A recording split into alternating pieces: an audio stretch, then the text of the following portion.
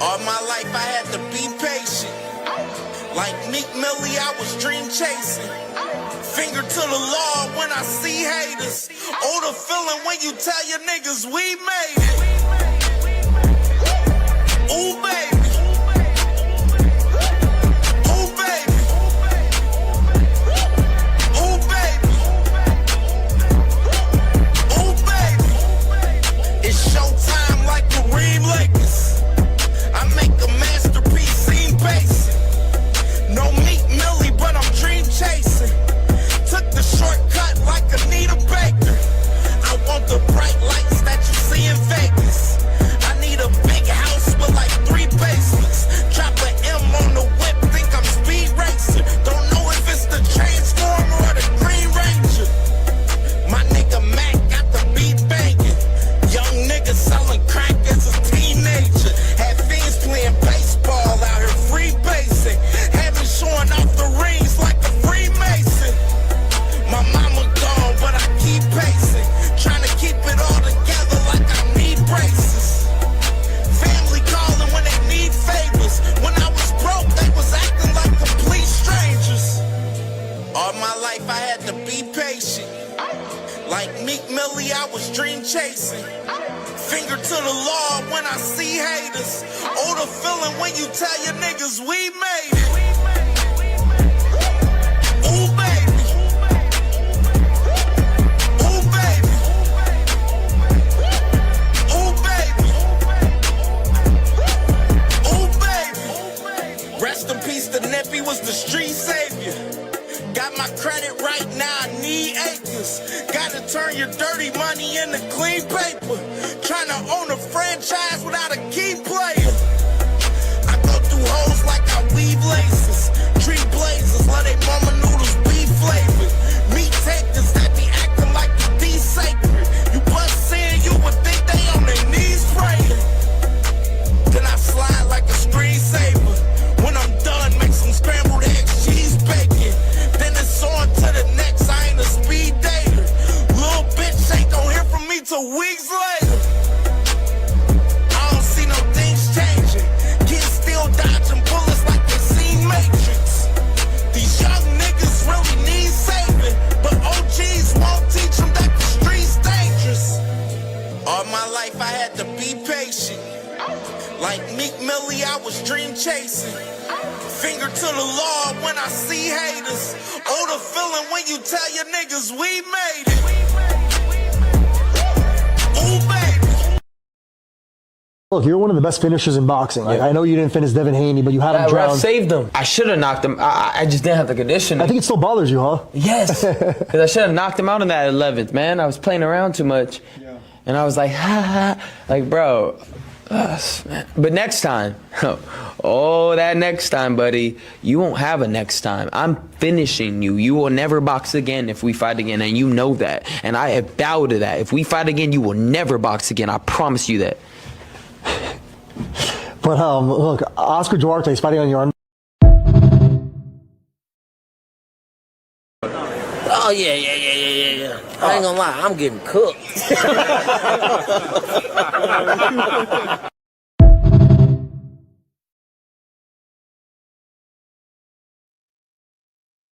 Good morning, family. What's poppin'? What's good with y'all, man? We back at it, man. We back at it this Monday morning, man. Happy to be here this Monday morning, man, to start the week up, man, for sure, man.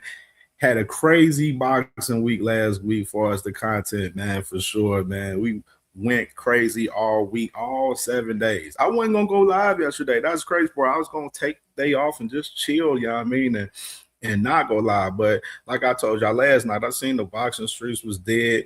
My sis 2 Cents, she popped up with her recap show and did her thing, you feel me? And then, you know, I had to follow up. And last night was a fucking banger-ass show last night. Banger show last night, man. You know what I'm saying? Made a movie on them boys, man. Boys still crying out here. Boys are still crying out here, man. Nasty work, man. In 4K, man. Real shit, man. Last night was crazy. The Radio Clan is super down bad right now. crying on Radio Fly's channel. We had Hacker up here last night doing his typical deeding that he does. You know what I mean? Typical deeding from Mr. Hacker, man. FaZe scared to come up on the panel last night, but he wanted to give his 2 cents in the chat all damn night. You know what I mean? Niggas is scared out here. Shit crazy. Shit is crazy out here. You know what I'm saying? And I seen Flyer, you know what I'm saying? I don't know if he listening or whatsoever. He'll probably be in here though. But I seen Flyer pop in last minute last night. And I had to write him a message on the community post and say, hey, Fly, I seen you come in last night. Hey. Your boys was getting put in the blender last night, just like Tommy Lee was putting y'all in a blender on y'all own damn show, man. Making y'all look crazy, bro. Nasty work for them boys over there. Nasty work, man, for sure, man. So we got a crazy boxing week this week, man. 3 fights this Saturday. I want to say, do Pro Box at I want to say Pro Box got a card too. Yeah, Pro Box do have a card because my boy Francis Scarborough is fighting too. So you got Pro Box TV got a card this week. You got a card in the UK with Connor Walker and Sam Edgington. You got, yeah, that's right there. That's that. No, this is going down this Saturday. Of course, now with Inoue versus Junto Nakatani, that's going down. I made a poll yesterday in the chat asking what fight was y'all more excited about this weekend, as far as now with Inoue and David Benavidez, and majority of the people picked David Benavidez and Zurdo. You know, and you know, this is a huge fight for the cruiserweight division, man. The unification right here with David Benavidez and Zurdo. And Benavidez going up the cruiserweight to test himself out there and try to get these 2 straps off of Zurdo, man. So it's a big fight week this week, man. So we definitely gonna be heavy talking about these fights that we have for sure this week. So definitely, man, we're gonna stay tapped in, stay locked in on everything. And you know what I'm saying? Let's go and get it. Let me salute to the family in the building. My brother on the money line. What's popping with my boy? What's good with you, my boy? What's popping? My boy SVG Mello in the building. He says salute, chat. Salute, CamJ, Gym Flow. Yeah, man. Get that workout in, man. I'm already knowing. I gotta get mine in. Shit, I'm trying to think when we gonna. I gotta ask the wifey when we gonna go to the gym. I think probably tomorrow, because she off Wednesday. So definitely, man. Salute to my brother SBG Mello in the building. You dig? Salute to my brother Trey Skills in the building, man. What's good with you, my boy? What's popping? What's popping, man? And my boy Buzz Boxing in the building. He said already blessings to you, Cam, to you and the family, man. Blessings to you as well, my brother, man. Good morning, man. It's Monday, man. We here with it. You know what I'm saying? I'm blessed to start this week off, man. Another week for us to grind and get to it, man, for sure. Going into Cinco de Mayo weekend, man. I know it's going to be a lot of tequila in the air, man, this weekend, man. So it's lit. And salute to my beautiful sister, Sunshine Queen in the building. Salute to my sister. Make sure y'all subscribe to my sister as well, man. Live every Thursday, 10 p.m. Eastern time, man. So definitely tap in with sis for sure. You heard? James Johnstone, my dog. He said, I missed you yesterday, KJ. Nah, bro. Yeah, last night I went live about, I think it was about like 8:30, 8:45 type shit last night. And we was all the way live. We did a 4-hour show last night. That show wasn't even supposed to be 4 hours too, but you know what I'm saying? When the conversation is good and stuff, and people giving up good talking points and stuff like that, I allow the conversation to prolong and keep going and stuff. I don't want to cut off good conversations that we have on the channel. Especially, we was deep in here. We had like 40, 50 people in here last night, man. So it was lit last night. And salute to everyone that supported the show last night for sure, man, because that show did good numbers. I didn't think that show was going to do that. That shit did over 1,000 views last night. So salute to everybody, man, for sure on last night, man, because last night was a lit situation for sure, man, definitely. And Let me see who else. Yeah, scroll down. So, my brother B King in the building. Salute to my brother. He said, "Happy Monday, Cam J in the chat, man. Good morning, my brother, man. Hope all is well with my dog, man, for sure." Sunshine Queen, she said David Benavidez. Yeah, man. Everybody's excited about David Benavidez this week, man. So we're gonna be pushing, all of these fights heavy this week, man. It's a big fight week in boxing this week for sure, man. I'm excited about it. I really am. My boy Ramon was popping with you, my boy. What's good, man? What's popping, Ramon? My brother Lee Jackson in the building, man. Good morning to my brother Lee Jackson in the building. Who else? Ramon said he in Arizona. He already celebrating Cinco de Mayo the whole month. Hey, I heard you, my boy. I fucking heard you. I can't wait to drink some tequila this week. I might not drink no liquor throughout this whole week. I might just wait till this weekend for real, man. They had me to the tequila on deck for sure, man. And salute to the Commissioner T Hill in the building, West Coast finest, man. Salute to my brother T Hill, man. What's good with my boy? It was going crazy. My boy Irony Boxing in the building. Make sure y'all subscribe to Irony Boxing too, man. My brother said he live Monday and Thursdays, 9 p.m. Eastern time, and one of the days on the weekend, man. So definitely tap in with my brother Irony Boxing. Subscribe to him, man. Salute to my dog for sure in the building, man. And my brother Savage Bo in the building. What's good with my boy Savage Bo? 305 finest in the building. What's good with my dog? And my sister, 2 Cents Boxing in the building. Make sure y'all subscribe to my sister if y'all not subscribed, man. Sis doing a hell of a job. Had a great show last night, man. They was cooking up crazy. I was in the cut listening. I mean, I didn't want to get in the comments because I was putting together the little recap show for myself last night. But salute to sis. Hell of a show. One of the best in boxing doing this boxing content shit for sure, man. So salute to my sister, 2 Cents Boxing for sure. I appreciate sis. All the love that she showed Cam J. Always got to, show the love back, man, for sure, man. You know what I mean? So let's get into it, man. So I know y'all see the main topics today, man. We gonna get into it. We got a lot to cover today. A lot to cover. Coach Eddie in the building. What's going on, Coach Eddie, man? How you doing, my guy, man? What's going on? Good morning, man. Yeah, man. I know y'all see the main topics today, man. We gonna get into this Anthony Joshua and Tyson Fury talk. Apparently that they announced it this morning, man, that Turkey announced it this morning that Anthony Joshua and Tyson Fury is locked in. They're locked in for a later date this year.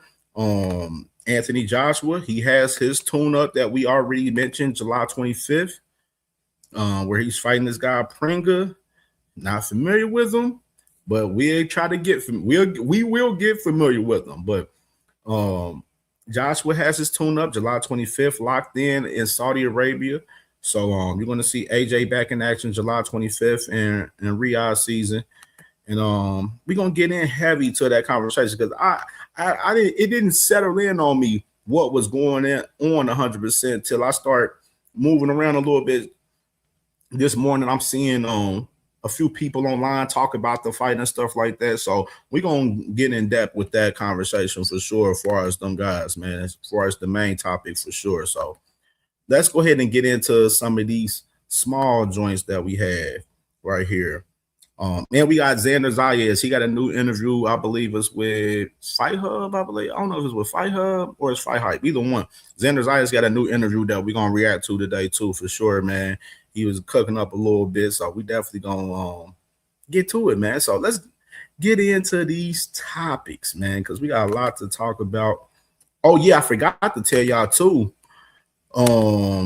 Scott Nicholson is fighting, I believe, what's today? Today's Monday, so her fight is Wednesday. So Scott Nicholson is fighting Wednesday. So this is the last fight for the month of April, which would be Wednesday with Scott Nicholson fighting Turner. You got the heavyweight prospect Teramona on the card.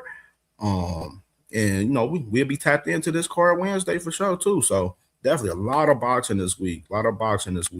So let's get into this first topic. and this is gonna fuck y'all up. Some of the people that was looking forward to this fight. Lee Jack said, he said, damn, Devin getting on announcement from Turkey. We gonna talk about that too. Y'all know I'm not all, you know I'm on them boys' helmets still. So you know it ain't gonna be a show when I'm not talking about them guys today. Because we gonna get to that. But look at this shit right here. So I woke up to this news this morning right here. Dalton Smith ends up getting injured during camp. Got injured during camp, and now they are postponing this fight. And now they would have Galil Yafis and Ricardo Sandoval. They would be the main event for this card June 6th now. So you got Dalton Smith getting injured during camp. I didn't hear the specifics on the injury in particular.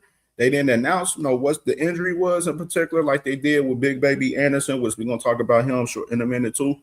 And I'm just kind of upset. I'm like, damn, man, like this was a fight to start the month off for June.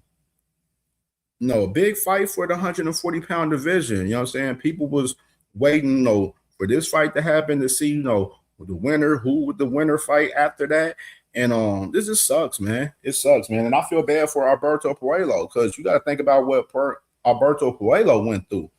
Alberto Puello, he lost the fight to Subriel Matias, which, he felt that he won. He lost the strap to Subriel. Then Subriel goes and fights Dalton Smith, gets stopped by Dalton Smith off Ostrin.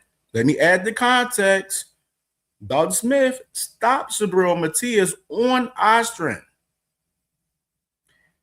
And Dalton Smith, had this mandatory where Alberto Puello, where, Matchroom, they locked in this fight for June 6th, and it's postponed now, man. Let me know y'all thoughts about this right here. Because I woke up to this, I was like, I was salty as hell. I ain't gonna lie. I was salty as hell that, this fight, definitely not happening. I gotta say, salute to my sister, Miss Joette, in the building. Salute, sis. Good morning.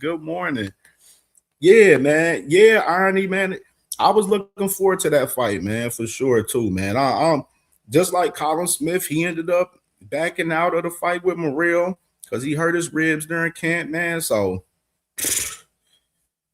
nasty, man. Real nasty right here. Now I'm waiting to hear what's the injury. Quickly said that goes a lot of folks over a lot of folks' heads, Kev.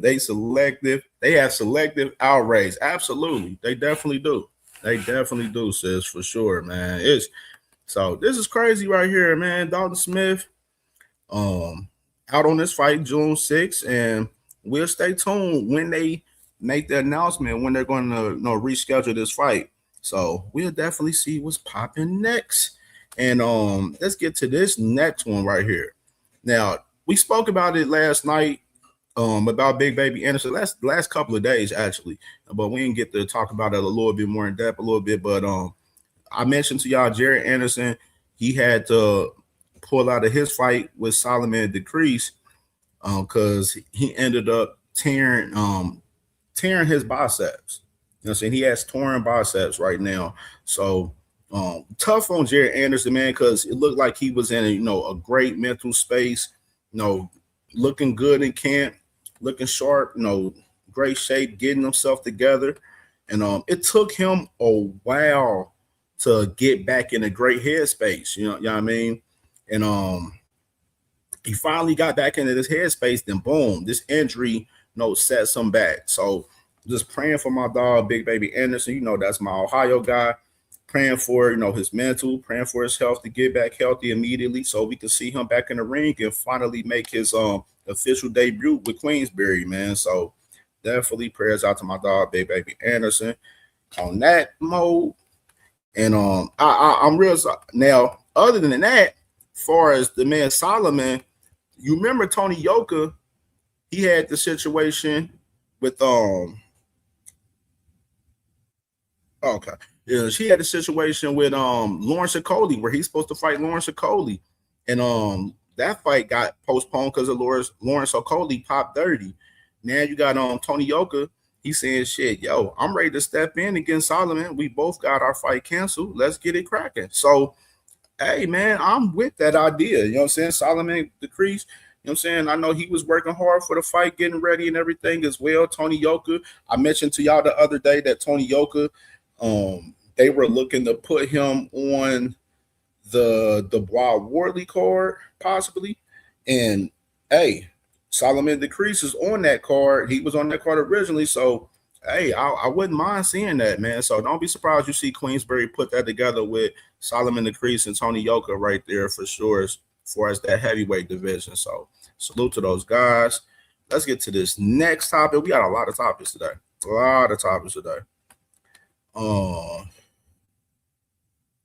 Yeah, Irony. Yeah, definitely. Yeah, them torn biceps ain't no. Hey, that's not no bullshit injury. You know what I'm saying? That's not no bullshit injury. Let's go to this next topic that we had. A lot to talk about today. So I remember we talked about Alan Chavez, and let me play that knockout for him last night too, for another night too, because this is a possible knockout of the year the way it's looking right now. Because these are punches that can end careers. And here's the scary part, guys. Look at those head slams off the canvas. That's when you know a fighter is out before he even drops. That is scary. And Madrid gets hit like that over and over and over. Money. That's how you can see that the power is real. Alan Chavez is a serious threat. Sergio, we look back and you can't see from this angle. The footwork of Chavez was brilliant there. Just took a little half step back to give him the range to throw that hook. And look, Madueno had his hand up. Look, his hand is up.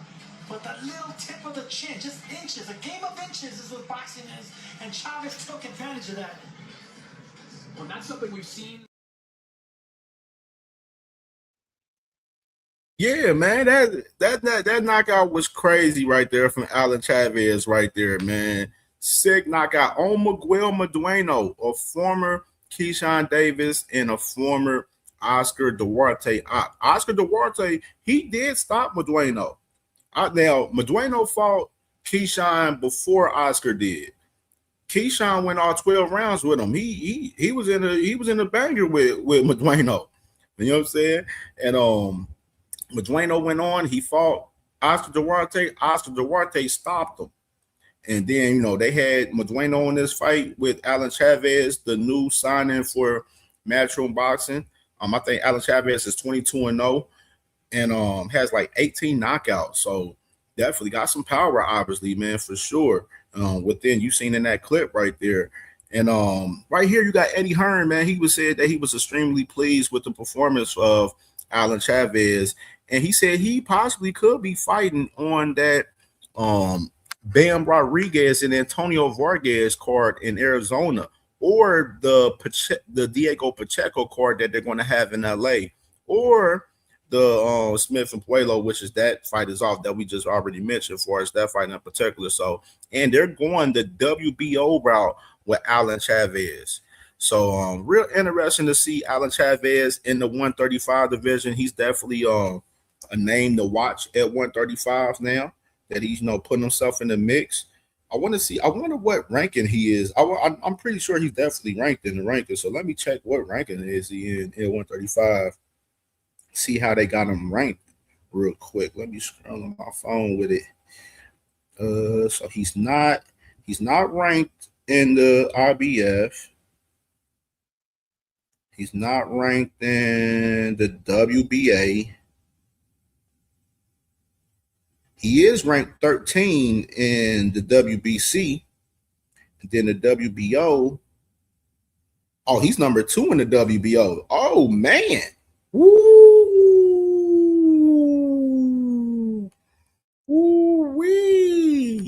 Abdullah, you might have you a fight right here, bro. You might have you one. Patrick Bill in the building. Salute to my boy Patrick Bill, man. Good morning, brother. Good morning. Yeah, Irony. Yeah, that knockout was crazy, bro. Definitely scary. Definitely. Argentina got him one with him. Definitely. They definitely do. For sure. He a lightweight. He's ranked number 2 in the WBO, which is very interesting now to see that. And him going the WBO route. You got Abdullah Mason, Joe Cordina, coming up July 4th. And then he would have, obviously Abdullah would have like a voluntary after that. You know what I mean? If he's going to unify or he's going to have a voluntary fight after this mandatory, because this is a mandatory fight with Joe Cordina. But I'm real interested to see that. I would love to see a matchup with Abdullah Mason and Alan Chavez. I think that'd be a good fight for Abdullah right there. I think that'd be a good fight, man. I like the guy Alan Chavez right there. I think that'd be a good fight for him, man. Real talk. So we definitely gonna stay tapped in with Alan Chavez, man. He definitely is a name to pay attention to at that 135-pound division for sure. Definitely, for sure. So let's move on to this next topic right here with the boy Moses Atuma, another guy that we mentioned that will be back in action July 25th. And this was a word from his trainer, Ben Davison, where he said, the goal now is to get him a world championship as soon as possible. And wants the 21-year-old to become champion before he turns 22. So interesting from Moses Atuma's trainer right here, Ben Davison, letting it be known that he wants Atuma to become champion before he turns 22. And it's a possibility, man. It's a possibility. A lot of rumors with names for Moses Atuma's opponents. Of course, the main name that we threw out was Filip Hrgovic, even though Filip Hrgovic has a fight May 16th with Dave Allen. And the date that they threw out, July 25th, I know me and Boxing Source was talking about it, a couple days ago when I was live on the show. He was thinking still Filip Hrgovic. But my question about Moses Atuma for us Filip Hrgovic was, we don't know how the fight is going to go with him and Dave Allen. You know what I'm saying? What if Filip Hrgovic come out that bitch banged up and bruised up in that fight? You know what I'm saying? 2 months to get ready for Moses Atuma. I don't see that happening. That's just me personal. That's just me personally. I don't see it happening. So I kind of don't really see the Filip Hrgovic fight happening unless Philip he go ahead and pack Dave Allen up, come out unscathed in that fight, and then boom, shit. 2 months later, then you can get it cracking. But we don't know if that's going to be the case for us. Filip Hrgovic for us May 16th with Dave Allen. So another name that they did throw out was Joseph Parker. Now I know Dillian White. We talked about that other day too. Dillian White, he got stopped by Moses last year, and he recently called out Joseph Parker to try to run a fight back. My boy Mr. Fist was good with you, bro. Was good. Dillian White, he called out Joseph Parker, and we was like, nah, man, Dillian White, sit your ass down somewhere. We ain't trying to see you. We don't want to see you, Otis. We don't want to see you. So the name that they threw out was Joseph Parker. Joseph Parker is a Queensberry fighter, and it would make sense. You know what I mean? I think that'd be a fight to test Moses. For sure, get him some great rounds in, and we'll really see what Moses is all about if he was to fight Joseph Parker. But for some odd reason, I don't think that's going to happen though either. I don't think that's going to be the fight. I don't know. So I'm real interested to see who this op is going to be for Moses Atuma. I mean, for sure, definitely. And that boy Irony said they rushing him like this might backfire, even though I love Moses. Yeah, see, now this is my thing. Now that's a great question. Do everyone feel Queensberry is moving Moses Atuma fast? Me personally, I think it's kind of like I don't think it's so fast for some reason. I mean, you put him in the ring with Dillian White, then you put him in with Jermaine Franklin. So my assumption was you give him another test, like a real test with a guy like Joseph Parker would be the perfect fight. That's like the perfect fight for Moses, to give him a test before he go and vie for one of those championship titles in the heavyweight division. I think he needs one of those true tests like that. And I'm interested to see, who's going to be this op for July 25th for Moses Atuma, man. So definitely one of the hottest fighters in the game right now, period. Definitely one of the best in the heavyweight division in general.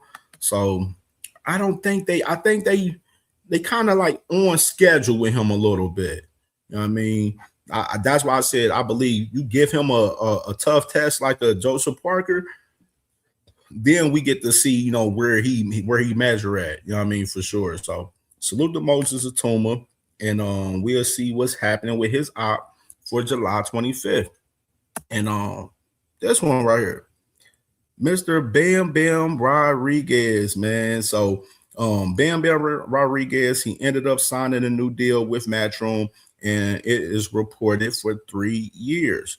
So Eddie Hearn said that Bam Bam agreed to a 3-year deal and expects that to take Bam Bam up to the end of his career.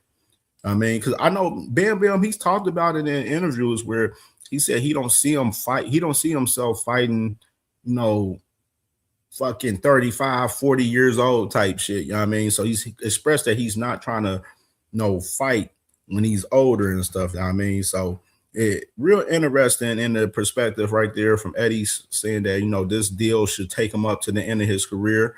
And we'll see what's next. You know, Bam Bam Rodriguez back in action June 13th. Of course, he had the interview. He had an interview recently where, you know, they asked him about anyway. He said, hey, if he get offered that fight, he moving up 2-3 weight classes for that fight. He don't give a fuck. I mean, he think he ready for that shit. So I like the energy from Bam Bam, man. Of course, he going up to 118 to get this strap off of Antonio Vargas. Then he says he wants to go back down and try to get that last title at 115 to become undisputed. But we shall see. We shall see. We shall see. So salute to my dog Bam Bam Rodriguez, 3-year deal with Matchroom on the re-up, man, for sure. And let's do this right here. Now, this was interesting. I know some of y'all like this. Y'all like this news right here. Right here, salute to my boy Fight News, man. Fight Hook News. He says Yuli Hernandez could be heading into a showdown with possible WBC interim champion Jesus Ramos Jr. Now, y'all remember Jesus Ramos, he fought Shane Mosley Jr. for that WBC interim title. And around that time, when that fight was going down, we was speaking about Carlos Adames. Like, what was Carlos Adames' move? Is he going to move up to 168? Like, a lot of us was expecting him to move up, but he ended up not moving up. He ended up going to fight Emma Williams and defending his 160-pound WBC strap, and he beat Amos. Then immediately after the fight, he told us that he was going up to 168. So a lot of different motion from Carlos, because I just seen the man a few days ago and we talked about it, where he was saying, no, he think he's the best fighter from 154 to 168, and he believe he can fight in all of those weight classes. And I was like, man, stop the presses. Stop the presses. We ain't forget Carlos Adames had to reschedule that fight with MO. He was supposed to be on the Shakur and Tito card, and he rescheduled because he ended up getting sick or something like that. I forgot what was it in particular, but ended up postponing that fight with Emma Williams, and ended up beating Emma Williams, and now he's talking about he's going up to 168. He still hasn't vacated the title or officially announced the 168 move 100% for real. So right now, Jesus Ramos, he's right there for the taking for us being a guy that may be elevated to full champion at 160 once Carlos Adames makes his move to 168. But interesting matchup, and I spoke about this. I said, yo, I would love to see Yuli Hernandez fight Jesus Ramos. I would love to see that. And they was talking about putting this together, man. They said PBC's in the works trying to put this thing together, man. So interesting news right here. Yuli Hernandez, Jesus Ramos. This fight would be fireworks. Isaiah, what you doing was good, my boy, was good. Yeah, this fight, Yuli Hernandez versus Jesus Ramos, would be crazy. Would be crazy. And I told y'all, Yuli Hernandez, he gonna have one of those straps. He gonna have one of them at 160. Now, I know he's kind of going through the WBC, going through the WBA, so he's kind of like in between a little bit. So it's definitely interesting to see how this is gonna shake up with these two guys, man, because I definitely would love to see this fight, and I hope that Jesus Ramos don't be on no funny business with this fight, man, that they trying to put this shit together, man, for sure. So salute to those two guys, man. We'll stay tapped in more on this particular situation as well. And right here, Mr. Canelo, Eddie Reynoso, he recently told us that his wish list for Canelo, he said, Billy is a really great fight. If it ends up happening and if Crawford returns, let's make the rematch happen. As a trainer, I can see the modifications that we need to make for the Crawford rematch and for the results to go our way. So you got you got Canelo and Eddie Reynoso, they're vying for this, Crawford rematch, which I just don't see it happening.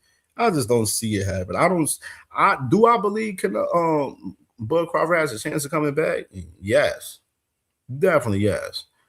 But as of right now, we're not going to, take into it too much. But I think they should get off the conversation for us fighting Bud Crawford. And if, Christian and Billy is next, make it happen. I know Mr. Mauricio Solomon, he pretty much gave it up and told us the other day that they were planning on having that fight, with Christian and Billy and Canelo. Because, they love them some Canelo. The WBC loves some Canelo. Same guys that had this man, David Benavidez, be his mandatory for 3 years and didn't even mandate the fight not one bit. So they love them some Canelo, and they would love to have Canelo had that WBC strap because instead of Christian and Billy in particular, man. So interesting news right there for us. Eddie Reynoso right there. Salute to my brother, Crucial Content in the building. Salute, my brother. What's good with you? Yeah, man. So that's it right there for Canelo. What else do we have? We're going to actually, let me go ahead and pull up. All right, so we talked about, all right, I want to get into this before we get into some of these main topics. Should we do, all right, Big Baby Miller the other day. He won his fight with Linear Perro, which, we talked about it last night on the recap show last night, where, he literally dominated, the fight with Perro. Perro, I thought Perro won the first couple of rounds, and then after that, I think Russell probably came. Big Baby Miller, he came in and did his thing. Man. He Big Baby Miller literally, he found his timing in the fight, and it ended up, dogging him out. Like he dog walked Pearl for real in the rest of that fight, man. And of course, after the fight, he definitely made it notice that he would love to fight Deontay Wilder right here. So let me go ahead and pull up this interview. I got two little interviews I want to do with him and Eddie talking about the Wilder fight. And I got a thought about that too. I got a real deep thought about this shit because it came on to me this morning a little bit where I'm like, real interesting. Hey, fight fans, it's Michelle Joy Phelps with Fight Hub TV, and I'm joined now with the one and only Jarrell Big Baby Miller. Jarrell, congratulations. You don't look like your face has been touched at all. My last fight, I was fucking fucked up. So I made sure I worked on that defense, working with Bozy and this, working on parrying shots and just trying to slip shots, man. This, in the beginning it wasn't there, but 6 or 7 rounds I started really moving with the hands up, and the more you do it, the better it gets. I like the shot where you're like, oh, yeah, 100%. Because sometimes you gotta just pick it. It's like a bird. You gotta pick it. Knock on the door, and first somebody gonna open. Yeah. Well, here we are. I'm excited for you. There's a lot on the line now. There's a lot coming up, potential fights for you. Eddie Hearn did just mention Deontay Wilder. You said that at one point, he did say he wasn't going to fight you. Do you think now that he would, sing a different tune? I mean, I think if the fans call him out enough, they're going to want to make that fight happen. You know what I mean? Everybody said, Deontay's going to beat me up. He's going to knock me out. 21 way to find out. You know what I mean? So he's been knocked out plenty of times. I haven't. So let's make the fight happen, man. And we're the two top American heavyweights. We both can, make people tune in. And I think, me and my slick talking and him and his weird, dramatic speeches and entrances, well, I think it'd be entertaining. It would definitely be entertaining. I want to say this. I think a fight with Wilder and Miller is appropriate for this time right now. I think it is. I think Wilder should consider this fight for sure. He definitely should consider this fight. They already got a storyline, apparently. You know what I'm saying? Jarrell Miller, he was messing with Deontay Wilder's chick, you know what I'm saying? So they got history far as that. And then, of course, over the several years, they was popping their shit at each other for us to fight and everything. So they got a storyline. So it wouldn't be shit for them to sell this fight and do crazy numbers, especially if they fought in the US. They could do crazy numbers. Like, had them fight in Atlanta, that'd be fire. Big Deontay Wilder versus Big Baby Miller in Atlanta or Texas or Houston, Texas, Dallas, Texas, something like that, that'd be fire. That'd be fire. I just asked Eddie also about, AJ saying that he wants an in-between fight between before the big fight with Tyson Fury. Asked if that would be of interest. I think it's safe to say you might be a little bit too much of a banana skin to see. Yeah. Now, let me start the rest right here. I had a thought about it. No, I ain't gonna say it right now. I'm gonna hold that thought. I'm gonna wait till we get to the Tyson the possibility of derailing. You know what I mean? Like Tyson fight. Yeah, 100%. I mean, of course, I'd like to fight AJ, but at the same time, he's probably got some ring rust. So you got to give him a little time. To probably get one, easy fight to come back on his belt, and that's a part of the game. Sometimes we have to realistically know where you're at. Even when I fought Kingsley, I wasn't my best. I was rusty. That boy Ace also said, "Why don't Shakur bitch ass fight Puello?" Good question. Good question. And they ain't making that fight happen. Oh, we forgot Ace Austin. The man Shakur said he really don't want to fight at 140. That's what he told us in 4K. That's what he told us, Ace Austin. That's what he told us, brother. My boy John Sanders in the building. Salute to my boy Ace Austin, man. This shit lit today. I look a lot worse my last fight, but I knew that if I got back in the gym, I was able to get another fight, I look better. So I way better improvement this fight. So the main thing is try to get another fight in the next 3 months and 2-3 months and stay busy, keep pushing. Talking about your weight, right? How much weight did you lose before this fight? Well, I was 317 for the last fight, and I lost about 10 pounds for that fight. So after that fight, I only went up maybe like 6 pounds. So I probably lost about a good 20 pounds. Yeah. Your 300-pound frame is an advantage in the 100%, ring. 100%. But do you plan to slim down a little more, or are we going to keep it here? I'm thinking. Mr. Fish said Jarrell could still get slapped by Wilder. Yes, he can. He definitely can. There's no lies detected. He still good. Now, I don't think Wilder's power is there like it was, in the past as much, but it's still effective. It's definitely still effective because it was definitely effective, in Wilder's last fight. And maybe 299 is where I want to hit. Kind of see what my body feels, I'm throwing punches. I'm able to relax. I'm seeing shots in there a lot. The main thing is defense and, probably get with a good foot drill coach or somebody that, can do weird shit, with foots. I don't know, man. So I'm just doing a lot more foot drills, get back into kickboxing, a lot more kickboxing because I know when I kick a lot, my agility and foot moves a lot better. So we're going to go back to drawing tables, add in the basics, man. This does obviously line you up a bit closer now to a fight with Alexander Usyk as a mandatory. Right. Just thoughts on Usyk, and do you have anything to say to him? Man, listen, he's a great fighter, man. But when you find a bully like me, ain't no way to run and hide. You know what I mean? So Usyk doesn't really have crazy punching power. He has a problem with guys that go to the body and throw a lot of punches.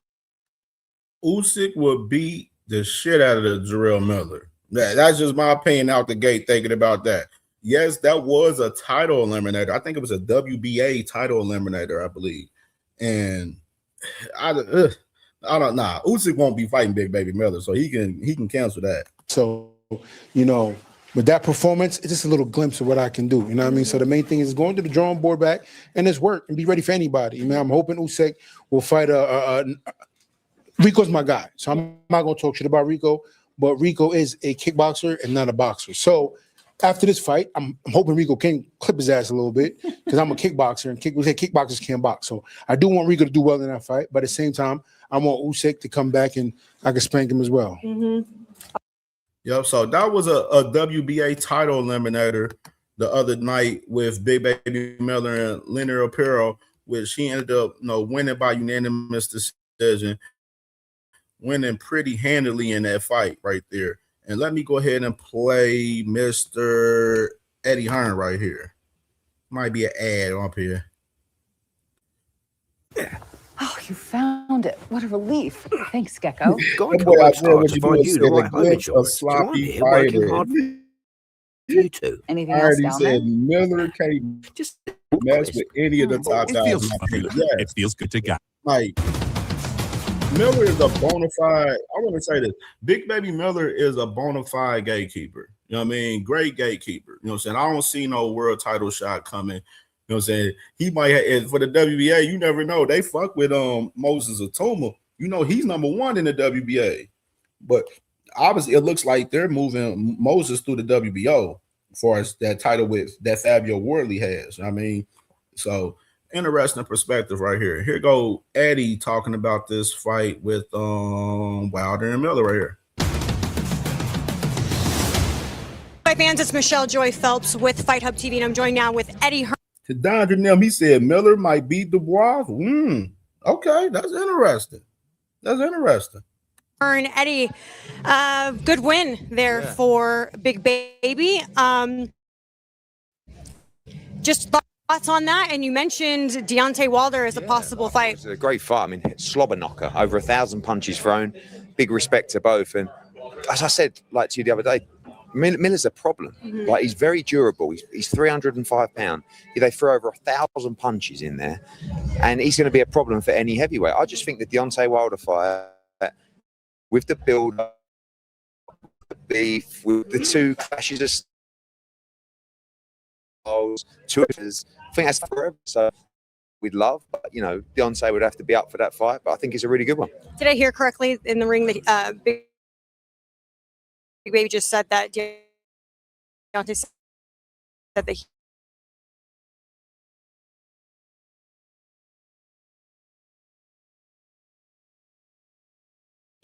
going to be a target as well.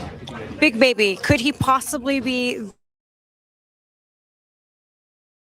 the in-between fight, the warm-up fight for AJ? I don't think so. No, I don't think he's going to be the guy. I think nervous people that night because there's a lot on the line in the Tyson Fury fight. Not even from our side. I'm talking about Turk El Sheikh and Netflix and whoever's involved. Yeah. So I think the choosing will be, more get him in the ring. Get over his injuries. Yeah, let's get these likes up, man. Y'all know the vibes, man. We got to get these likes to 50 by the end of the show today. This is going to be a lengthy show, so definitely get the likes up. If y'all ain't hit the like button yet, hit the like button. If y'all see the hype feature as well, hit the hype feature to definitely help us in the algorithm and push this content, man. Share this content on your socials, Facebook, Instagram, Twitter, all of that good shit, you feel me? So let's get this content in the algorithm, man. Let's hit that like button, hit that hype button. If you're new to the channel, subscribe to the channel. Obviously, mentally get himself in the right place to fight again before taking on one of the biggest challenges of his career. So, yeah, hopefully that'll be announced next week. We'll see. I didn't get to ask you just the other day, but I wanted to talk about re-signing Bam and sort of how that came about. I know that there was talks of Zuffa wanting to approach him. Is it true that you matched it and you were able? Yeah, his contract was up with us, and Robert Garcia did his job, really. He sort of come to us and said, look, we want to be with Matchroom. We've had all these other... With Fight Hub TV.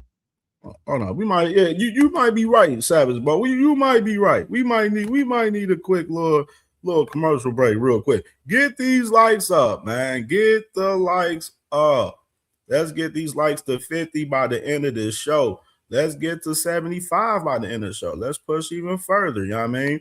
Get the likes. If you only hit the like button, please hit the like button. Subscribe to the channel if you're new to the channel.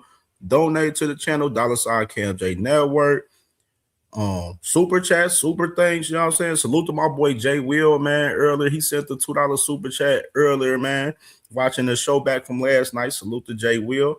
Let's get this commercial break here before we get back into this interview. Man, what's up with this meeting? Why are we here? Guys, I have brought you here today to propose my plan. I don't like to lose. This is my plan to prevent all of us from losing. Let's pretend we are brothers. We won't have to fight each other. I made a contract to make sure we all agree to not fight each other. Each other. Yo, that's a good idea. Let's do it. But Shakur, we are in the same division. What will we do if we're forced to fight? Listen, I will get all of the belts for us.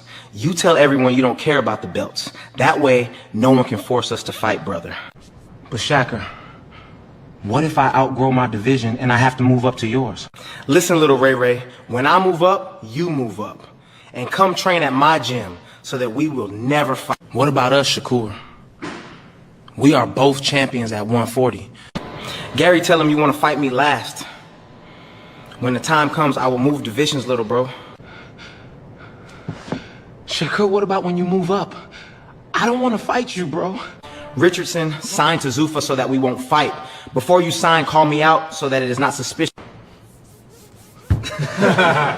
Now sign the contract to be boxing brothers. Why they want me here so bad? We are not friends. Man, I'm going after all of y'all. There's no friends in boxing, clowns. Abdullah, no, please. I won't let these frauds ruin boxing. I'll go after all.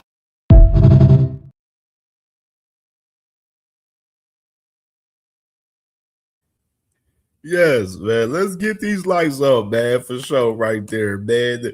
The FBA, the Fake Boxing the Fake Boxing Brothers Association, right there. And I'm joined now with Eddie Hearn. Eddie, good work. Mayorga said, "We're Devin at in that locker room." Hey, they need to put him in that bitch too. Salute to my boy Cornelius Burning in the building, Dayton's finest in the building, and salute to Mayorga right there, man. Salute. Win there for Big Baby. Just thoughts on that, and you mentioned Deontay Wilder as a possible fight. It's a great fight. I mean, slobber knocker, over 1,000 punches thrown. Big respect to both. And as I said, like to you the other day, Miller's a problem. Like, he's very durable. He's 305 pounds. They throw over 1,000 punches in there, and he's going to be a problem for any heavyweight. I just think the Deontay Wilder fight, with the build-up, with the beef, with the two clashes of styles, two American fighters, I think that's a great fight for Brooklyn or wherever. So that's the fight we'd love. But, you know, Deontay would have to be up for that fight. But I think it's a really good one. Did I hear correctly in the ring that Big Baby just said that Deontay said that he would not fight him? I think in the past, yeah. But, I mean, look, he's put himself in the position now. He'll be top 3 with the WBA, world ranked with everybody else. So, you know, he's going to be a target as well. Big Baby, could he possibly be the in-between fight, the warm-up fight for AJ? I don't think so. No, I don't think he's going to be the guy. Right there. All right. Yes, like I mentioned earlier, Wilder, Miller, a lot of build-up, a lot of storyline between those two guys right there. But he asked him, would Miller be the op for AJ for us to tune up? They ain't going that route. Hell no. Obviously, we just showed you earlier, he's fighting a guy named Pringer that we never even heard of. You know what I mean? So we gonna talk more about this. You know, I think get into this. Hopefully that deal gets done next week. The opponent, you know, we've already said we'll fight Wilder, these kind of guys. I've got to be honest, like, there'll be a lot of nervous people that night, because there's a lot on the line in the Tyson Fury fight. Not even from our side. I'm talking about Turk El Sheikh and Netflix and whoever's involved. Yeah. So I think the choosing will be, you know, more get him in the. Don't y'all find it real interesting? Like, Eddie's going, Eddie, he has this thing where he's going at Dana White and Zuffa, and we know Zuffa's tied to Turkey El Sheikh. Like, he won't never send no disrespect towards Turkey El Sheikh way, because he's still doing business with him. He's doing business with him through Anthony Joshua. You know what I mean? So that's real intriguing to me from Eddie right there, as far as him and Turkey El Sheikh, where he's still, polishing up Turkey El Sheikh's shoes, even throughout his beef with Dana White and Zuffa boxing right now. Get over his injuries, obviously mentally, get himself in the right place to fight again before taking on one of the biggest challenges of his career. So, yeah, hopefully that'll be announced next week. We'll see. Now, one thing about it too, because I'm gonna go into. Let me go ahead and find this Xander interview because we're gonna go to that next. Right there. Where's actually right there? One thing about it, Big Baby Miller with that fight that he had with Pero, he has another fight on the deal. If he was to beat Pearl, they was giving him another fight. So Champions collide. That's basically what they did pretty much. Where, Eddie Hearn's looking for another fight. Now he's calling for the Deontay Wilder fight because he's trying to make some bread off of Miller some more. And me personally, I like the fight, Wilder and Miller. I'm like, shit. You got AJ and Fury on the horizon. Usyk got the situation with Rico where he got other situations, obligations to possibly handle after that.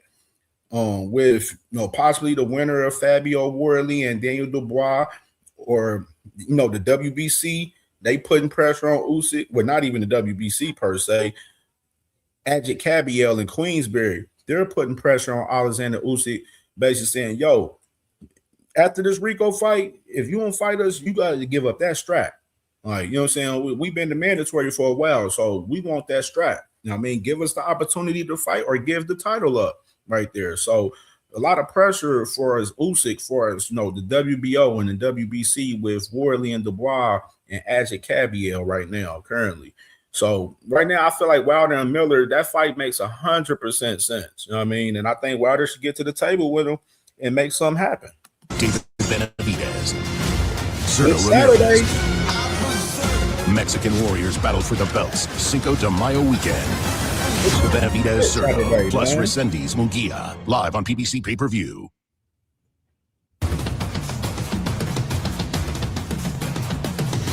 All right, so this is Xander right here, man, with Fight Hub TV, man. So make sure y'all subscribe to Fight Hub TV, giving us his content right here.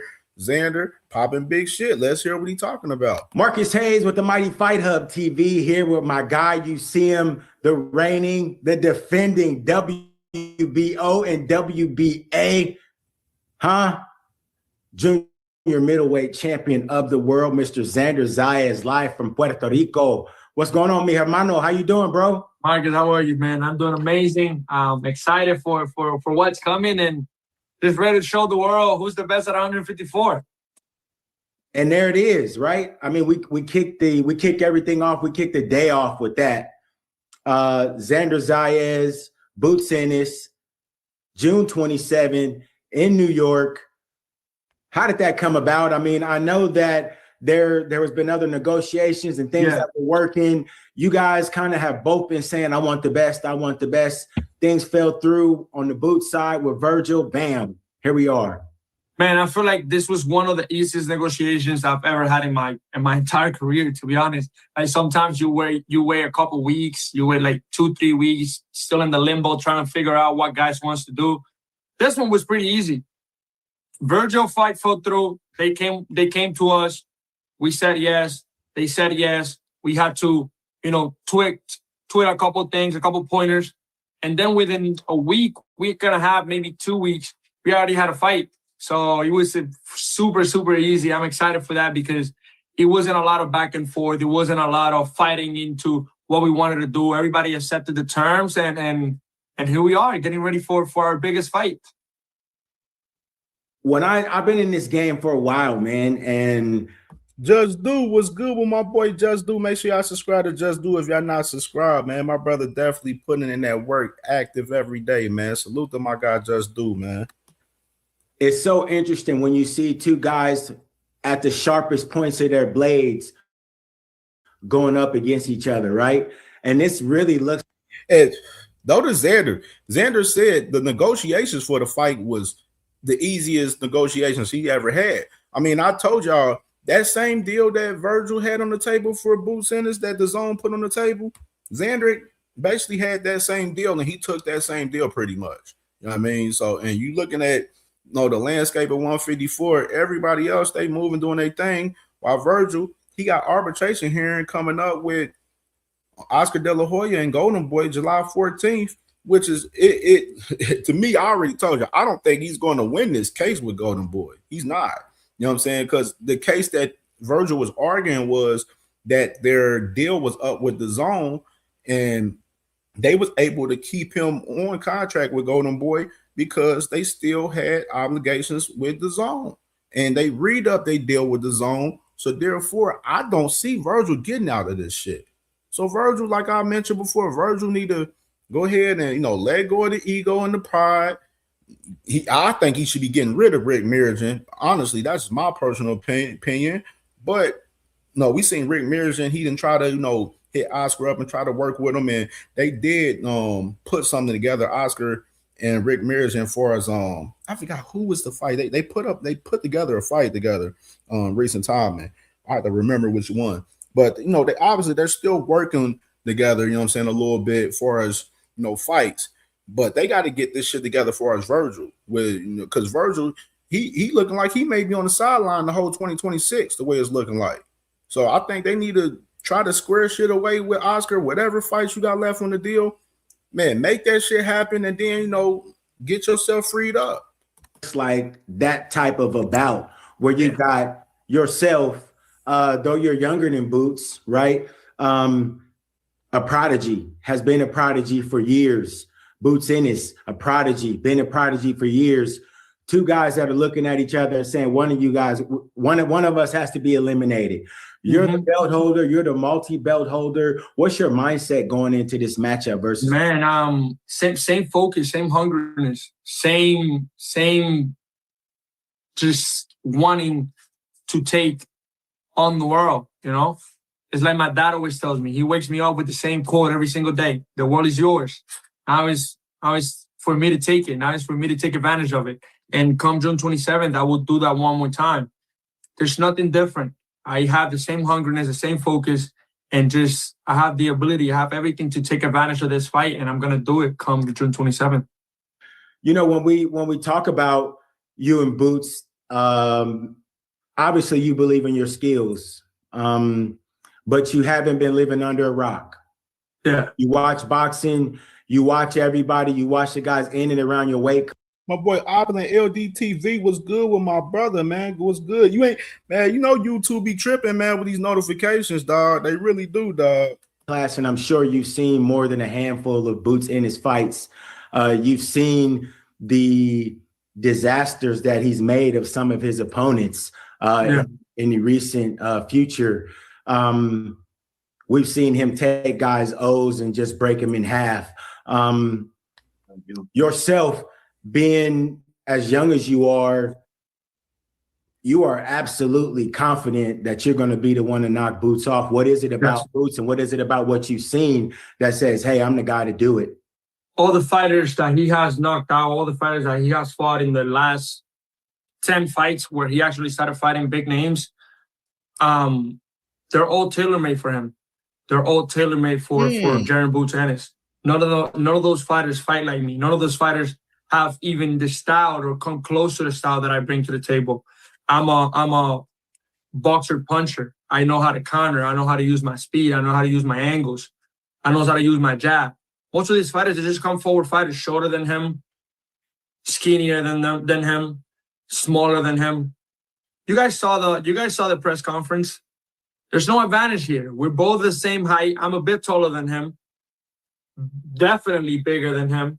Yeah, I remember Boots said he's like a half inch taller than and a fighter that is as athletic as he is. So Cornelius Burnett, man, he said you tailor-made for Boots too. Oh man. He has never experienced something like this. And come June 27th, I will show it. So in watching these bouts that we talked about before, have you been sitting there going, man, look at this hole, look at that hole? Have you seen? Not so much about the holes. Like, yes, obviously you pick up on things that we know we can take advantage of and that we're working on in training camp. But most of these fights, if you see them, they're literally all the same style. They're literally all the same type of fighter, come forward fighter, smaller than him, that they have to fight in the inside. There's no other options for them They don't know how to fight. And when he did have a guy that was able to fight in the outside and still was smaller than him, he struggled. He struggled not for 12. He struggled for 24. You know?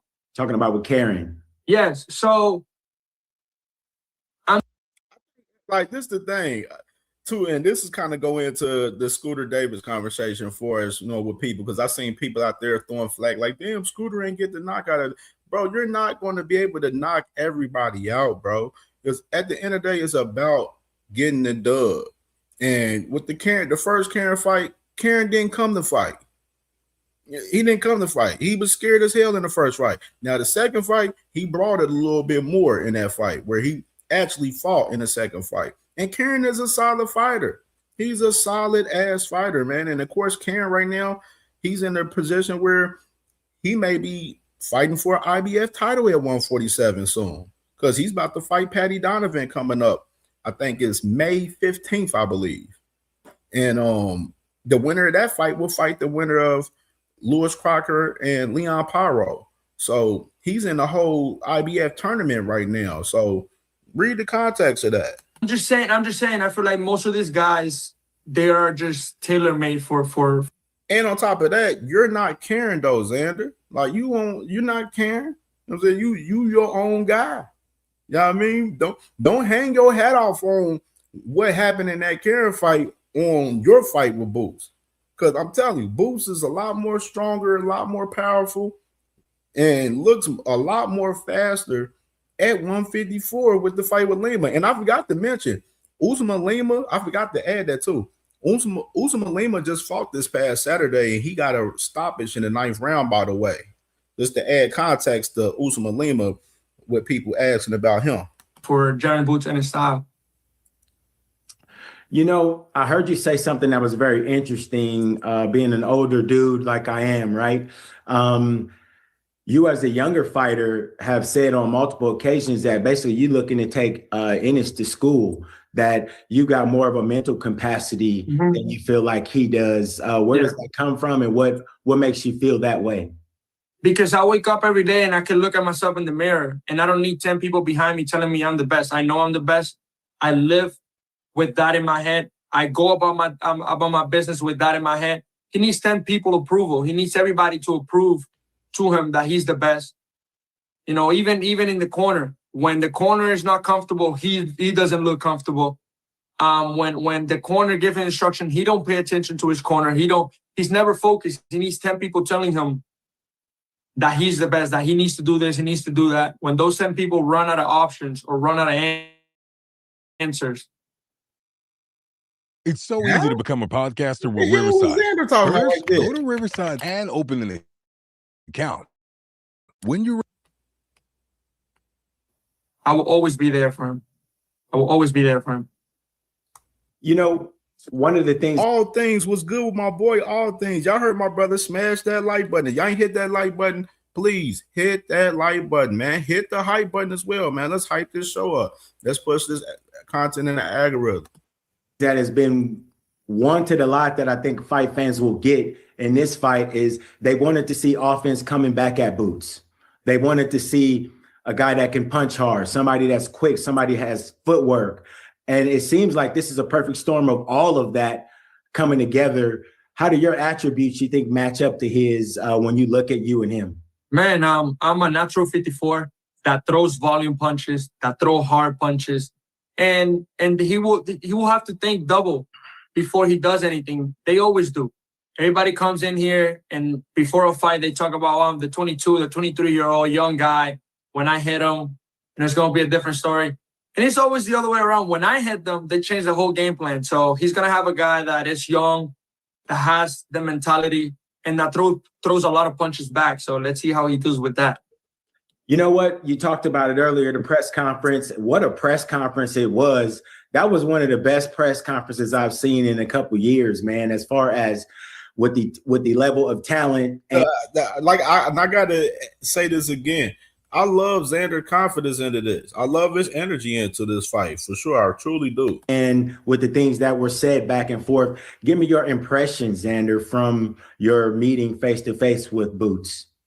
Man, what can I tell you? I feel like he was trying to be a troll in a way, and it wasn't working because I had an answer for everything that he was trying to troll with. But overall, like, again, it doesn't matter what was said in the press conference. It won't matter what is going to be said in the next press conference. What matters is what happens June 27th. And June 27th, I'm going to put the shift like I always do, and I'm going to come out victorious. You know, you guys in your back and forth, Boots had mentioned, you know, about your self-belief and your level of self-belief in yourself, not really being there in his eyes based on the fact that you didn't want to wager the 55-45 purse, or that you didn't want to make a secondary bet there afterward. What were your thoughts on that? Well, my thought was that I give him an opportunity to a world title. He's the man. He could be the mandatory for the WBA. That means that if he decides to be the mandatory and not taking a purse bid, it wouldn't even been a 55-44 or a 50-50. It would have been 75-25 to the champion. So let's be honest now. I could have just said, I want to fight the mandatory, or he could have said, I want to fight the world champion. I could have taken it to purse bid, and now it's 75-25. So we're going to take 25 of the cut. So I kind of did him a favor there by giving him the opportunity to 2 belts and the 50-50 split of the negotiations. See, fair enough. I'm not in you guys' shoes, but, you know, I mean, we're gonna keep it 100. Xander ain't want to bet that bread, man. that extra 5%, which is cool. It's cool. I don't have no issue with that. Just like the other day when Ford was trying to force Oshaki to bet in the fight. You know what I'm saying? Like, I don't have no problem. The guys betting each other. I don't take no real credence to these motherfuckers, betting in these fights and shit, because you fuck around and beat the dude ass, dude ain't gonna give you the damn money for real. You know what I mean? So I don't be taking real into the betting shit from the fighters for real. That sounds like good money to me. Of course, yes, it is. It is 2 straps on the line, 50-50 split. You know what I mean? They're good. The business is good. But what do I know? You know, when you go back to the back and forth, a lot was said. He made commentary about your head, the size of said head, and the lack of the movement or perceived head movement in his eyes. It got the laughs. Tim Bradley kind of chimed in and said kind of the same thing. Well, Xander does need to move his head. He's got a big head and all these other things. But and that's a lot to say with Tim. I know my head is big, but Tim said your head was big too, bro. So, and that, but then I told him, well, I've also seen you get hit. He's like, well, it's boxing. Well, I just proved my point. It's boxing. We're gonna get hit. What do you mean? So, I mean, again, I just feel like on that press conference, he was trying to troll and wanting to be funny, but I had an answer to every funny comment that he tried to make. He even said like something about my blonde hair, which again is something cultural. And like now he switched it up. Like now he want to Like, you get what I'm saying? So I feel like when you touch on that real quick. Now the thing is, we don't know. I don't know. You know what I'm saying? Maybe some other people that's other Puerto Rican descent would be able to explain it. But I don't think Boots know that was a part of the Puerto Rican heritage as far as them having blonde hair. I don't think he knew that. Touch on that real quick, man. The culture. So on the baseball classic, the World Baseball Classic, Puerto Rico has Team Rubio, Team Blonde, and every player and fans from Puerto Rico, most of them, we bleach our hair blonde, to support the team, to show support. Solidarity. Okay, yeah, you know what I'm saying? I don't think Boots knew that. I don't think Boots knew that at all. I didn't know that until he just mentioned that. You know what I mean? So that's news to us right there. Now, other people may know about it, but a lot of us didn't know that as far as the blonde hair.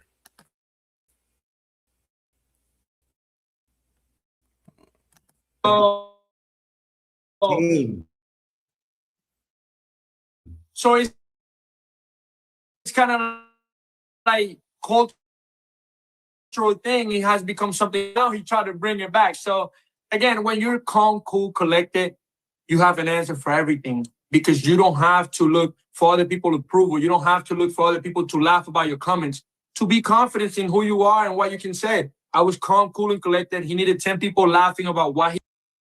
Yeah, you see my boy Irony right there. He said, yeah, it's not cultural, really. It's to tribute to the baseball team. So, you know what I mean? So you heard it right there from my boy Irony, man, that live in PR right there. You did. Salute the Ring Walk Boxing podcast. My family had a hell of a show last night, man. Was cooking for sure. Salute to my family, Ring Walk Boxing podcast. Make sure y'all definitely subscribe if y'all not subscribed. He said, and cool, calm, collected, I had an answer. Niggas Burner said he got 500 on Boots. Who taking that bet?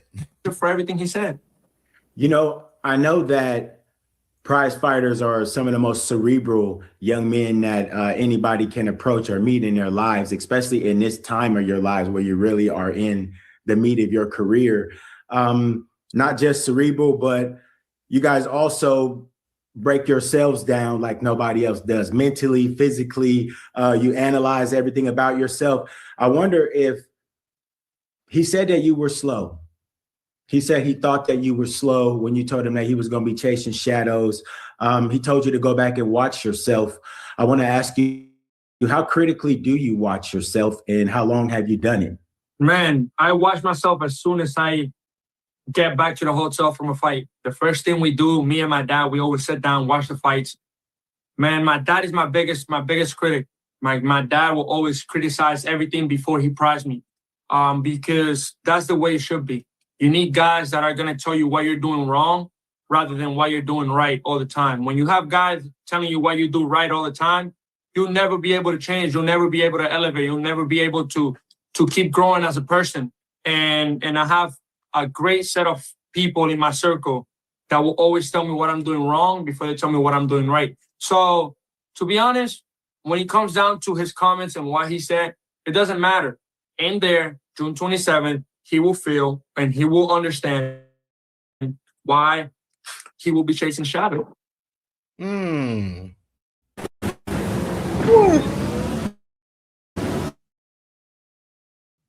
there's one thing I want to say too. I want to say this too. In the Baz Baru fight, where he mixed it up a lot on the inside and the outside, and then those championship rounds, he fought on the inside with a Baz Baru, which is, I was like, that's fitted for a Baz Baru, just like the other day with Big Baby Miller, fighting on the inside with Linear Apparel right there. That was the game plan for that bed. You know what I mean? And I gave a lot of credit for Xander for that case of him fighting on the inside the way he did it in that fight, because he didn't have to, and he showed a lot of grit in that shit. But him fight on the inside with Boots, I don't know. I know Boots got way more power than that gone a Baz Baru. I can tell you that. That's one thing I can tell you. So I'm interested to see this game plan 100% from Xander on what he gonna put together in this fight with Boots. And what does that uncomfortable Jerron Ennis look like? You said that you're gonna make him uncomfortable. What is that? What does the 27th Jerron Ennis look like? You'll see. He just won't have an answer. His team won't have an answer. And when he doesn't have an answer, or his team doesn't have an answer, he won't know what to do, and he will look and feel uncomfortable. You'll see. The Virgil Ortiz thing, Ennis and you both kind of bag on Virgil, and sort of it's been weird because Virgil's a dangerous dude, bro. Yeah. Virgil's a dangerous young soldier like you guys are all business type of dude too, man. And you guys have been saying some stuff. How interested would you be in a matchup with Virgil, provided that you were able to get past Ennis? Well, I already said yes to him once when they came with a real offer. I already said yes to him. So I'm open to doing it again if they come with it again with the real offer. There's other guys in the division. Surprisingly, there's a whole nother champion. There's other champions in the division right now that we haven't spoken about, but namely Manny VTV in the building. Salute to my boy, man. He said, "Shock the world, Xander." Sebastian Fundora. Hey, real shit. I gotta say, I love how Boots and Xander was playing that boy Virgil Cott. You know what I'm saying? I love how they playing him cock out here. I love it, man. Fundora, the Tower and Inferno, in 6 rounds, did what no one has ever done to Keith Thurman. What was your thought in watching that bout? No, he did what he was supposed to do. I mean, he did it against the Keith Thurman that wasn't the Keith Thurman everybody was accustomed to. I don't know if somebody was expecting anything differently. I didn't. I feel like he was supposed to beat him. He was supposed to stop him the way he did, because Keith Thurman has been inactive for a long time. I mean, he had a fight, I think, in 2024 in Australia or 2025 in Australia. He was out for like 3 years. Yeah, but he wasn't a high-level type of fight. So, you know, going back into the ring into high-level type of fight, I expect that to happen. So I wasn't surprised about it. Other champs in the division, Kelly, right? You guys kind of went back and forth. It looked like we were going to get a little bit of movement, and things kind of fell apart there. Well, I did. My team and I, Top Rank, we did reach out to Matchroom and asked for Josh Kelly. They said that they were going to go back to him and get an answer. We never received an answer, and obviously we moved forward because we needed a fight. I wanted to fight. I wanted to defend the titles. And that was just that. I mean, he said, then he went back into social media saying that he hasn't, or he didn't hurt anything or something like. So he said something about whatever he said. But again, we just never got any answers back. We went to Matchroom. Top Rank went to Matchroom and asked for a Josh Kelly fight. Yeah, and I told y'all we reported that story with Josh Kelly and Xander Zayas as far as negotiations, where Josh Kelly, he was trying to be the A side over Xander Zayas. And I told y'all, I'm like, man, that's bullshit. That's stupid. Josh Kelly ain't no damn A side over Xander Zayas. He's not. You know what I mean? Like Josh Kelly. Now, just to add a little context, you got Jermell Charlo out here talking about they in early negotiations with Fundora now.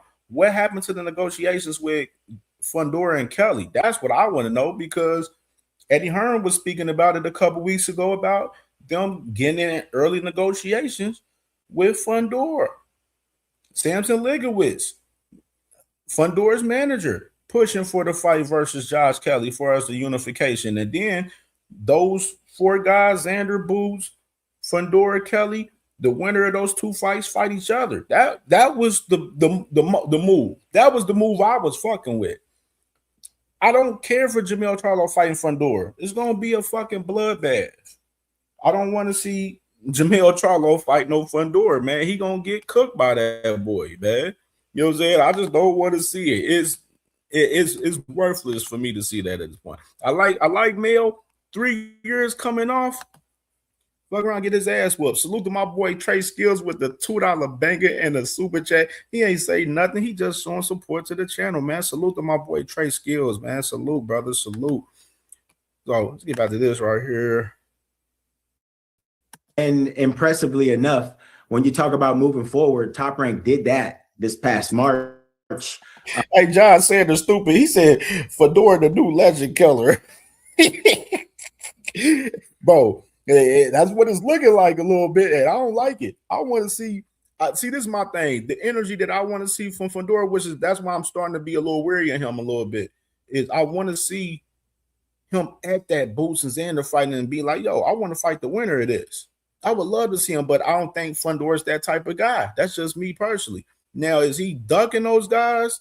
That's been a big conversation for us, Fundora in particular. I don't believe he's scared to fight these guys like Xander or Boots Ennis. I don't think he is. I just don't think Fundora cares about the other titles as much. That's just my personal opinion. And he's mentioned it, saying that I will fight the other champions, beat them, and vacate the title after that. I'm cool with the WBC strap. I do want to fight the best. That's what Fundora told us. You know what I mean? With the multi-year deal, right? ESPN, with DAZN. Talk to us about that, man. This is a huge deal right here. It kind of consolidates a lot of boxing kind of into one area. Yes. Golden Boy, Top Rank, kind of a melting pot now. It's exciting. It's exciting. I feel like obviously with this fight happening, it shows that it's easier now to make big fights happen, and all the fighters shouldn't have any excuse to make all these big fights happen is because it's possible now. Everybody's under one umbrella. Everybody's under the zone, right? So it should be easy to make these negotiations a lot smoother. So it's exciting. Obviously, moving forward, it's going to be exciting. A new umbrella, new family, and let's see how it goes. Absolutely. You're in the center of so much now, so fast, so many guys from divisions below, divisions above saying your name, even Devin Haney. I would say this. I want to see Jamil Charlo fight Keith Thurman. I think that's the perfect fight. Let Jamil Charlo fight Keith Thurman. I know Jamil, he definitely mentioned that in his Last Stand podcast interview where he said, no, he'll fight Keith Thurman. And it'd be great for them. No, the winner of Keith Thurman, Jamil, fight the winner of Tim Tszyu and Earl. That's perfect shit right there. You know what I mean? They let them guys fight. Them guys don't need to be messing with them younger guys at 154, man, because they're gonna fuck around and get their ass smoked like Keith Thurman did. You had a little back and forth with Devin Haney, and I know that you were chomping at the bit, hoping to try to get a crack at Devin. Where's that kind of stand right now? I know that you've already got it going on, but no, I never got to anything. I mean, he said something in social media. I went back to him, and he just fell there. I feel like he was at that point. He was also beefing with everybody in social media, not just me. He was beefing with Shakur, Keyshawn, Rolly, Ryan. I mean, he was everybody against him at some point because he started calling everybody out. So yeah, no, nothing. That weak ass hit list.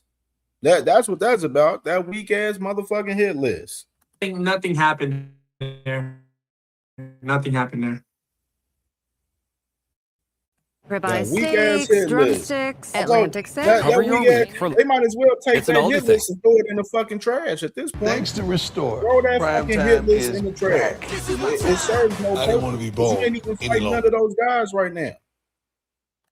Motherfucker only fought one guy off the list, Brian Norman Jr.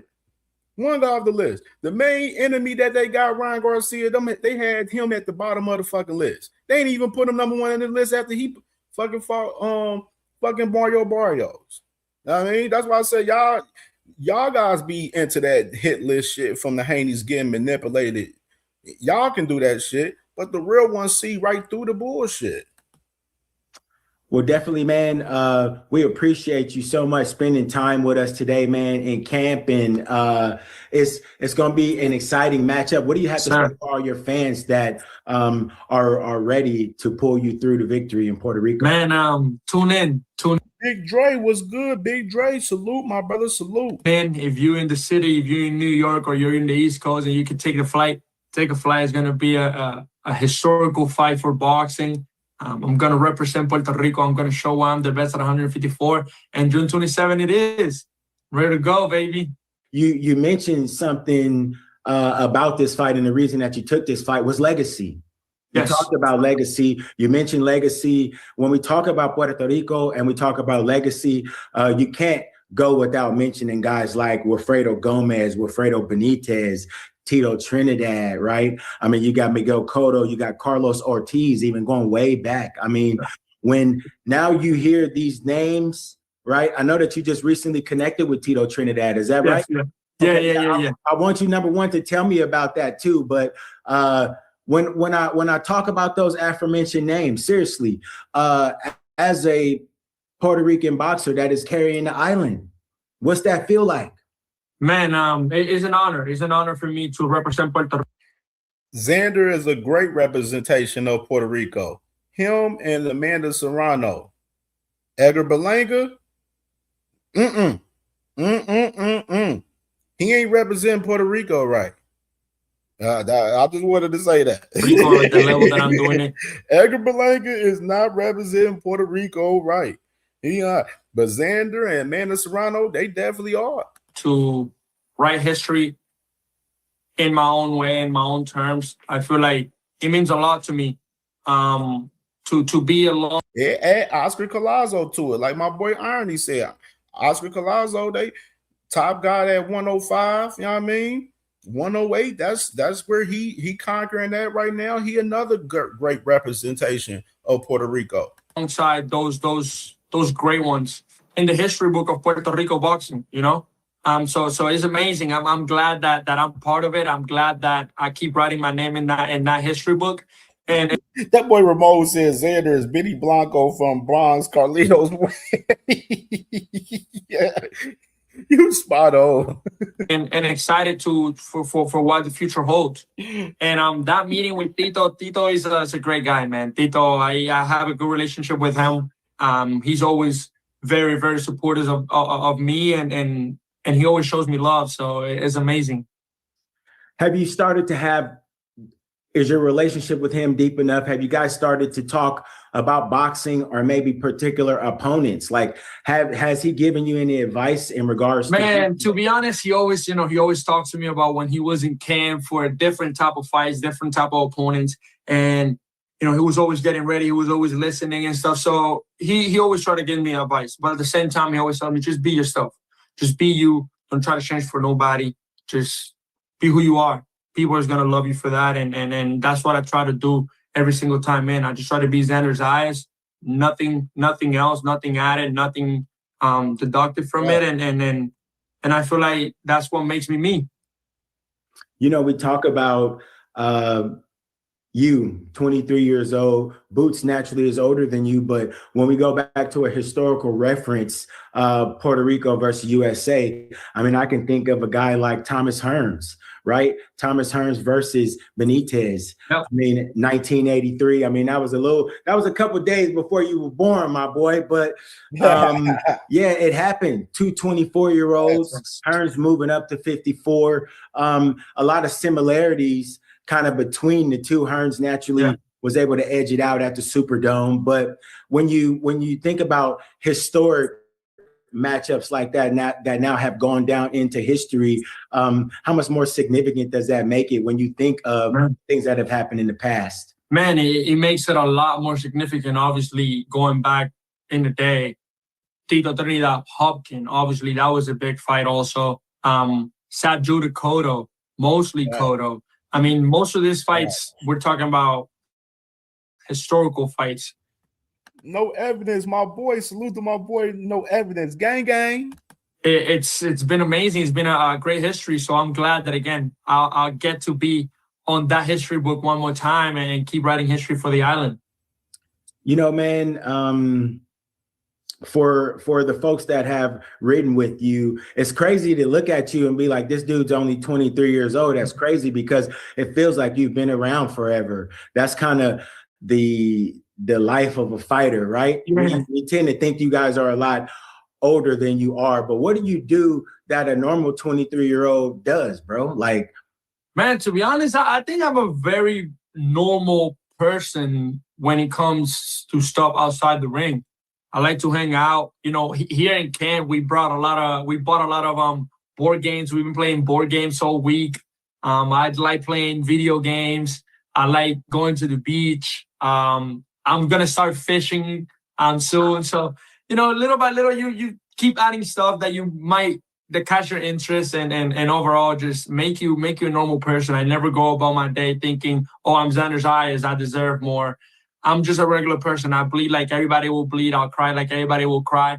And what makes me abnormal is that I step in the ring. But other than that, I'm just a regular human being. You know what, bro? Like I saw. Absolutely, man. Let me go ahead and get there's something else I want to see too from Fight Hub TV that I seen. I came across this morning. And Xander, man, I'm definitely fucking with Xander's energy going into this fight, man, for sure. He's definitely confident. He's definitely the unified champion, man. And he's doing something that I mentioned already before that a lot of guys ain't willing to do, and that's get in the ring with Boots Ennis. You know what I mean? You know what I'm saying? So a lot of y'all guys take notion of what Xander Zayas is doing, and y'all need to, get on his type of timing. Y'all really need to get on his type of Champions collide. David Bennett. Now this is Tito Trinidad right here. Tito Trinidad. Let's hear him out on on Xander and Boots right here. Chad Ross was good, my brother was good. Zurdo Ramirez. Mexican Warriors battle for the belts. Cinco de Mayo weekend. Yes, and let me say what I've been saying too. it will be no Xander slander tolerated, because, like I mentioned just before, he's doing something that a lot of these guys out there won't do. You know what I mean? No Xander slander is tolerated on CamJNetwork, dog. Benavidez Cerdo plus Resendiz Munguia, live on PBC pay-per-view.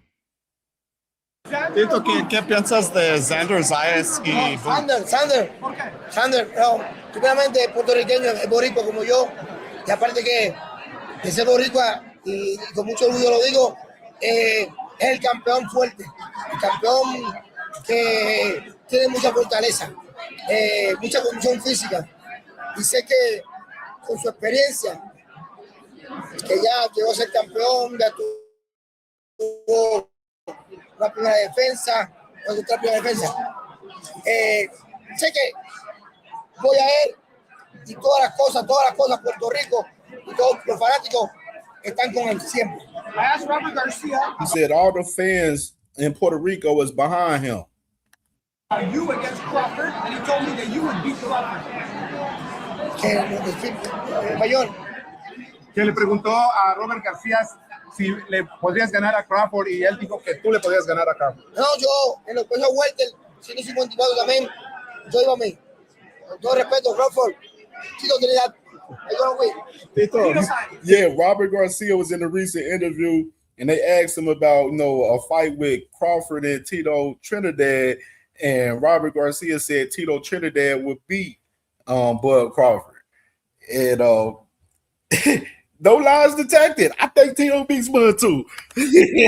Tito, ¿cuál pelea de su carrera fue su más favorito? ¿Cuál pelea? Sí. Hubieron muchas, pero te digo, esa primera pelea mía por el campeonato mundial, Maurice Blocker, cuando gané mi título mundial en los welter, IBF, creo que esa es la más. También la otra pelea contra Oscar de la Hoya y el otro combate que fue bien aguerrido, porque fue un combate fuerte contra Fernando Vargas. Creo que eso.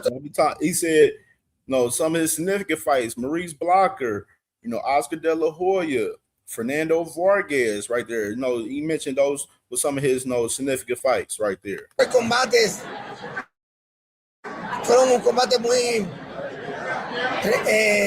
favorecidos, todos lo gané, pero que llegaron bien profundo en mi corazón y a todos mis fanáticos y a Puerto Rico. That boy Tito Trinidad is still a fighter at heart. Like, that boy look like he still want to get in there and mix it up with some motherfuckers right now, man. ¿Cuál de sus oponentes pegó el más duro? Wow, hubieron varios, pero mi último combate, Roy Jones Jr., pegó bastante fuerte. He said Roy Jones hit hard. Te puedo decir que el mismo Vargas también me pegó duro, me pegó fuerte. No es fácil, pero siempre hay unos que pegan más duros que otros, y eso que te mencioné fueron tremendos boxeadores. ¿Cómo gana Xander a Boots? ¿Qué estilo necesita hacer para ganar a Boots? Yo pienso que Xander va a ganar como sea. Va a ganar decisión o knockout. Tiene la fortaleza y sé que la experiencia que ha adquirido lo va a llevar a poder ganar por decisión o por knockout. Estoy seguro. Yeah, that boy Tito, he got hella confidence in Xander in this fight right there. That's really intriguing. He said that he's going to win this fight no matter what. He ain't give us a detailed reason of how Xander beats Boots, but he has a lot of confidence in him beating Boots and saying, he's going to get the job done and beating Boots, no matter what, by any means, right there. ¿Va a estar en el concepto con Bad Bunny, en la casa con Bad Bunny? No, bueno, de verdad que ya yo lo apoyo, ¿verdad? Es un gran puertorriqueño, una persona que ha llegado muy lejos y va a seguir llegando lejos, pero verdad que no sé si voy a poder estar allá. Okay. Muchas gracias por su tiempo. All right, so we're going to go ahead and go. I just wanted to get the little glimpse of him talking about Boots, and Xander wanted to see what he was talking about in that John right there, man, for sure. I'm definitely fucking with Tito Trinidad with the energy right there, man, for Xander Zayas. Like I said, he believes that Xander's going to beat Boots Ennis by any means, no matter what, decision or knockout right there, which is an interesting perspective from the legend Tito Trinidad right there, man. So salute to the legend Tito Trinidad. That man out there looking like he still want to get it cracking out there and still hit with somebody out there, man. Definitely loving the energy for as Xander and Boots, man. Fight June 27 is going to be a lituation. It's going to be a lituation June 27. I'm still waiting on these undercard announcements, man. What they waiting on? What are they waiting on? You know what I mean? Like, I know Big Baby Miller, he's vying to try to get on this card. He wants to fight again. I don't know if he's going to be on this card. I don't believe it yet. We'll see. We do know that Shushu possibly is going to be on this card fighting Luis Lopez, defending his title. So we know that's definitely in play as far as that fight. But other ties, Ashaki Foster and Raymond Ford, they were almost on this card until they decided to give a homecoming fight for Ashaki in Houston. So that fight was off of that shit right there. So still waiting on these undercard announcements, man. You know what I'm saying? We like, hey, well, what y'all waiting on? Like, we want to see these undercard announcements, man. You know what I'm saying? We ready to see it. Mike M, what's good with you, my boy? What's popping, bro? You know what I mean? So let's get into these other topics that we have, getting into this main course of the show. That was the first part of the main course of the show. And where are we at? What is this right here? We got to look at that. Yeah, all right, so we here with it then. We are here. Here we go. All right, right here. Interesting news right here. So Mauricio Suleiman, he did an interview the other day with Ring Champs, which I'm not going to react to that. You know what I'm saying? I'm just going to quote what he said in the interview. But he said, WBC President Mauricio Suleiman says the organization has adjusted its mandatory challenger rules to prevent routine title obligations from blocking major fights. So basically saying pretty much that, they're bound to make unifications happen. You know what I'm saying? Due to the fact, in the past, some of the mandatories trump some of the unifications. And now they're pressing. If it's a big major fight with a lot of money played in, they're willing to approve, the unifications between the champions and in between major fights right there. So interesting right there as far as that from Mauricio Suleiman. I know a lot of people be like, Mauricio Suleiman, he be full of shit and everything whatsoever. But yeah, we know that. Hey, Chad Ross, I just see what you said. he said Mauricio bending the rules. No way, get out of here. What a clown. Yeah, so I mean, he's been bending the rules. He been the rules on Canelo. They love them some Canelo, man. So it was interesting to hear him say this right here, because we see sometimes we always have the assumption that unifications trump mandatories. But some cases it'd be different for people. You know what I'm saying? It'd be upon the fighter on what they want to do. Maybe it's his team they want to go another route. So interesting right here from Mauricio Suleiman saying this in particular. And this right here. Ryan Garcia, I guess he was streaming the other day, and somebody mentioned to him about Shakur Stevenson fighting Raymond Maritala, and he said that Shakur Stevenson and Raymond Maritala is a 50-50 fight. And when I see that, I'm like, huh? You dead ass, Ryan? Stop the cap. Stop the cap right now. Stop the cap. No bullshit, bro.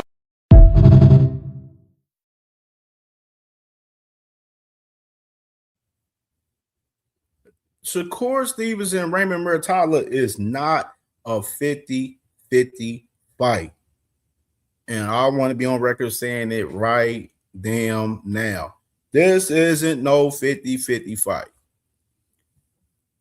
It damn sure ain't 50-50 at 135. I don't think, me personally, I don't think Raymond Muratalla and his team wants to fight Shakur at 135. I believe they want to fight him at 140. That's why you heard Robert Garcia in that interview that he did with Boxing Scene. He was telling them guys, no, we won't probably have a voluntary defense, fight one more time at 135, then move up to 140. And if Shakur want to fight at 140, we can get it cracking. And he said, if Shakur want to get it cracking now at 135, we can get it cracking. But it didn't give me much confidence as far as them wanting to fight Shakur at 135 for real when Robert Garcia was talking about that, me personally. But Shakur Stevenson, Raymond Muratalla, Ryan Garcia says it's a 50-50 fight. I'll call cap. It is not a 50-50 fight. I think Shakur, if I had to give a percentage, I think it's like on some 60-40 shit. 60-40. It'd be an interesting fight to watch, you know what I'm saying, of course, but I ain't that crazy about it, honestly. I ain't that crazy about it. I mean, IBF, 10-pound rehydration rules. You know what I'm saying? We see a advantage all up and through this situation for us. No, Shakur, like, oh, let's go fight for the IBF and try to, like, he's trying to force the Ring Magazine to force this as a Ring Magazine fight with Muratalla, and that they go by the top two guys. If Muratalla's not number two, it ain't happening.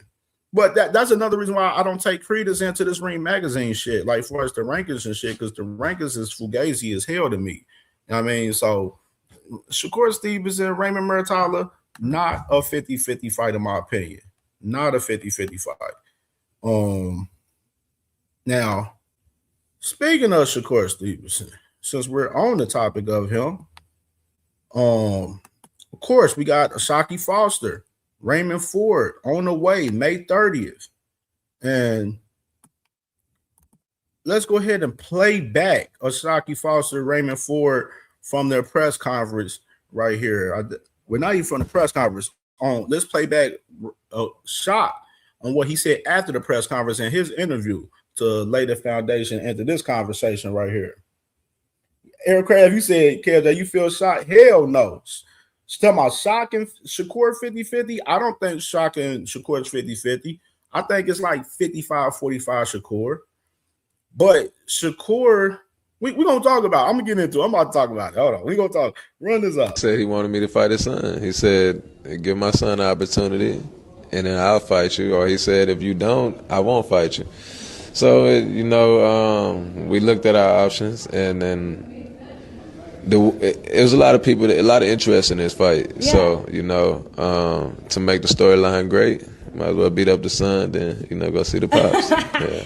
If after this fight, when I crush his mans, if he say, oh, well, I'm not coming back down to 35, you got to meet me, I jump 35, go to 40 just for him. Yeah. So, ain't no way to run. Yeah, ain't nowhere to run. He not no big 40-pounder, 47-pounder, so it ain't nothing.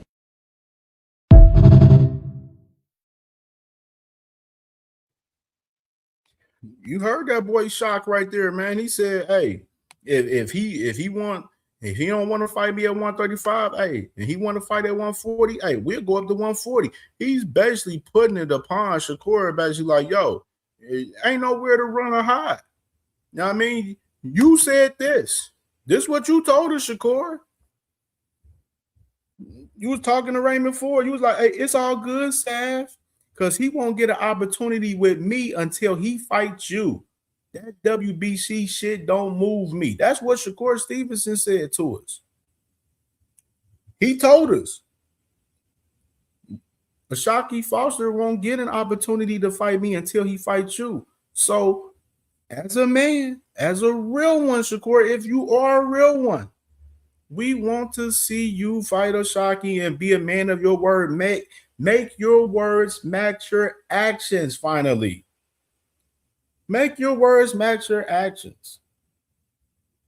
You said this, so you got to hold on to your word. You said this in 4K. You know what I'm saying? So when Shock is out here talking about, oh, yeah, I'm giving Raymond Ford the opportunity because of Shakur Stevenson said he won't get an opportunity until I fight him. Well, now I'm doing that. I'm going to beat Son, and then I expect Shakur to come to the plate and fight me next after that. I think that's fair game. Shakur don't got to fucking fight right now. He ain't got to fight. I'm pretty sure he fucking around to lock in the fight probably before May 30th if he got something in the in the shadow realm. You know what I mean? You feel me? But I think Shakur should be a man of his word and make his words match his actions by give O'Shaquie Foster the opportunity if he beats Raymond Ford May 30th.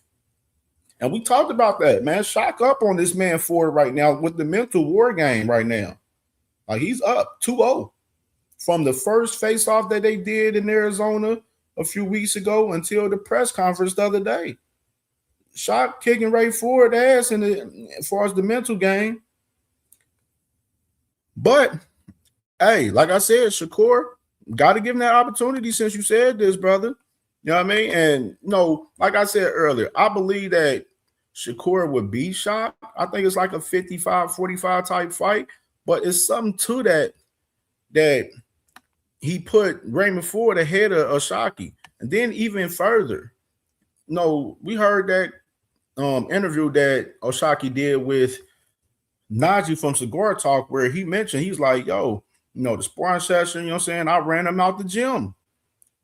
You know what I'm saying? And Shakur really didn't give much pushback as far as O'Shaquie saying that. He didn't give pushback when O'Shaquie said Shakur was on whippets. Just got to add context. It's just he said Shakur not responding to some of the shit that O'Shaquie is saying for real. You feel me? So like you got to think a little bit of that. Like, hey, this might be something different. You know what I mean? Might be something into that shit of him not wanting to fight O'Shaquie because he definitely, like I mentioned, a couple of days ago, as far as the sparring, Shakur was trying to put Keyshawn on with O'Shaquie, on the sparring shit, similar to how he moved with Abdullah Mason with Richardson Hitchens in the sparring session. You know what I mean? And that's why I said, like, these boys want to check guys out in the sparring and stuff, see how they are and shit. And then they see they good enough. Some guys won't fight these motherfuckers, bro. That's just the fact of the matter. What my boy say? Hold on. He said, Isaiah, what you doing? Said that tweet is pretty much Lil Bro and Ray. It is. Now, and back to that though. When Ray Ford is like, man, that's why I said Shock is up on the mental war game. Because Ray Ford is emotional every time when Shakur when O'Shaquie mentions, him being Shakur's son. Nigga, Shakur just sunned you. He put you under your fucking wing in 4K right here in this tweet. He put you under his armpit in this tweet right here. So it makes no absolute sense for Ray Ford to act naive about him being Shakur's little brother, because that's what you are. That's what you are. Keyshawn, Shakur's little brother too. Africa, Shakur's little brother too. There's too much friendly ass motion from these guys. Shakur's like, oh man, you gotta fight Ray Ford before you fight me. He little broed you in 4K, and Ray Ford acting naive about it.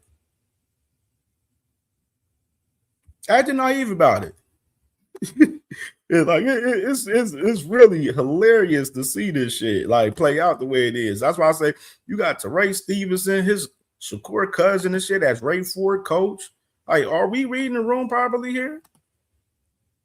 He was emotional in the press conference too. He was saying any damn thing in the press conference. Like, and Shock Ford was calm and collective and cooking them boys in that press conference the other day, man. So I definitely wanted to highlight that fact that man Shakur definitely, he said this. He said, yo, you fight Ford, then you'll get the opportunity with me. I mean, he little bro Ray Ford. And Ray Ford is acting oblivious to what the fuck is going on right here. Like, it's nasty work to see. It's real live nasty work for real.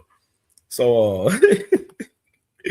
Oh man, those boys is hilarious, man. They are hilarious.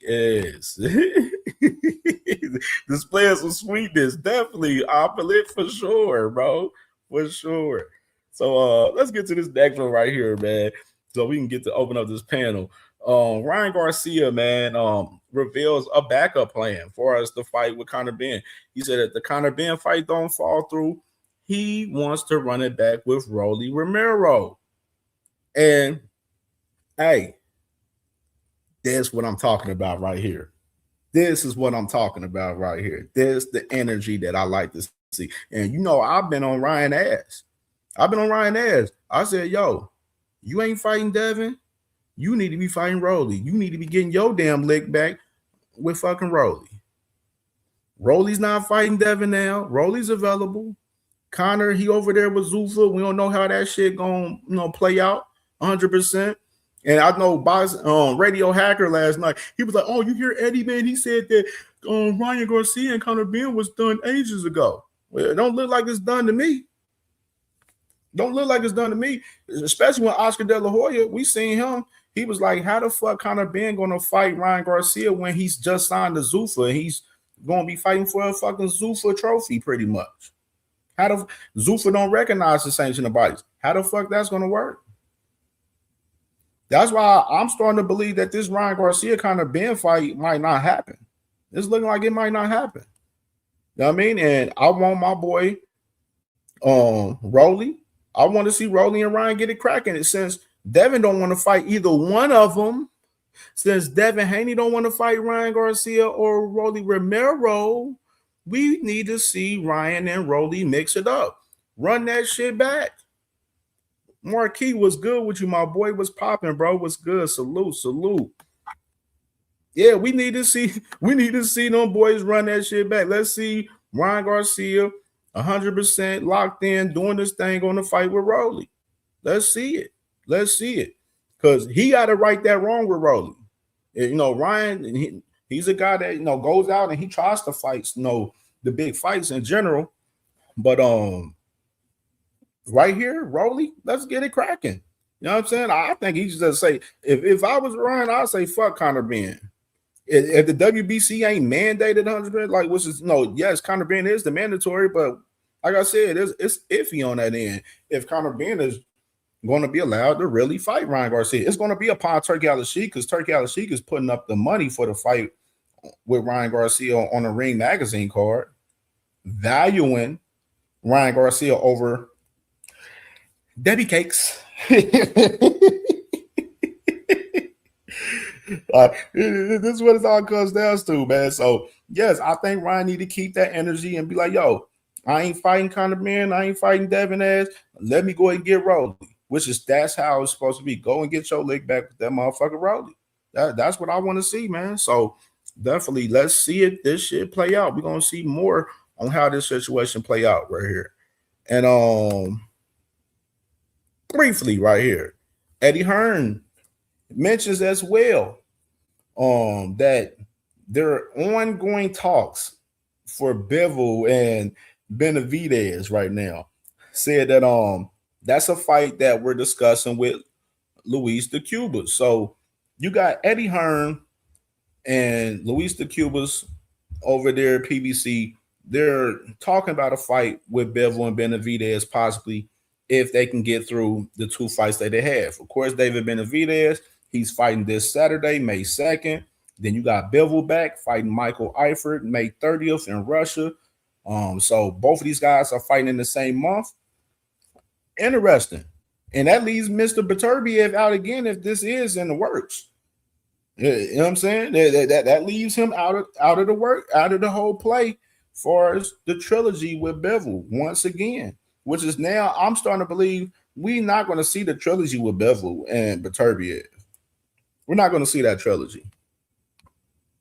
I don't see it happening now. It's over. I think the trilogy with Bivol and Beterbiev is dead.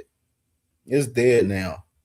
So interesting. We're going to talk more about that situation as well going on. And let's talk about this. Get into the main topic. So you got AJ, he's back fighting this guy Pringa. Pringa is 20-0 2-1. Not too much familiar with this guy. I haven't seen Pringle fight. I went and looked at his box rec a little bit and checked him out. Let me go and check something out. Let me go back to it real quick. So Pringle, Christian Pringle, that's his name. So we got Christian Pringle, and he is 20-1. Yep, yeah, Aircraft. AJ back, man. He back. So Christian Pringle is 20-1 with 20 knockouts. So out of his 21 fights, he done stopped guys 20 times. You know what I mean?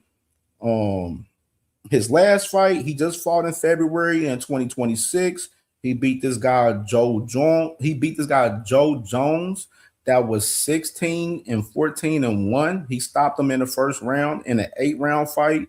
Then he fought this guy Brandon Carmack.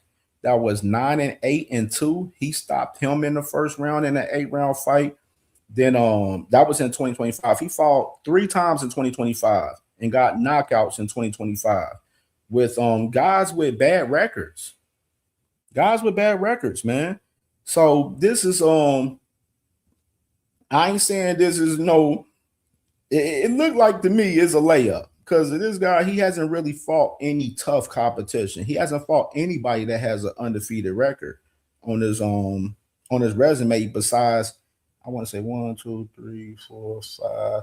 Besides his 6th fight. His 6th fight, he fought this guy, Jaime Barajas, that was 2-0. And he stopped him in a 4-round fight in 2017.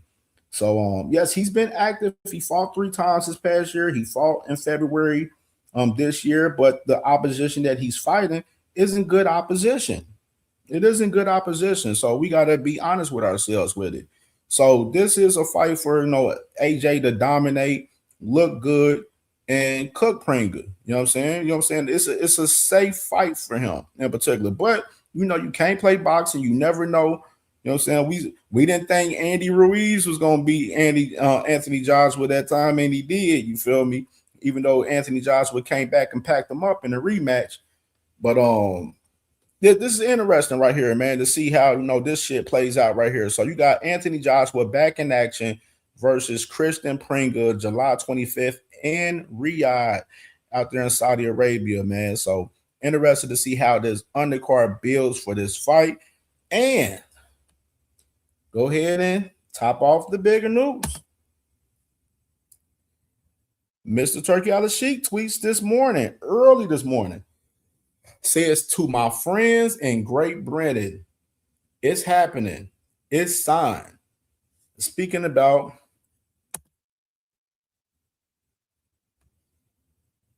Fury, Anthony Joshua, locked in. Allegedly, they're going to be fighting later on this year. I say in the fall. It's going to be happening in the fall, probably between like the October, November month is looking like. You know what I mean? So it gives some time for them to build and promote the fight and everything. So you got these guys locked in, allegedly, right here. And this is one thing I want to say about this, because I seen this and I was like, man, I want to talk about this real bad. Now, I seen Mike Cappinger. He did a little 1-minute video about this shit, talk about Turkey putting on the biggest fights and stuff like that or whatever. Oh man, I think he got it up too. Let me see if I can find that real quick, because I ain't clipped that up. I just was like, I ain't gonna clip that up on Mike Cappinger. I really don't even like hearing that motherfucker talk half of the time. For real. The Mike Cappinger.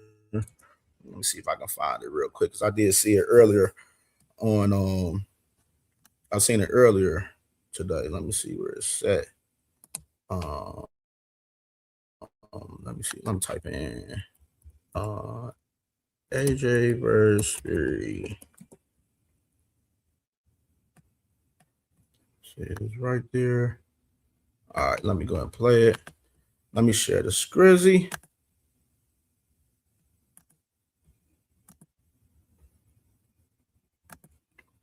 And make sure y'all hit that like button if y'all ain't hit that like button, man. Let's get to 60, 75 likes today. Let's get there. So big breaking news. You just saw the tweet from His Excellency Turki Al-Sheikh saying, to my friends in Great Britain, it's happening, it's signs. And I'm told that means that the big one is finally happening. Tyson Fury, Anthony Joshua, told it's going to be the fourth quarter of this year. Ring Magazine show on Netflix. It's going to be the biggest fight in British history. You saw the bad blood earlier this month when Fury beat Makhmudov, and it's going to be a great fight. I cannot wait. You have to give more credit to Turki Al-Sheikh for making another big fight happen, whether it's Canelo Alvarez, Terence Crawford, or Alexander Usyk, Tyson Fury, or Dmitry Bivol against Artur Beterbiev. Two-minute name. He made it happen again. So Fury, Joshua, fourth quarter of this year on Ring Magazine, on Netflix. And first, Joshua's going to have a warm-up fight. It was announced on July 25th in Riyadh against Christian Prenga. So you got Mike Cappinger right there. He let it known that no, they're looking to fight in the fourth quarter right here, and it's gonna be on Netflix. You know what I'm saying? They're delivering this fight in the UK, man. Which is this is a fight that we've been talking about for months, for years, for real, honestly. You know what I mean? As far as these two guys, mixing it up, that the UK, they deserve this fight. I truly do. All my UK fans out there, I'm happy for y'all. Y'all deserve this fight. Y'all truly do. It's been well overdue. Well overdue. And now the fight look like it's locked in. Of course, Fury, he had his warm-up fight with Makhmudov. And I seen something too. I ain't get the screenshot it though. But I seen something where Spencer Brown did an interview and he was speaking about possibly trying to get Fury another tune-up fight before he fights Anthony Joshua, which I'm like, no, Spencer Brown. We're not doing that. You just had your warm-up. Turkey paid for the bill. You had your warm-up. Now it's time for AJ to get his warm-up in. Hey, that boy Fury need to be at that damn fight, and he need to be going up in that ring and facing off with AJ if AJ beats Christian Prenga July 25th, man. That's just the fact of the matter. So, no, Fury should not be having another tune-up before he fights AJ.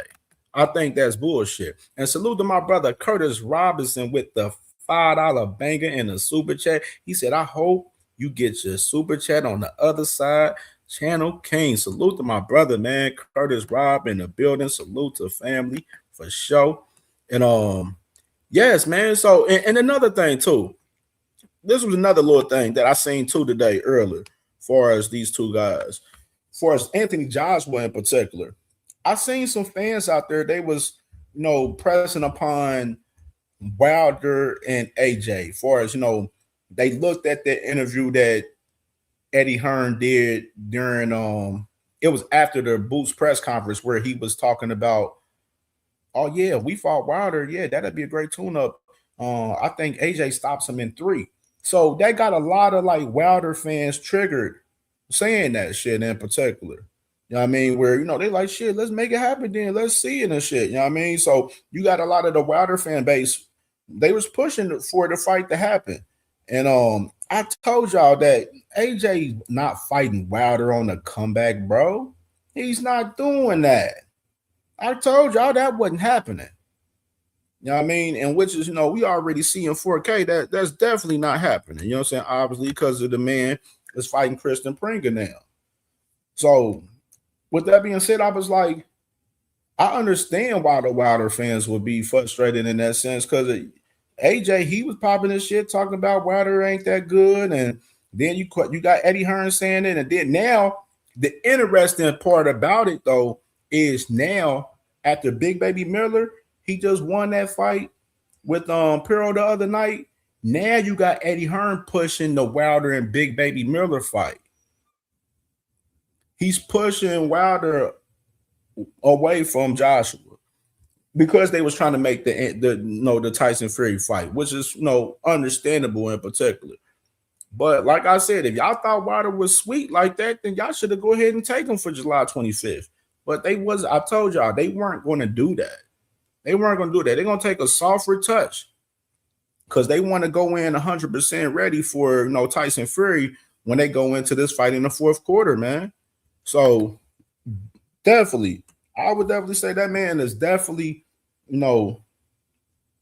Wilder, was not a tune-up fight that AJ was going to take. You know what I mean? And so we had to add the context. Now you got Eddie Hearn pushing Big Baby and Wilder now. I mean, which we'll see if it happens. But an interesting perspective, Mike Capper, he mentions talking about Turkey putting on the best fights. And he's only put on like a handful of fights, or 2 handful of fights that we wanted, actually. He didn't give us every fight that we want. We want to, just to talk about that particular, what he said for us that. And then on top of that, we talked about this several times with Turkey Al-Sheikh. He likes to have guys have a tune-up in between time and then make, a big fight happen. He did it with AJ and Wilder a couple years ago. AJ, he was fighting Otto Wallin, and then Wilder had to fight Zhilei Zhang. Zhilei Zhang, he ended up packing up Wilder in that fight, and then AJ, he ended up packing up Otto Wallin in his fight, to where the fight with AJ and Wilder, poof, be gone in the dust, in the fucking dust. Salute to my brother Gap 2 Gaines in the building, man. Salute, brother, salute. So AJ Wilder in the dust, after that situation happened, you know what I mean? Where Turkey never wanted to come back to the table and make the fight happen for us, Wilder and AJ, after that a couple years ago. Of course, Wilder, he went on fight Herndon after that last year in Kansas, and then just had his fight with Chisora, where he won that fight with Chisora, recently. So this is another fight right here with Turkey Al-Sheikh. He's putting these guys in the ring with 2 other guys before they fight each other. And I always tell people, when these promotional companies do that, y'all put these big fights in danger. I understand y'all trying to build and get these guys a little warm-up fight so they can get ready for the big fight. I understand that, because I do believe in fighters. A lot of fighters, they don't have to fight banger after banger after banger. Yes, you do have to have you a little warm-up fight in between time if you took some more time away. You know what I'm saying? But right here with this fight, I love the fight. I believe I don't really have no concern with Anthony Joshua losing to Christian Pringa in this fight after we just ran down his resume, because Pringa hasn't fought any high competition like Anthony Joshua at all in his career. At all. So Anthony Joshua should pack up Pringa in this fight July 25th. He should. You know what I mean? I don't think this shouldn't be a hard task for him in general. Of course, we're going to do some film work and watch Pringa, see how he's looking and everything. But looking at his resume, he hasn't fought any elite competition ever in his career, fought all low-level competition. So this should be a layup for AJ right here, July 25th right here. You know what I mean? And AJ definitely, he fought Jake Paul. He need a proper tune-up for sure after everything happened with the car crash and everything, and going through the trauma of losing 2 of his close friends and everything. So I think it's definitely reasonable for AJ to have him a tune-up fight. But that man, Tyson Fury, Spencer Brown talking about, we might want to get another tune-up before we fight AJ. Y'all just had y'all tune-up. Y'all sit back and wait, for AJ to pack Pringa up, and y'all hop y'all ass in the ring and start promoting this fight for the fourth quarter. That's what y'all need to be doing. Flap the fuck out. You know what I mean? So salute to those guys. We're going to talk about it. Let me go and open up the panel. Let me put the link in the comments. We covered a lot. I ain't even get into some of this Zuffa. I got hella Zuffa content, but I'm going to save that shit for the next show. All right. The link is in the chat. And it is, and it's pinned. So the panel is open, man. Y'all want to come up and talk this boxing with Cam J? Pull up, man. Pull up. My boy Aircraft, he said, I agree, Cam J. AJ expected to get this guy out within 4 rounds max. Yeah, he should. With that resume that I seen from Pringa, I'm like, I ain't too crazy about this resume, bro. This should be a layup for AJ. Definitely. Yeah, Dodger, for sure, man. Definitely need a tune up to get his mind right. build back up, man, for sure. You know what I'm saying? After that situation, because that's definitely different. You lose 2 of your close friends and stuff. Definitely, you want to get back in the game and get a little warm up, and then boom, let's get to this big money fight. You know what I'm saying? And I think Anthony Joshua and Fury, that's a fight that is well deserving for the UK. And we got this fight happening possibly now, man, that these guys can get through his ops.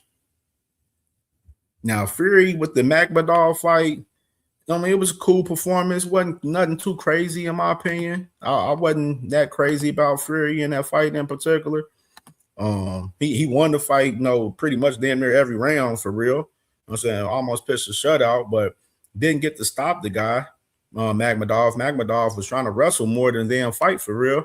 Just like the girl Christian Rock fought Zenith the other night. You know what I mean? These motherfuckers doing more wrestling than motherfucking boxing out here now. Now shit, nasty work, man. Nasty work. And if y'all ain't know, let's kind of run down a little bit stuff that we covered earlier in the show before y'all come up. Dalton Smith, he's out of the Puello fight. He had an injury during camp, so Alberto Puello, Dalton Smith is now officially off. They're going to postpone this fight, so we'll get the date when they postpone this fight in general. But definitely Saudi that Dalton Smith, Alberto Puello, that fight is off. I already talked about Big Baby Anderson. Obviously, he tore his biceps, so he's out of the fight with Solomon Decrease on that Worley Dubois card. So another injury right here for a fighter. Big Baby Anderson out in that fight May 9th. Real salty about that one. I'm real salty about that one. I was excited to see Big Baby come back. Then we got Tony Yoka. I mentioned him, but Tony Yoka had his fight with Lawrence Okoli canceled because of Lawrence Okoli pop dirty for PEDs. So Tony Yoka, he's now trying to fight Solomon Decrease on that Worley Dubois card, which Queensberry was already talking about, possibly putting him on that card, or the Philip Herkovic and Dave Allen card that's May 16th.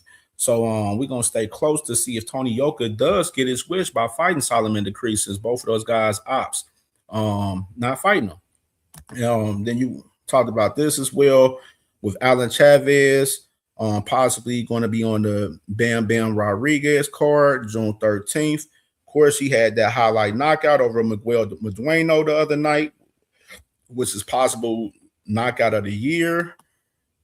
What else? Moses Atuma trainer Ben Davison, he believes he wants Moses to become champion before he turns 2020. Before he turns 22. We talked about Bam Rodriguez reeing up with Matchroom 3-year deal right there, where Eddie Hearn believes is going to carry him out towards the end of his career. For us, Bam Rodriguez, of course, I just mentioned Bam back in action June 13th in Arizona versus Antonio Vargas for that 118-pound WBA title. And Bam still wants to become undisputed at 115. So he said after this fight, he beats Antonio Vargas, he would love to go down to 115 and try to get that last strap off of on them guys up there.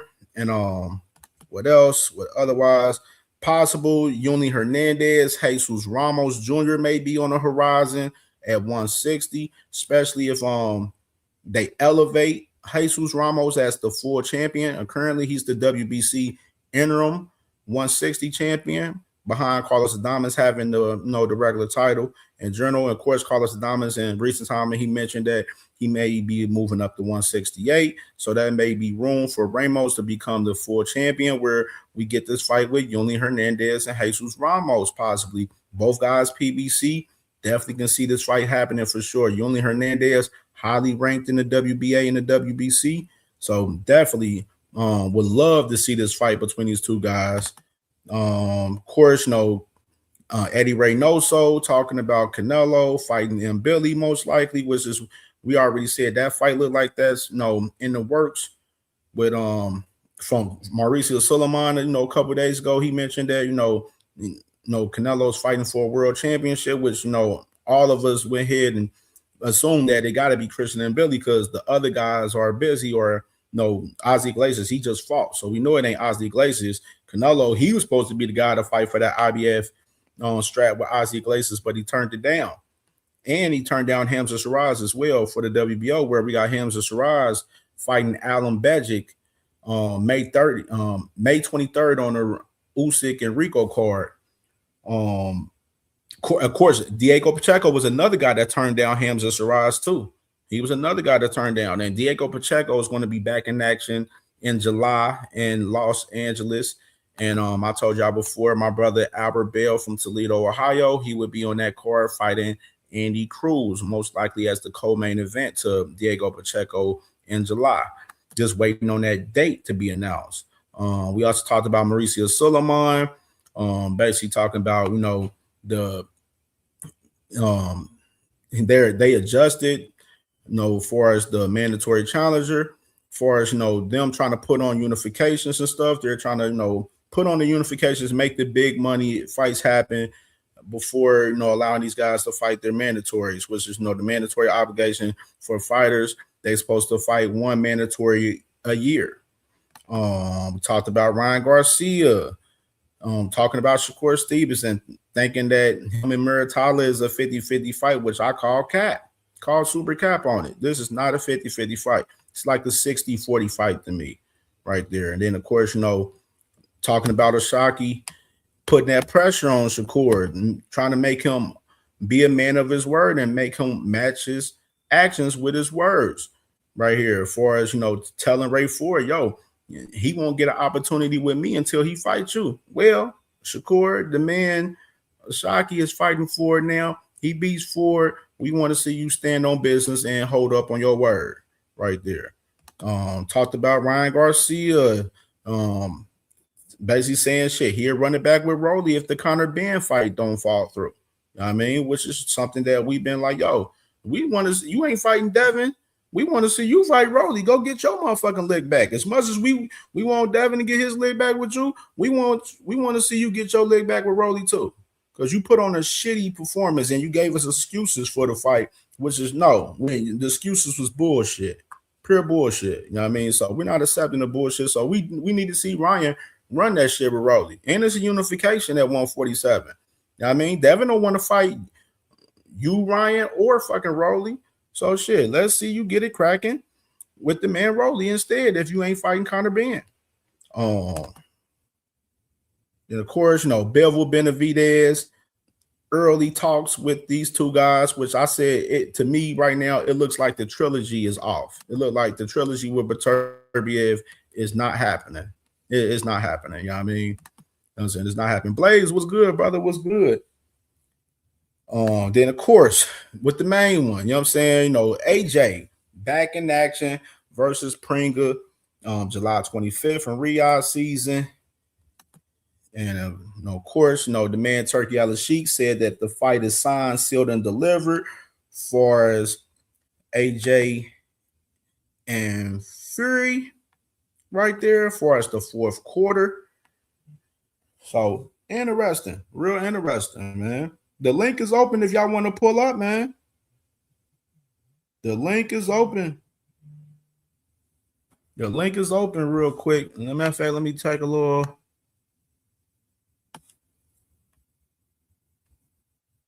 Doesn't have a chin. They like to waste people time. Oh, Debo, Deb don't duck anybody, but like before, it was like, I wasn't entertaining because I'm gonna see, let's press at it, and then now it shows, right? Those guys are deceitful. They lie nonstop. Everything that Devin and Bill touch gets shattered. Every promotion company, everything, because they cannot do anything. They cannot generate views. They cannot generate income for anybody, and they know that. So they didn't want to bet on themselves because, they know they're not worth anything.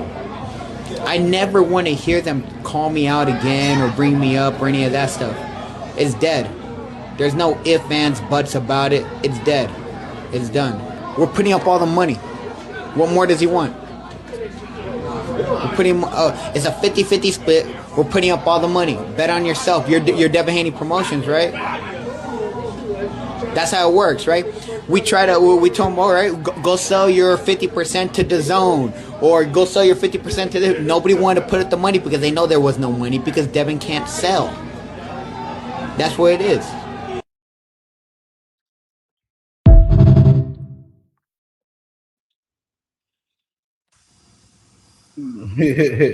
Yeah, I mean, you had to do a little commercial break right there. A little commercial break right there. You know what I mean? So, Big Dre, what's popping with you, brother, man? What's going on, man? What's going on? What's going on, Man, you man? hot off the Ryan, presses, man, from the fight Saturday, man. What you think about the fight Saturday, man? So let me know, man, what was happening in the building, because I've seen it. It was packed, man. We was watching the fight live, man. it was great, man. It was good in there. 14 different fights, man. Yeah, bro. They got to Jennifer, get that shit together, bro. As far as the timing, that timing was bad, bro. We can't be oh, sitting up watching no fights past 2 a.m, bro. I'm getting up in age, man. I'm a little, I still feel like I'm a young guy at heart for sure, but I can't sit up no 2 a.m. on no Saturday morning watching no fights, dog. That shit was too long, too long. Too If long. 14 fights, and you got 14 fights, they need to be starting at like 4 or 5 p.m. They need to be starting earlier than that. You can't start at no 8 o'clock with all of those fights like that, bro. Yeah, You know they should have started at 3 o'clock in the afternoon. I had to be tired at that fucking point when it got to 1:30, 2 o'clock. It was I was talking to a guy. It was one of the equipment guys. They were there to do the screens and stuff, and then with the TV production, or the live stream production. He's like, we're on fight number 8. How many fights on the card? I'm like, I don't remember how many fights on the card, but I think it was like 12. He's like, 12? You're gonna be here till 1 o'clock in the morning? And then For real. He said, 1 o'clock in the morning? Come on, man. Damn. He says, I've been up since 5 this morning, man. We've been rocking this thing. He came in here to get the place ready, and we got it ready. And shit, I'm ready to go to bed. And dude was like, and so I talked to another guy and says, it's like 5 more fights to go. And he said, 5? I says, yeah, because, well, Scooter ain't gone yet. Tyler ain't gone yet. No Time ain't done. Sugar Sheet ain't gone yet. I said, that's 4 fights. And we got a fight here. And I don't remember who this guy is. I don't even remember him on the card. And dude, he was ready to punch the wall, man. For He was ready real. to punch.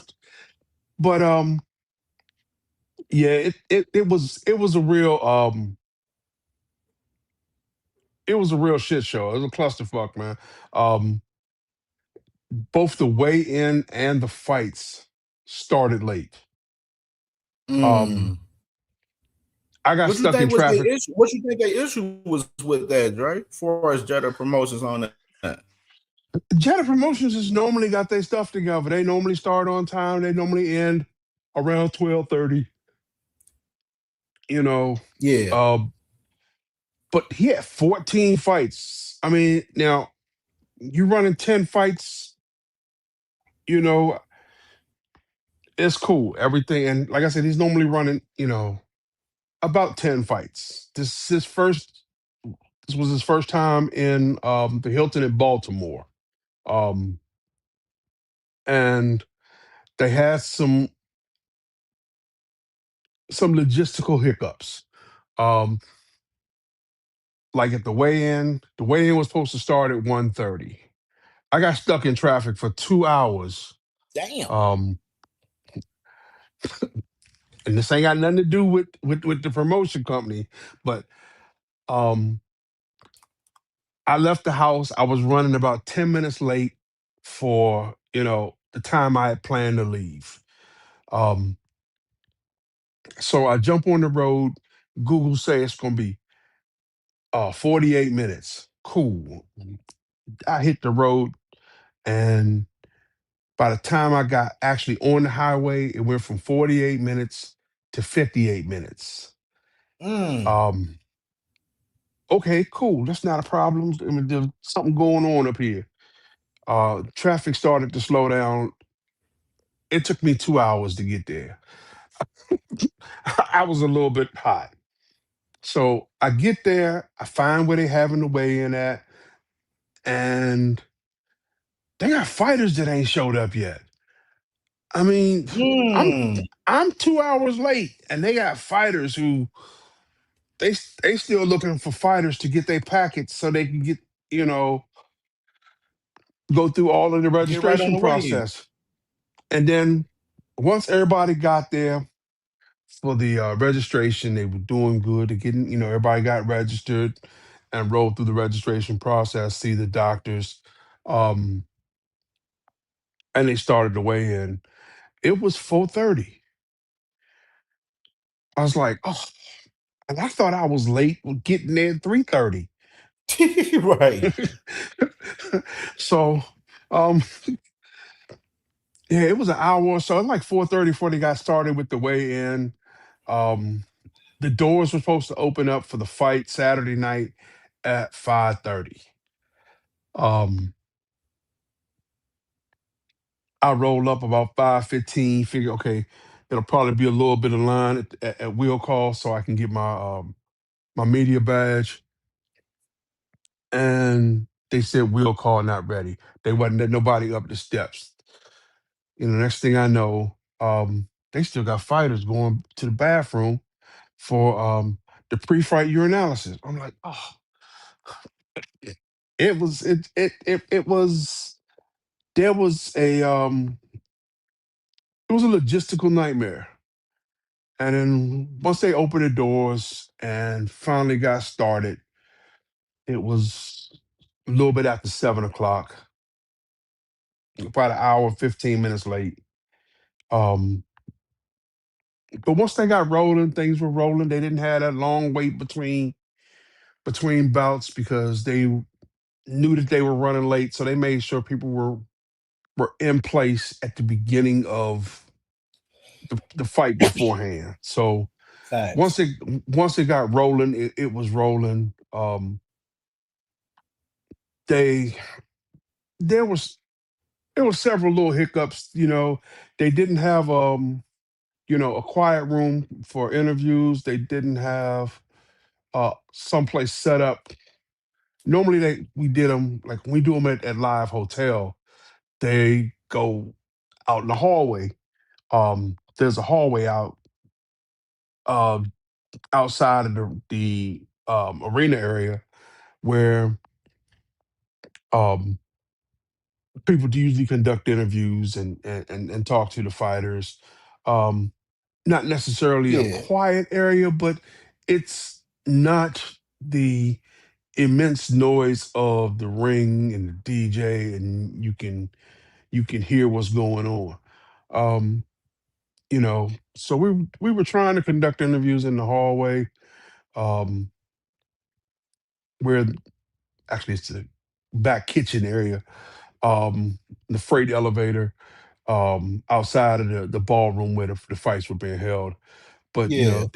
there was a lot of noise. Every time you try to ask a question, somebody would open the door, you hear shouting, and the Yeah, music yeah, is too shit loud. like that. It, What was it? How, let me ask you how the atmosphere that how was the atmosphere for us the fights? Because it looked like it was a good atmosphere. It looked like it was a nice crowd where it was packed, where it looked like it sold out in there. it it was a good crowd in there.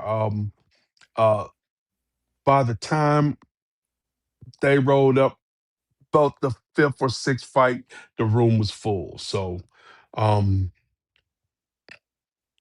the first couple of fights, um yeah, the very first couple of fights, the room was kind of empty. But after they got about 5 fights in, the room was full. It was a good atmosphere. The fights were rolling along. They had a couple of quick fights, and they were right on it to get the next fight rolling as soon as um, that fight ended. So Yeah, that in between time with fights is definitely pivotal for fight events, man, for sure. It's yeah, definitely it's key to where, like, I think PBC probably the best at it. They had one fight, then they bringing them boys back in there the next 5-10 minutes. The next fight coming.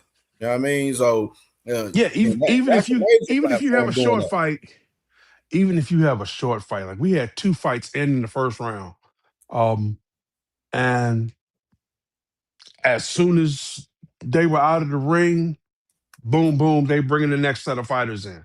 So, in that respect, it was great. Now, I had a couple people talk. I talked to D1 and a couple other people who were watching the stream. Yeah, we was watching the stream Saturday where like the stream it was glitching a little bit during some of the other fights, but it started glitching crazy a little bit when Scooter came on the main event, which it was pissing all of us off. We watching the fight, like, what the fuck, man? They like this, it would start going crazy on the glitch side, man, during Scooter fight, man. But how did you enjoy Scooter fight? Let me ask you that, because I thought Scooter did a hell of a job, man. I thought he won every round. The guy, Moses on Garcia, he was a tough opponent.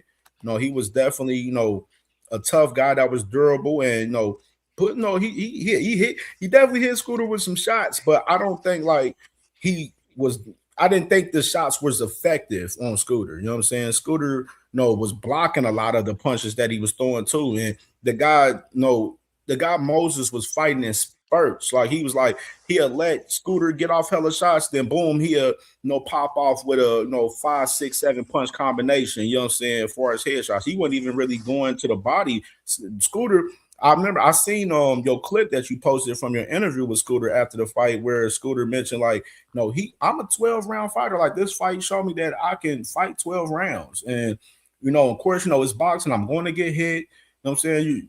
Other fighters going to get hit. He said he think he would have been able to stop him if they would have had a couple more rounds, because he started seeing that the guy was deteriorating off of the body shots and everything.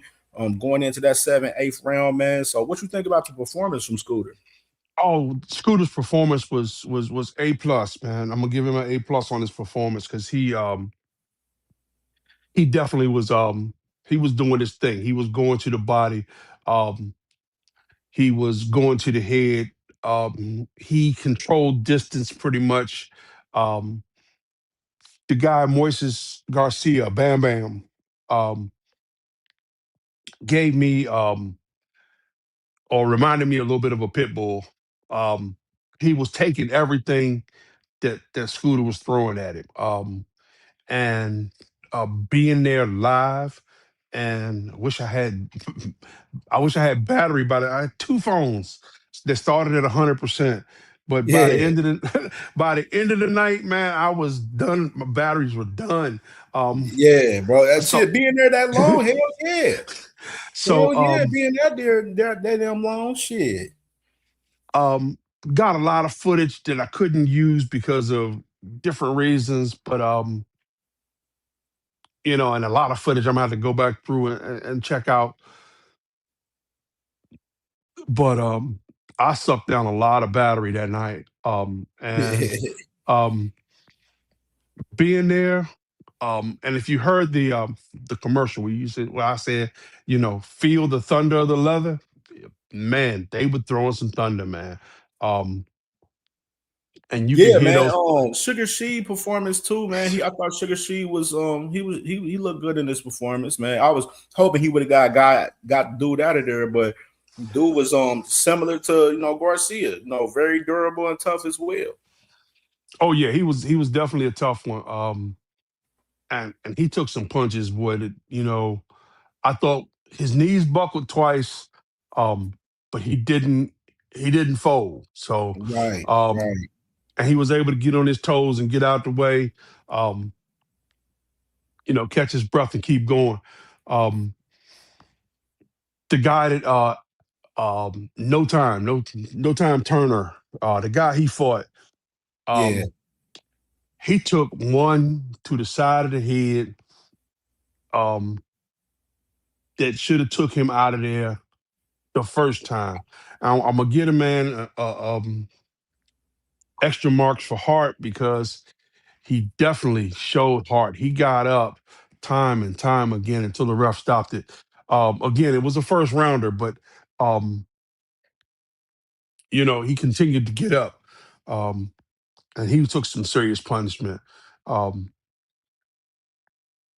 my man Big Meech, he had a good fight. The guy gave as good as he got um, all night. So that was a good fight. Um, so shout out to Big Meech for winning that one. So let me ask you this, Dre. So now with Scooter getting this fight out of the way, just now, of course, I know they're expecting Scooter to fight at least two or three more times, possibly, for us 2026. Do you believe that Scooter should be on some of the main cards now that Top Rank had? Well, Carl, I forgot his last name.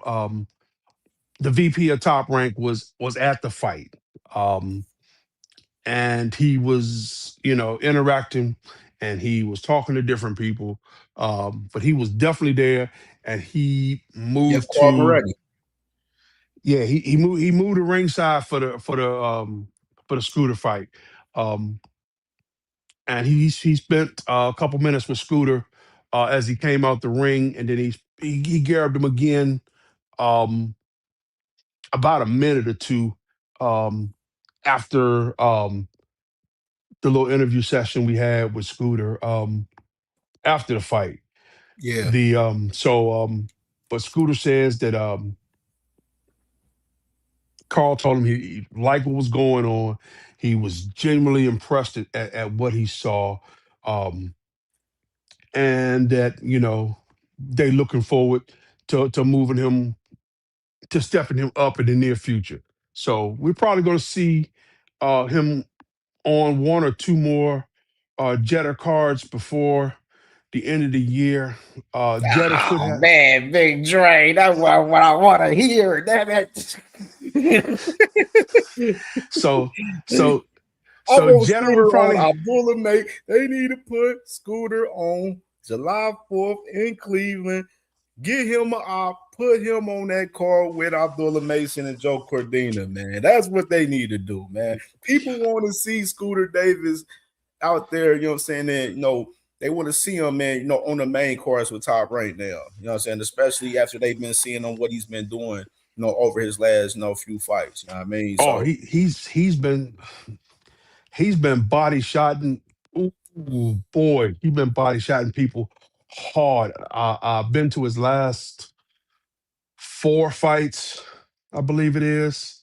So I think he's fought 4 times since the Tank fight.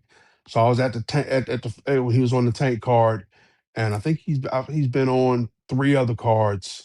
Yeah, he was on the Top Rank card last year, and he was on Pro Box twice last year. So I've been able to see him, locally, because he, and he might be either on a Jetta card or a Pro Box card before the end of the year, depending upon how they move and the dates that they get. Because there's a Pro Box card this Friday at Maryland Live Hotel and Casino in Hanover, Maryland. Doors open about 3:30. Tickets are available at axs.com.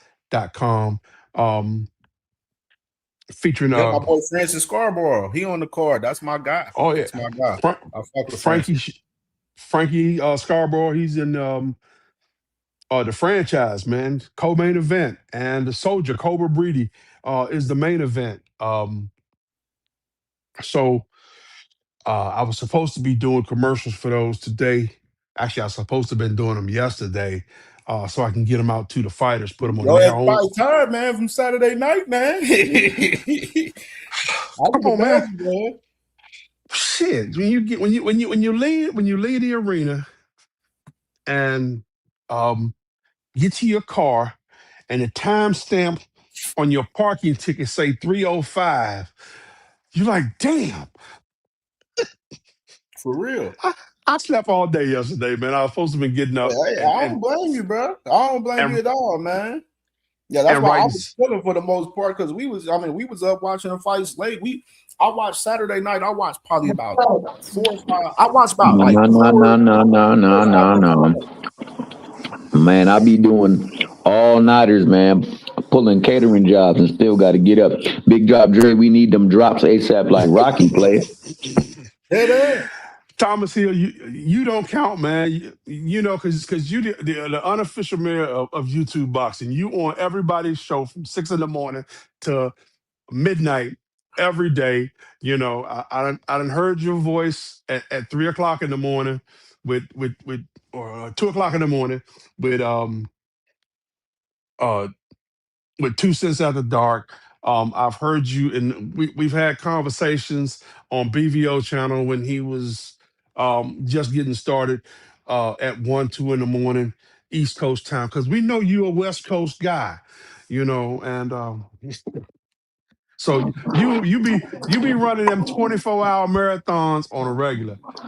Hey, bro. You don't count. When you got that product like Big Drop Dre, you got to get it to the folks. Come hook a crook.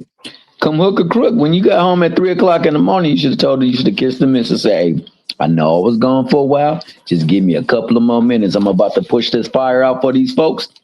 And then I'm going to come back and tuck you in the bed. Yeah. I walked in the... I'm just messing with you, Dre. I walked in the room, Jack, grabbed me a bottle of water and didn't realize it was sparkling water till it was all gone, okay? Damn, man.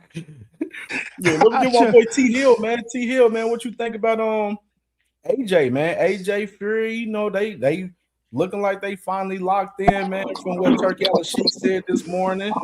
And we got the fights this week, man. May 2nd, man, the big fights. And you know, what you think about it, man? Well, I'm gonna say one thing. I don't think that Eddie is good for our people, but some of our people he is very good for. So everything we saw and how it transpired and took place, it was because Eddie was looking out for AJ to make sure he gets his just due and whatever goes on, because they got a checkered past over there with the Gypsy King. And I'm going to say that and say less. But that being the case, when they had pushed that, it was already in the mix. You got to realize the people who are funding the whole little uniform that's going over there with all the people coming under one umbrella has a lot of turkey behind it. So we were going to get the fight. It was just a matter of making sure he was taken care of because, like I say, we seen in, like you like to say, 4K. I like to say 8K because this should be super resolute. Absolutely. That Mickey Frickies can be down 2 rounds and then lose 3 rounds and still end up with a draw after someone goes. So for anybody that got any problem with any other promotional company and how fights get done and judged, they look no further than being down 2 rounds and losing the next 3 and getting a draw. So he made sure his fighter was taken care of, well compensated, and made sure he put the fine print of what you can and cannot do in that ring. We don't want no slinky gloves. We don't want no goddamn, gum line rubs with the cocaine. We don't want none of that ish going on because we don't want this Mickey Fricky doing what he do. So that fight was going to be done. So I'm happy for it. I mean, it's a big money fight for AJ. He is an attraction over there. Tyson Fury still is a big name over there. We get a fight that, should have happened a long time ago. I'm only looking forward for a couple of more fights like that, and then we can call it a career with the heavyweights that I grew up watching. Happy for Snake Eddie, because Snake Eddie is starting to look a little bit more scalish. So, that's cool. My man Davis, excellent fight. He was in there. He needed that fight. Like, that's a fight he needs. He needs to see that, people not going away. And some people going to be difficult to navigate through, but you got to find a way. And it was a lot of high-level activity up in that fight. Now, some of the punches thrown by both fighters, and I gotta commend both fighters on the defense that they used and employed in that run. A lot of punches was getting caught. Of course, now if it's a certain fighter or it's behind a certain machine, they gonna say, "Oh, that nigga was getting tapped," but nah, they was catching punches, and showed the true skill that they possess in the ring, because the ring is comprised of effective aggression, effective punches, ring generalship, and defense. Niggas be forgetting about ring generalship and defense a lot. And they just see punches fly, they hear crowds cheer and jeer, and they figure ish happened when ish really didn't happen. That's why I always suggest niggas take a step back and look at it on point five, because point five show you ish that you thought hit didn't really hit at all. And on that note, man, I'm going to pass it back to you, player, because this is your format. I'm just a guest in your Mickey Fookie establishment. For sure. That radio flyer in the building. He said radio gang in the building. Yes, y'all are. Yes, y'all are. Hey, Sheldon Ward, what's going on, Sheldon, man? What you think about AJ and AJ and Fury, man? Finally locked, man, from Mr. Turkey Al-Sheikh, brother. What you think? And what you think about the tune-up, too? This is the tune-up that he has right here, but Kristen Pringa's 20-1 with 20 knockouts. But if y'all look at the resume, I ran down his resume a little bit earlier in the show. The resume not strong. He fought a lot of guys that these guys are low-level guys. You know what I mean? So this should be a layup for AJ in particular. Yo, before Sheldon go, I want to. You go ahead. Yeah, it's just a special shout out to the civilian extraordinaire, my main man Fredo for life. He's the pedestrian's pedestrian. Always shouting me out, always putting cases on a nigga, man. You know, you have arrived when you got somebody who loves to just heckle you, and I got a couple of people that love to heckle me. If they only knew me in real life, they would know that they was over there kicking against the pricks. But shout out to the civilian, the pedestrian extraordinaire, Fredo for life. Continue to hate on me, player. Yeah, man. So this guy Pringa that I mentioned, like I was looking at his, like he fought 3 times in 2025. He fought once in 2026. He fought earlier in February where he got a first round stoppage in an 8-round fight. He's been fighting 8-round fights his last 4 or 5 fights, and he's gonna be fighting the 12-rounder with AJ right here, which is we pretty much probably expect that it won't be going 12 rounds. If it go 12 rounds, people will be real surprised and be looking at AJ like, what the fuck you doing in here with this guy, man, for 12 rounds, man? You supposed to get this man out of there. So yeah, it should be a good fight. You're talking about 2 knockout artists, going against each other, setting up for a super fight. And when it comes to Eddie, he got to get his man AJ taken care of, because AJ has been, he's put a lot of money in Eddie's pocket, so he got to make sure that AJ gets taken care of. When you got a big fight like that, you got to cross your T's, you got to dot your I's, and make sure your 7s look like 7s and your 5s look like 5s and not S's. So we got to be real careful on this, because we don't want things to happen like knockdowns with extremely long counts, etc. I'm not saying anybody cheated or nothing, but we've seen it happen before. Man, but back to Saturday night. Saturday night was a great fight. We had 14 fights on the card. They were really hitting hard. My man Tyler Langer lost his belt in the co-main. Scooter proved that he can go the distance with somebody who's banging as hard as he is. They both had got roughed up a little bit, and Scooter did his thing, man. So shout out to Scooter Davis, because there's blood in the water and it's time for a shark feeding. Absolutely, man. Absolutely. Yeah. So yeah, man, we got Scooter. He'll be back in action, man. Hopefully soon for sure. And I'll definitely be having the man back on the channel very soon too. You know, me and Scooter talked about it a couple weeks ago. So I'm hoping that we get Scooter back probably I say shortly. I ain't gonna say a timetable on it, but I know it's gonna be happening because I know my brother been real busy. Yeah, hell yeah, he been busy. But you know what? You got to find that time, man. The streets is listening. Streets is watching, and they want to hear from the young brother, man. You got to go on and squeeze in a little time for the network, man, so we can get him networked out here, dog. On top of that, man, I want to ask you one thing because I wasn't able to make nothing happen yesterday. Yesterday, man, I was going from 9 in the morning to 10 at night, bro. And when I got back, I want to know if you reacted to what we reacted to on yesterday. You missed the show last night. The show was a lituation last night, man. Yeah, the crazy part last night, I wasn't gonna go live yesterday. I was gonna real live chill, but then like I was saying, I'm like, man, the boxing, the YouTube boxing street's dead out here, man. And then Sis Tucson, she popped up with a show. I'm like, all right, I'm gonna go ahead and follow up with Sis and go ahead and recap the fights. And we went ahead and recapped the fights with Christian Rock and her fight, and then Scooter. And of course, Big Baby Miller last night, and then we got in showing the infamous show from the radio game. Yeah, radio game. Club Johnson Bout Central. Getting cooked by Tommy Lee over there on Tommy Lee, man. She was in the ring over there with Christian Rock, man. I didn't know she was somebody of record. But what I did do was go back and bend the corner and check out what was going on. And my man Alan Solston. Shout out to the General Alan Solston, man. He spot on when he checked your boy Frequent, you let me down, bro.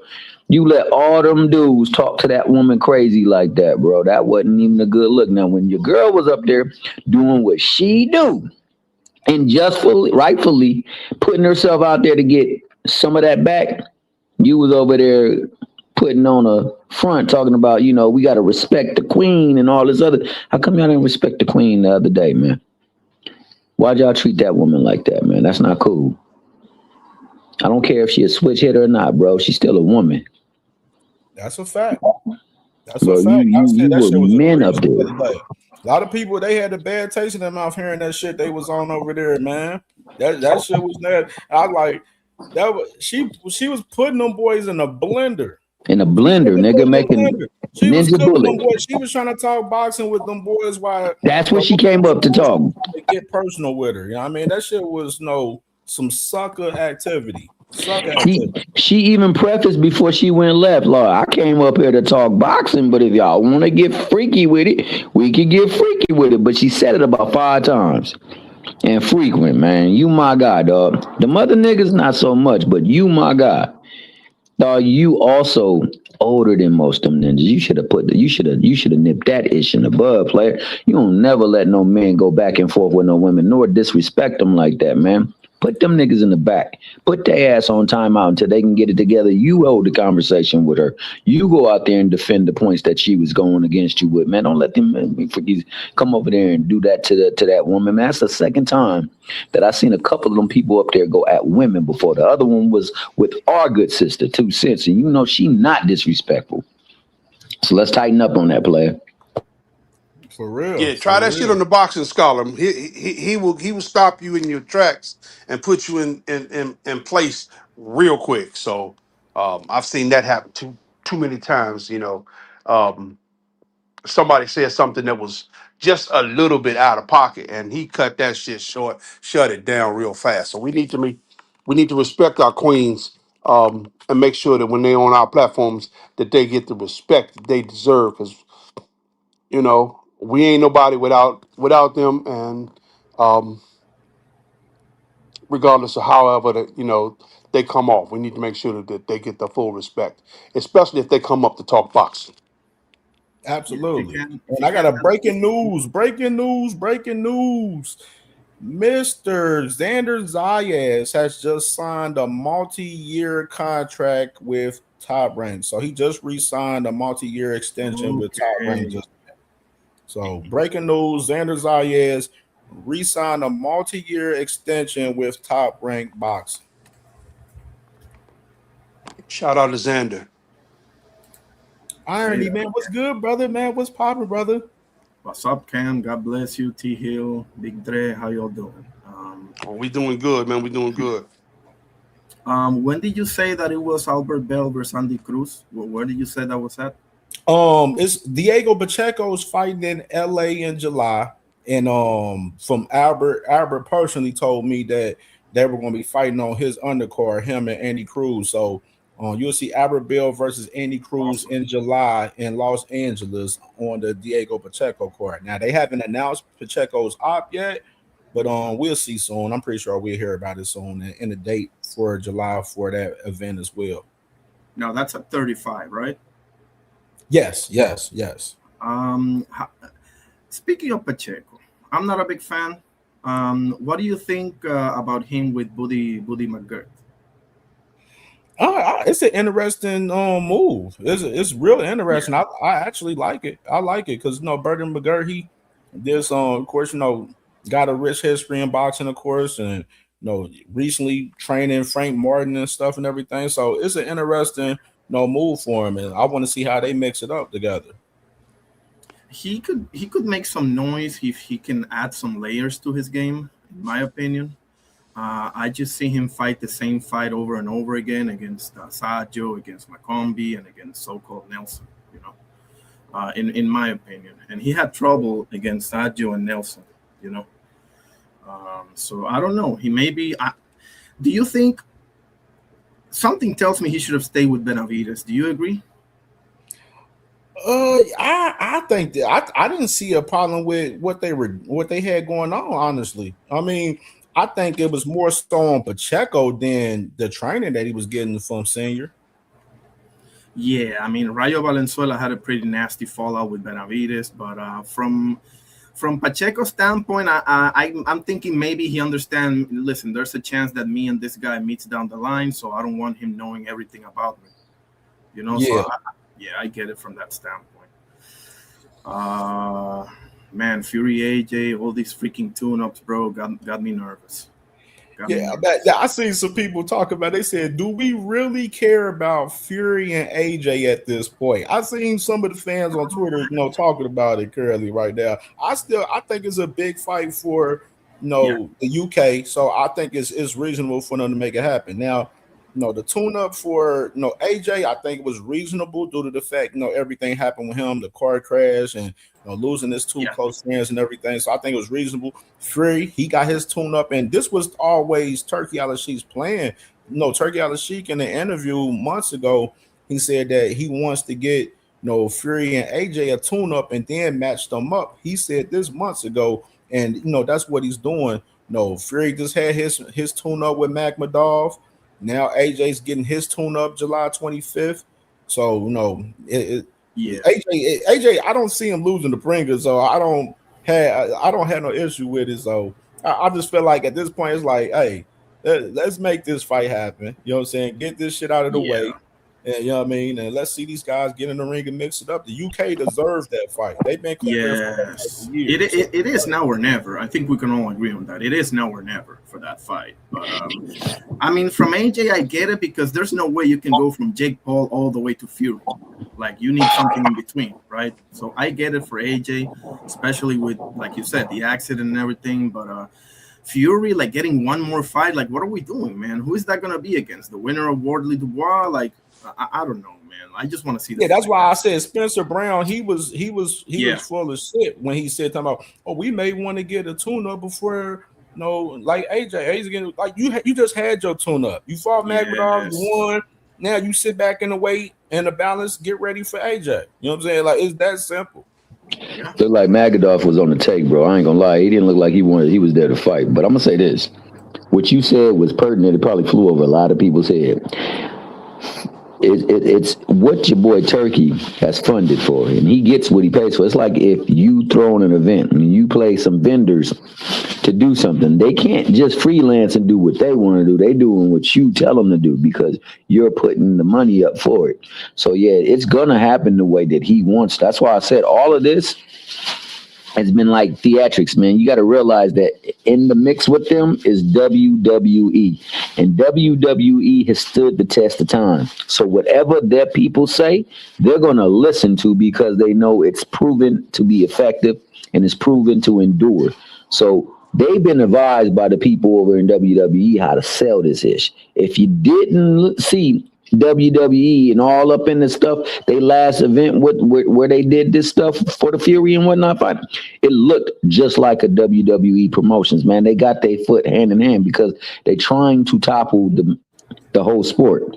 So in order for them to fight tradition and all that other stuff, the stuff that these quote unquote B-side batches of cookies we always fronting over legacy, they gotta go and do something different because this is about sports entertainment. They taking entertainment and giving it a bigger portion than just a hyphen or a slash. They trying to make sure that you're entertained so that you will be willing to spend the money on the events that they said they were never going to have, and that's pay-per-view worthy fights. So that's what's going on. You absolutely spot on with that, Cam. Facts. Absolutely. Yeah. I see people talking about WWE. Yeah, and this is, I'm gonna go ahead and give a little context with this shit. Right now, you just seen WWE TKO. They just let go of a slew of wrestlers under the WWE staple. Yeah. And of course, TKO, Sella, back in TKO. A lot of those guys, if y'all seen the reports for as the guys that run TKO, like Nick Khan and all of those, big guys in TKO, they're making major fucking money, bro. Like Nick Khan made like 25 million last year, bro. You know what I'm saying? The other guys is making 68 million, like crazy, insane money over there. And you look at some of the, now you got wrestling. They limiting some of the, the fighters now, some of the wrestlers now, and people's is concerned with TKO doing the same with boxing. They're concerned with it.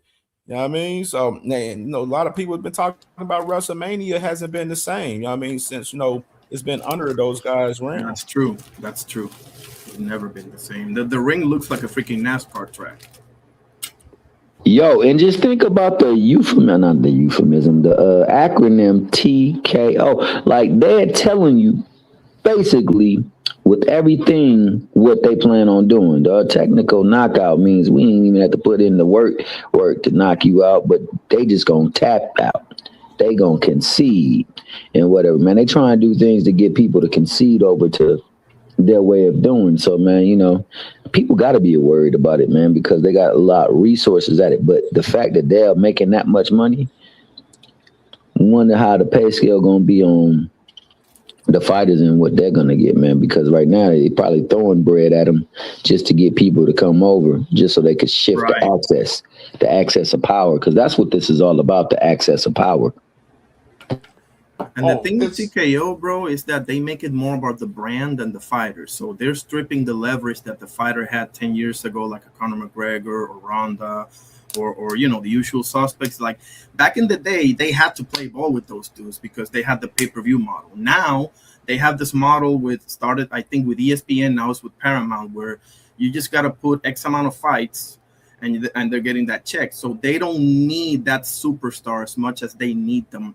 As they needed them back in the day. So you see that a little bit with Sufa, with the clothing and a few things. They gotta disguise it a little bit because they're not in that position as far as boxing is concerned as of yet. But that's why they're overpaying for Conor Benn. They're probably gonna overpay for Devin Haney as well. So they just need that to establish themselves, and then they're gonna really do what they want to do. So that's where they're headed.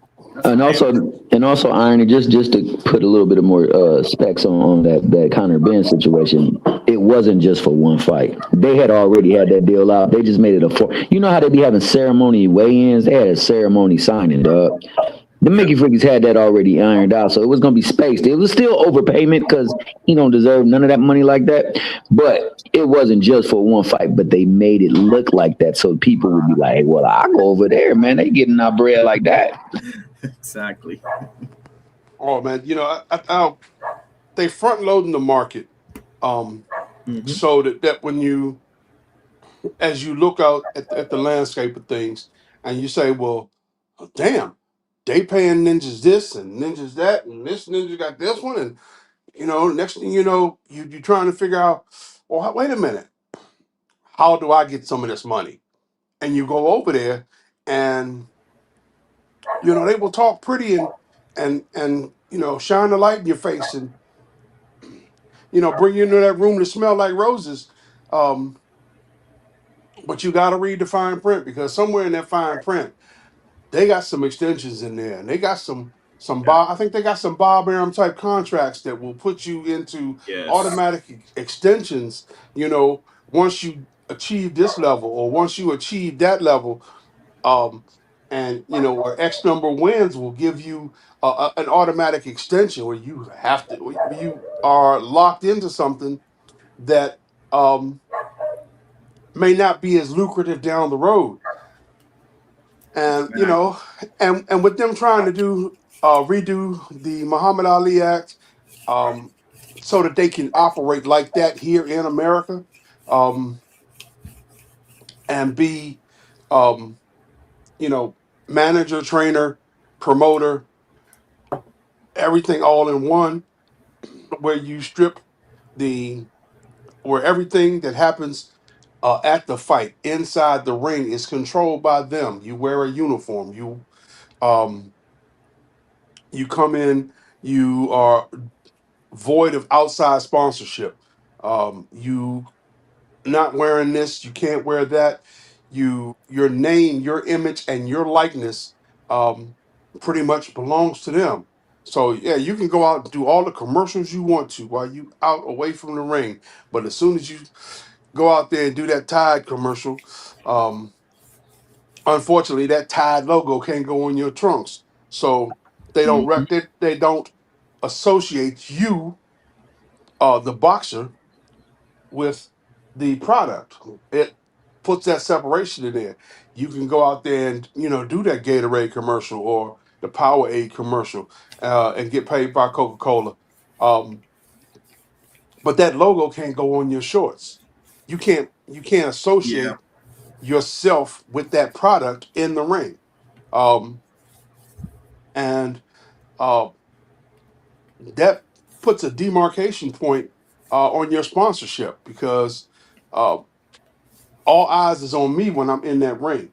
And if I got your logo on my shorts, or um, across my back, or whatever during the fight, that gets eyes on me that are on you.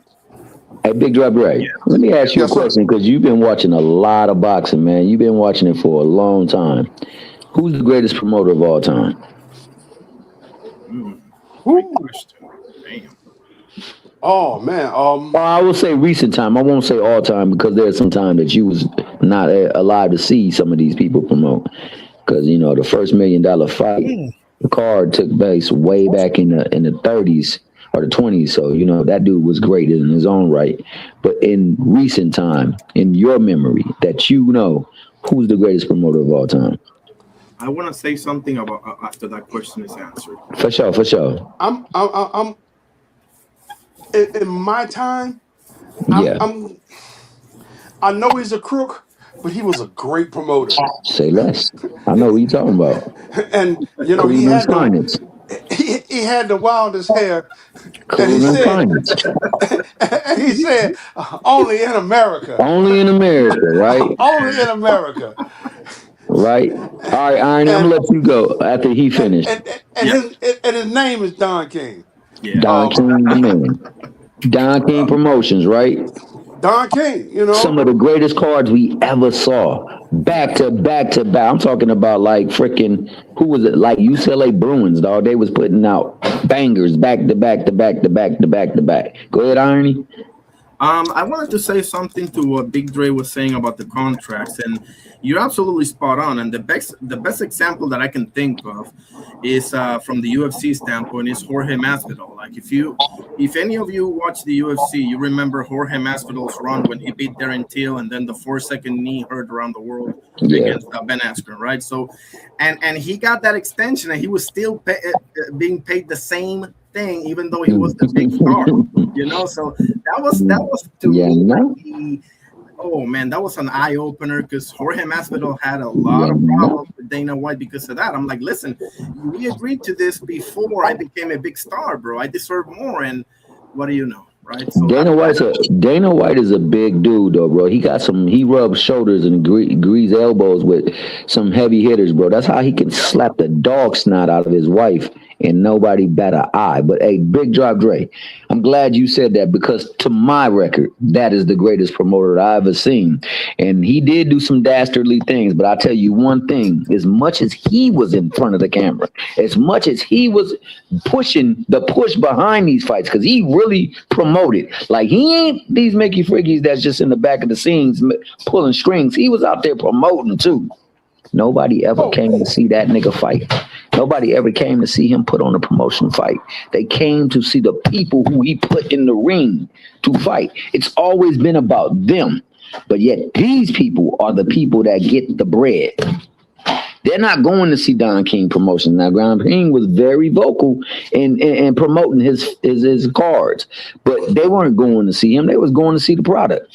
It got to get to the point where our product is so damn viable and so damn, I guess I would say, lucid, that they would understand that they need a bigger piece of this. And see, that's where, there's some discrepancies between business models. And that's why, a lot of people have banded up because they want to make sure they get that great piece of the pie, and trust and believe they are attributed to the machine that put together the Zuffa, TKO, and what's the name movement.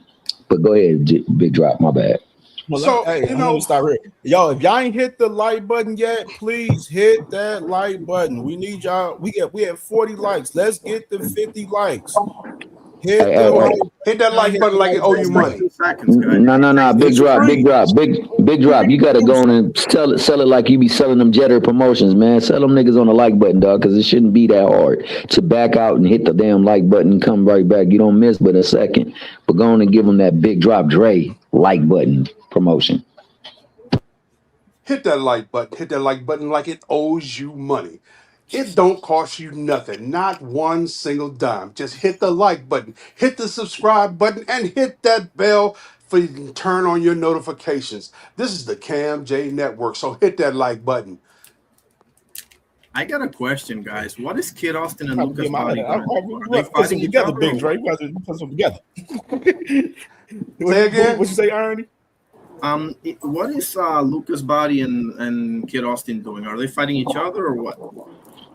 Well, Lucas Body after that, because pretty much what they did was they was supposed to have the WBA title, fighting for that title, but then stated, Tank as the champion.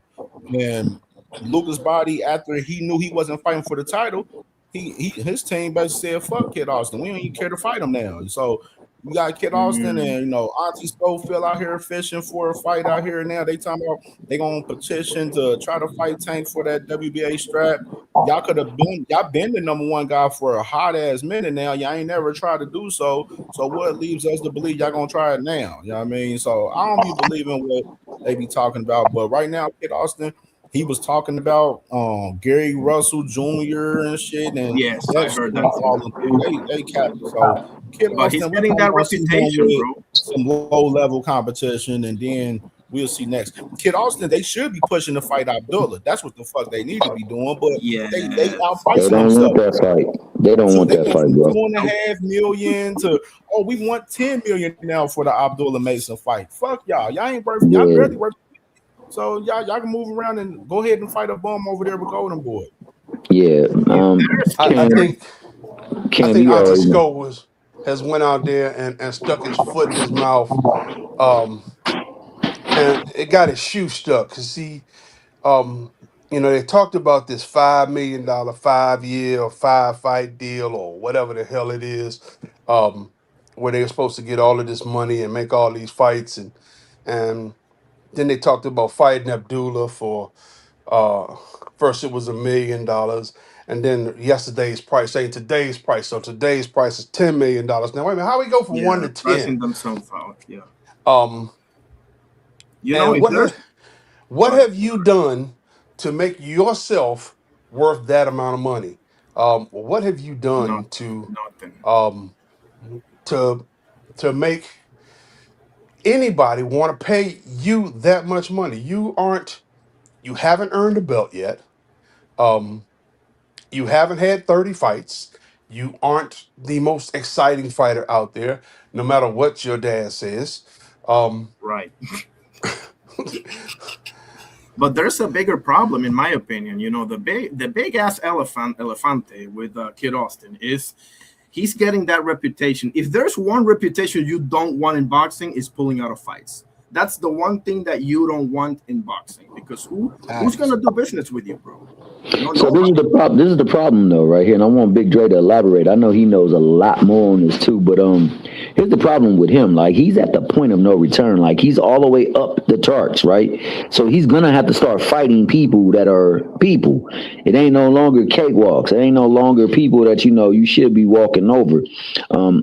Case in point, he might have to fight Zepeda. And that's going to be a fight where he really going to be put test.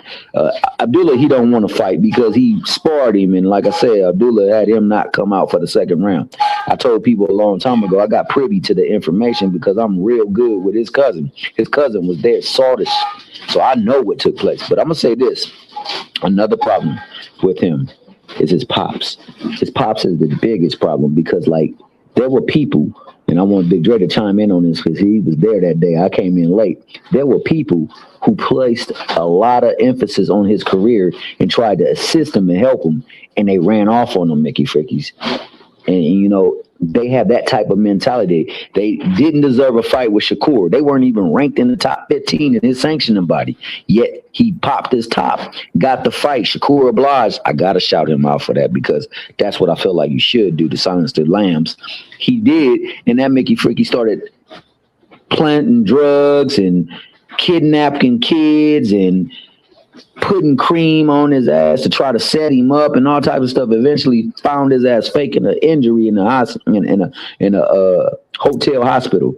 But now the thing that I was talking about with his pops and the people who invested in him and they stepped out on him, it was Freeway Ricky. Freeway Ricky took an interest in his career. Freeway Ricky was doing everything to fund him so that they can get, his boy out there and lick, and then they got the bread and then stepped out. And I know Big Drop was there that day when they was talking about it because it happened on my man Jay Hardcore show. Shout out to Jay Hardcore. Hope everything well with that brother. But you remember that though, Big Drop? Weren't you there that day? He did the interview. I think I was there that day.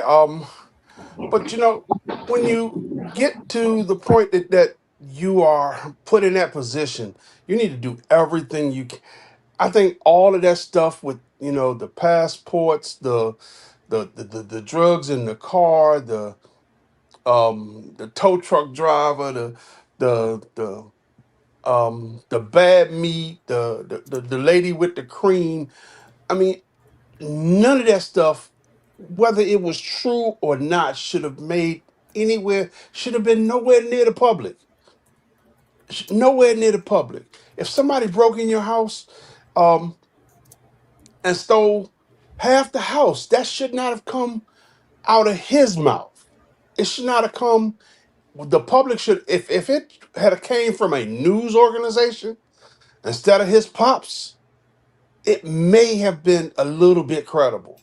But it didn't come from a news organization. It came from his pops. They found drugs in the car. The tow truck driver said that this car ain't been nowhere. Oh, come on now. Oh shit. The amount of stuff that they put out there leading up to the fight that never happened made it so that they couldn't get they should have made it to the ring. They should have made it to the ring. Go in there and lose spectacularly. I would have given you more credit for a spectacular loss against a Shakur Stevens than I'd ever give you for all of the shenanigans they pulled leading up to that fight. Facts, bro. Facts. I mean, so speaking of losses, I got a young fighter that I follow. Her name is Bria Miller. She was on the Jetter card on Saturday night. She fought a hard-fought 4-rounder Yeah, she got against. robbed in that fight. I didn't see her getting robbed in that fight.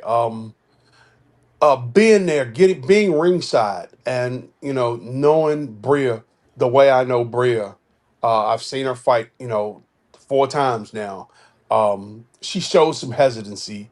She wasn't listening to her coach,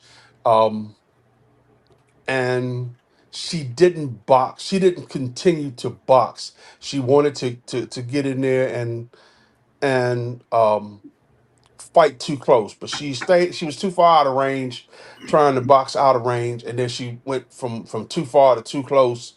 So she smothered her power. But I tried to tell her that win, lose, or draw, we still love her. I want to shout out to Bria Miller because I love what you do, and we're gonna see you the next time. Get back to doing what you do. We love you, Bria, and we'll see you back out there. What division, sir? Say again? What division? She's 147 in the females. Okay. She fought Destiny Too Sweet Jones. Okay. And I'm following female boxing a lot more, man, so I appreciate it. Yeah, absolutely. Yeah, we put you up on game. That's why, player. Let me get my boy Isaiah. What you doing in here? Isaiah, what you doing? What's popping, brother? Yo, what's going on, y'all? How y'all doing? What's up, bro? Isaiah, what it be? What you think about these fights this week? And AJ and Fury finally locked in, man. What's going on? Good, man. All them fights was good. I just wasn't too fond on the big baby shit. Big baby, he like a brawler, so he not that nice to me, and he out there calling out Usyk. Usyk will wipe the floor with that bull. But aside from all the fights, man, it was cool to hear Scooter went he went all rounds. I get it, knockouts is cool, but anybody that really watches boxing and knows you gotta get the rounds in once in a while. You can't know when you're not getting knocked out. And it's kind of like Floyd Schofield with that one dude, Geron or whatever his name is. He's tough, bro. That bull is tough. And Floyd went all 12, and then he got dropped by Geron at I think the 11th. Rene Giron. Yeah, I know you're talking. Wrong. Put him on his ass. You right about that. That's why I'm so happy that Abdullah went 12 with Sam Noakes. Not for nothing. Nah, but you know what, bro? Even with Abdullah, I kind of had a feeling he was gonna go 12 with Sam Noakes because that's just like the type of fighter he is, and he's a dog. But as far as these upcoming fights, we got Inoue and Nakatani. I'm not gonna lie, I feel like Inoue might even stop Nakatani. That's just that's a pretty bold statement, but I just feel like it's gonna happen because Nakatani's last fight, it was alright. It was good. Don't get me wrong. I just feel like styles make fights, Picasso, right? And Picasso? yeah. Okay. Styles make fights, and Inoue looked good, and Nakatani looked alright. You know what I mean? But I just feel like Nakatani is gonna come. He's gonna try to step on Inoue, but it's like as we seen Inoue, bro, he gets dropped and he comes back like Superman, bro. Like you can't beat him. Yeah. You can't. It's like he gets dropped and he gets stronger. So I feel, oh man, it's gonna be hard, bro. It's either gonna be it might go all 12, but that's a fight that I'm definitely gonna get. I can see anything. I can see literally anything happening. Yeah. I'm rooting for Junto personally because listen, this is a pick and fight, bro. It's that's a fact. The two samurais, right? But his last fight, Sebastian Hernandez, props to him. He was pressure. Good, bro. He was tough. Yeah, he put a pressure on that boy. I mean, it was constantly there in his face, and but I don't think Naoya wants to take that left hand from Junto, man. This is not like Cardenas or Neri, man. He might because after the Ramon fight, I feel like Inoue just doesn't give a fuck anymore because he this the thing. A lot of people don't really agree with Inoue being up there on the pound for pound list, but I kind of do because Inoue could box, he could bang if he wants to. He can move around the ring. He could win in a fashion of not getting hit. Like I've seen Inoue do it all. I just think he gets overzealous at times, and Nah, against he this does. guy, bro, like He does, bro, and he gets caught. He gets caught, and we've seen it many times. But so I feel like he's gonna play it smart, and it's gonna be like a MJ kind of fight. Anyway, MJ, that was a great I fight. wouldn't bet on this fight, bro. I wouldn't bet a nickel. I'm a bet, but also too, we got Benavidez and Zurdo. I got Benavidez. At first I had Benavidez stopping Zurdo, but Zurdo's a big boy, bro. Zurdo, he's a big boy. So shout out to Benavidez for even going up to cruiserweight. And if it's true that he's gonna make the fight, if he's gonna make the fight with Bivol, I really hope they make it happen after this fight, because I feel like Benavidez, he deserves that fight. It's long overdue, and I just hope the weight cut doesn't affect him. But we'll see.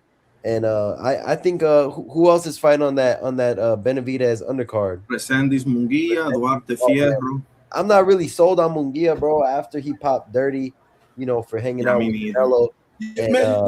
Now, man, Gil had me fucked up because I heard, like, I talked about it a few days ago, where McGill, he talked about, if he lose the fight to, Resendez, he's talking about moving down to 160. That's some weak shit. That's some weak shit. That's crazy right there. That is some weak shit, Cam, because at the same time, too, like, he got lucky and he came back and he beat up French Seth Sarasi, but he popped hot. So it's kind of like, bro, like you switch camps, you chilling with Canelo, and this is facts what I'm about to say. Canelo's camp has the most dirtiest people in the camp. Mm-hmm. Yes, sir. And it's kind of like, I don't understand who's the nutritionist, but they need to jump on board with like somebody like Snack if they about to be doing shit like that, because everybody knows, bro, Canelo's camp is one of the dirtiest camps in the boxing game. And no doubt, Munguia moving down, that tells me that he's gonna be on more drugs. How the fuck is he gonna? He been at a weight class for so long that he over here popping dirty and about to move down. Now I'm not with that, bro. That's all I want to say. The modern day Panama lose. All right, bet. So I got one pushback. I just got one pushback because I think people really. Although Dondrick here, no, I back for the 5-star general. Go ahead, Dondrick. If you had to go and finish what you was about to say, you already was in your thoughts. I was just gonna say, go ahead, Dondrick. Go ahead, Dondrick. I don't want you to get on mine, bro. You was about to say some shit. Go ahead and say that shit. Yeah, it sound like you about to say some shit. I'll go ahead. So this is the thing, man, and I not name Tank, dog, because Tank different from all these Mickey Frickies. We hold him to a different standard. We treat him different. But at 35, who do you see is the person that's most close to Inoue? Tank. No, but not Tank though. Like, I ain't gonna say it. Tank. Because I think I said it to say this. That fight that he had, your boy Abdullah had with my man, is not a knock on him. That's a badge on him, man. That dude was not going nowhere, and he was there to win. And sometimes you get in the ring with folks that's not going nowhere, or they are there to win. And I think that doesn't affect how I feel. He connected on Abdullah a few times. He did, man. He gave him everything that he needed to get him right, man, because it ain't always going to be apples and ice cream up in that bad boy. It's not going to be cake and lollipops up in there. Sometimes you're going to get you some sour heads. Them bitches going to be loaded with some secret sauce. They got that damn hot sauce that'll sting, burn your tail. So that right there is necessary for him to progress forward. Same thing with Junto. Same thing. That dude was not going nowhere. And if you slow that fight down, you'll see a lot of times it was activity that wasn't achieving much, but it did look good, and it was constant pressure. We know Inoue to be a pressure fighter. We know him to jump in there and throw some stuff. Don't sleep on Nakatani. That Mickey Fricky left hand is dynamite, and you know what puts Inoue down?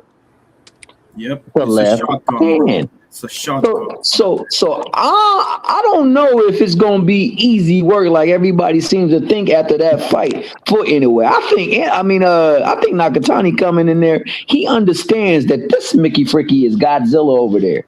He is making all the bread. Everyone loves this nigga. And if I can topple him, I can take that spot. Now that might not happen, but he got that mindset. And I believe that Mickey Fricky coming in there to do damage. And I still got my man Nakatani in that fight, player. That's all I was gonna say. Well, you talked about, who's the closest to Inoue at 135, and when you mentioned Abdullah's name, that was gonna be my thought, because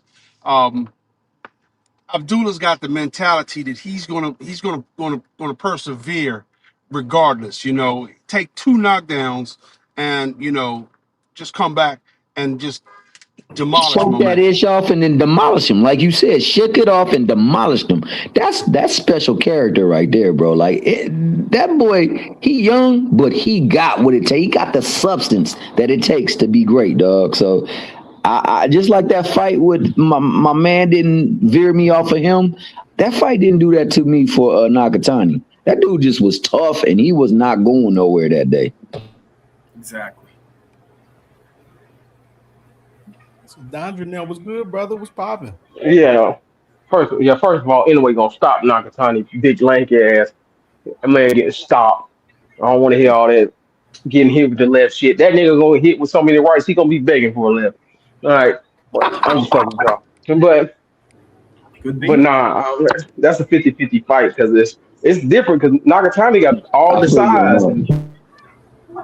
He got the size, so it should be a great fight. But anyway, he's a superior athlete.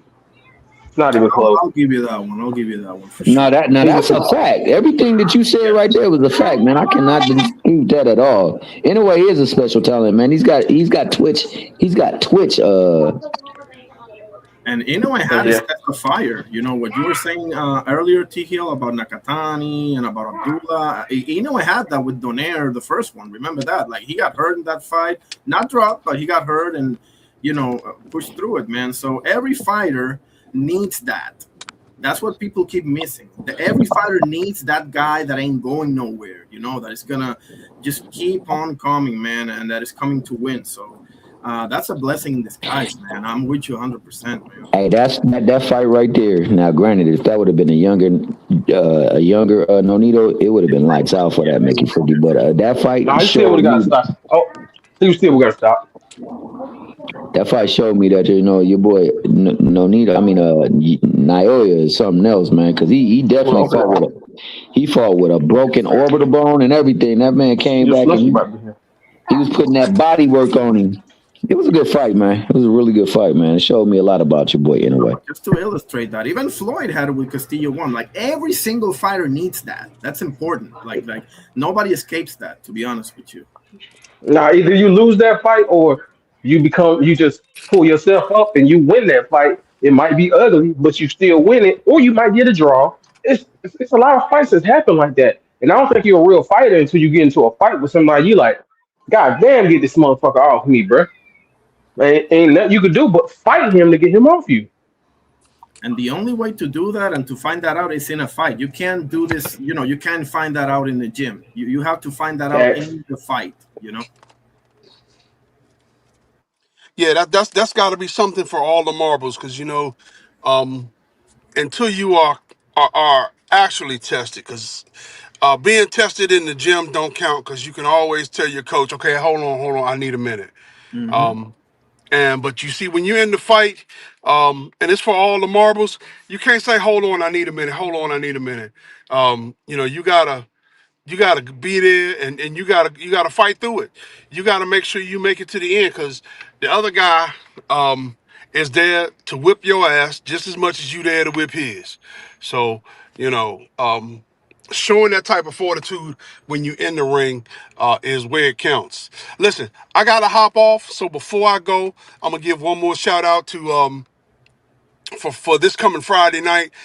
This Friday at Maryland Live Hotel and Casino, No Excuse Promotions and ProBox TV presents a night of the contenders. So this is the contender series for Pro Box TV. We've got a bunch of great locals like Jordan Roach, Ben Johnson, David Whitmire, and Cobra Breedy, all folks from the DMV. Come on out, check them out Friday night at the Live Hotel and Casino. Doors open at 3:30 p.m. and tickets are available on AXS.com. That's AXS.com. And I'm out of here. Y'all have a good one. I think Scarborough is All right, fighting. then, big drop. I think Scarborough is fighting in Pro Box on Friday, if I'm not mistaken, right? Yeah. Frankie on it. I was doing that off the top of the head, man. Hey, speaking of which, man, you got to get with CamJ. CamJ wants you to do some drops for him, man. Yeah, I'm about to get you. I'm gonna hit you up, man. I'm gonna send you my number in a minute. Yeah, we got to put something together. I'll have to get D1 on some editing shit. D1, he best editor in the fucking game. Who you telling? I really missed the fact that he didn't come down to the fight because we was gonna sit down Saturday and go through a couple of things. Because he do them edits, man, and he make them shorts. But do you have my number, Cam? No, I'm gonna send it. I'm about to send you my number on Instagram. I'm gonna put it in the. I'm just gonna put it in the back chat. All right, back chat it though, but definitely, and one of the drops that you do, man, you gotta end it with speed chasing, man, so he can go into his little intro music, dog. We gonna put it together, man, for sure. We gonna put that thing together for sure, man. All my life, I was speed chasing.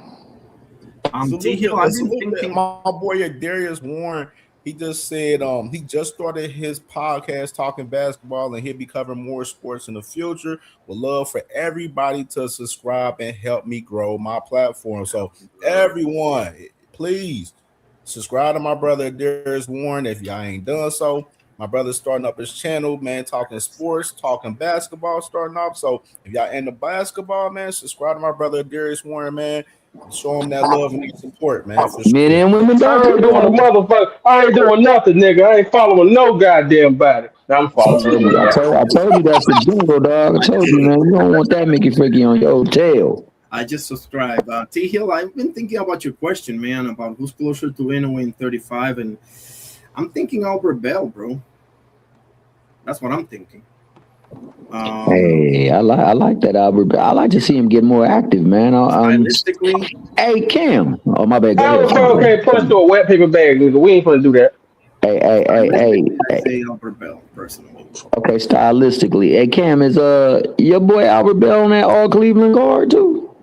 No, he is not. When I talked to Albert a couple weeks ago, he said that he would be on the Diego Pacheco card in July, which is Eddie Hearn just announced and said that Diego Pacheco is going to be fighting in July in LA. So Albert Bell versus Andy Cruz in July in LA on the Diego Pacheco next card.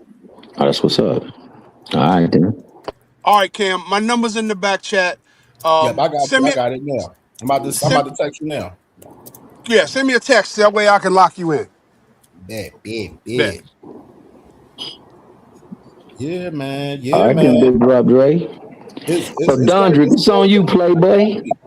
Great fight week, man. Great fight week, May 2nd, Cinco de Mayo, man. You got Pro Box TV got a card. You got the UK card with Conor Walker and Sam Edgerton right there.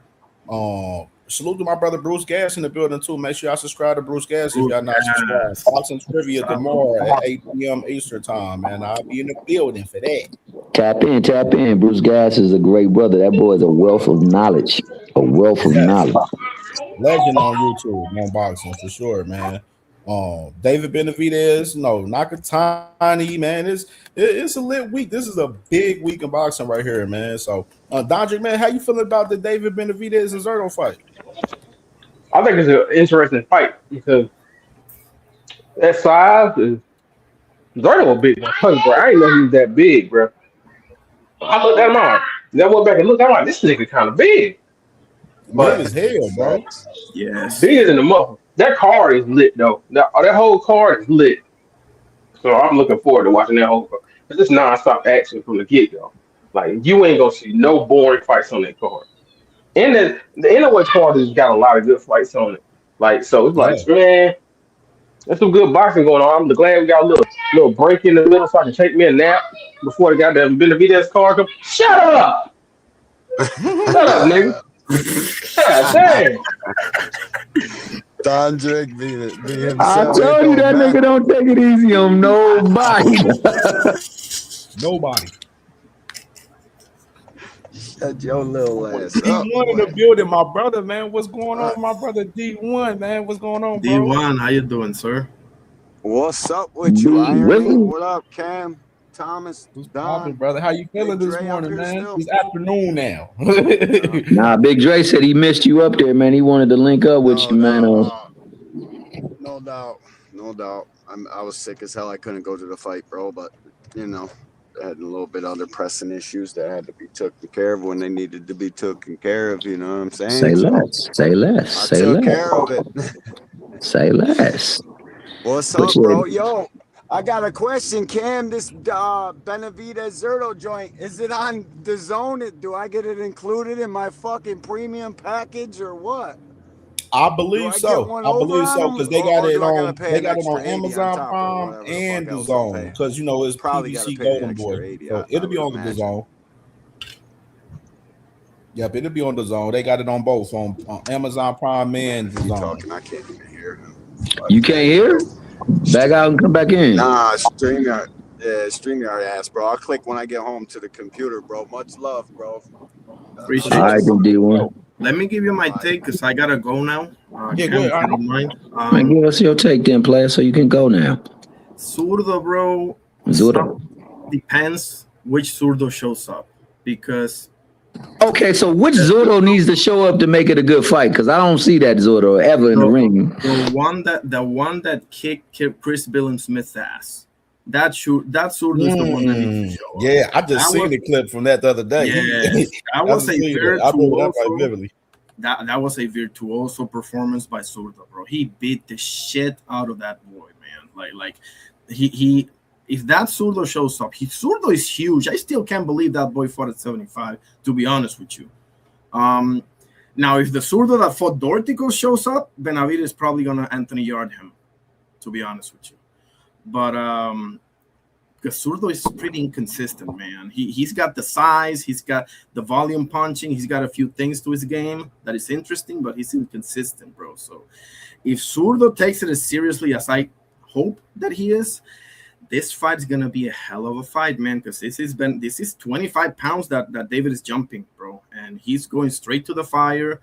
And props to him, but there's a lot of questions that need to be answered, bro. How's that power up there? You know, how's your punch resistance up there? He does get hit, bro, David Benavidez. So we'll see, man. Zurdo is not a Jairo Petaya one punch sleepy, but he can, you know, bro, he can put the beats on people. So this fight is gonna be a hell of a fight, man. Unless Zurdo doesn't want it to be.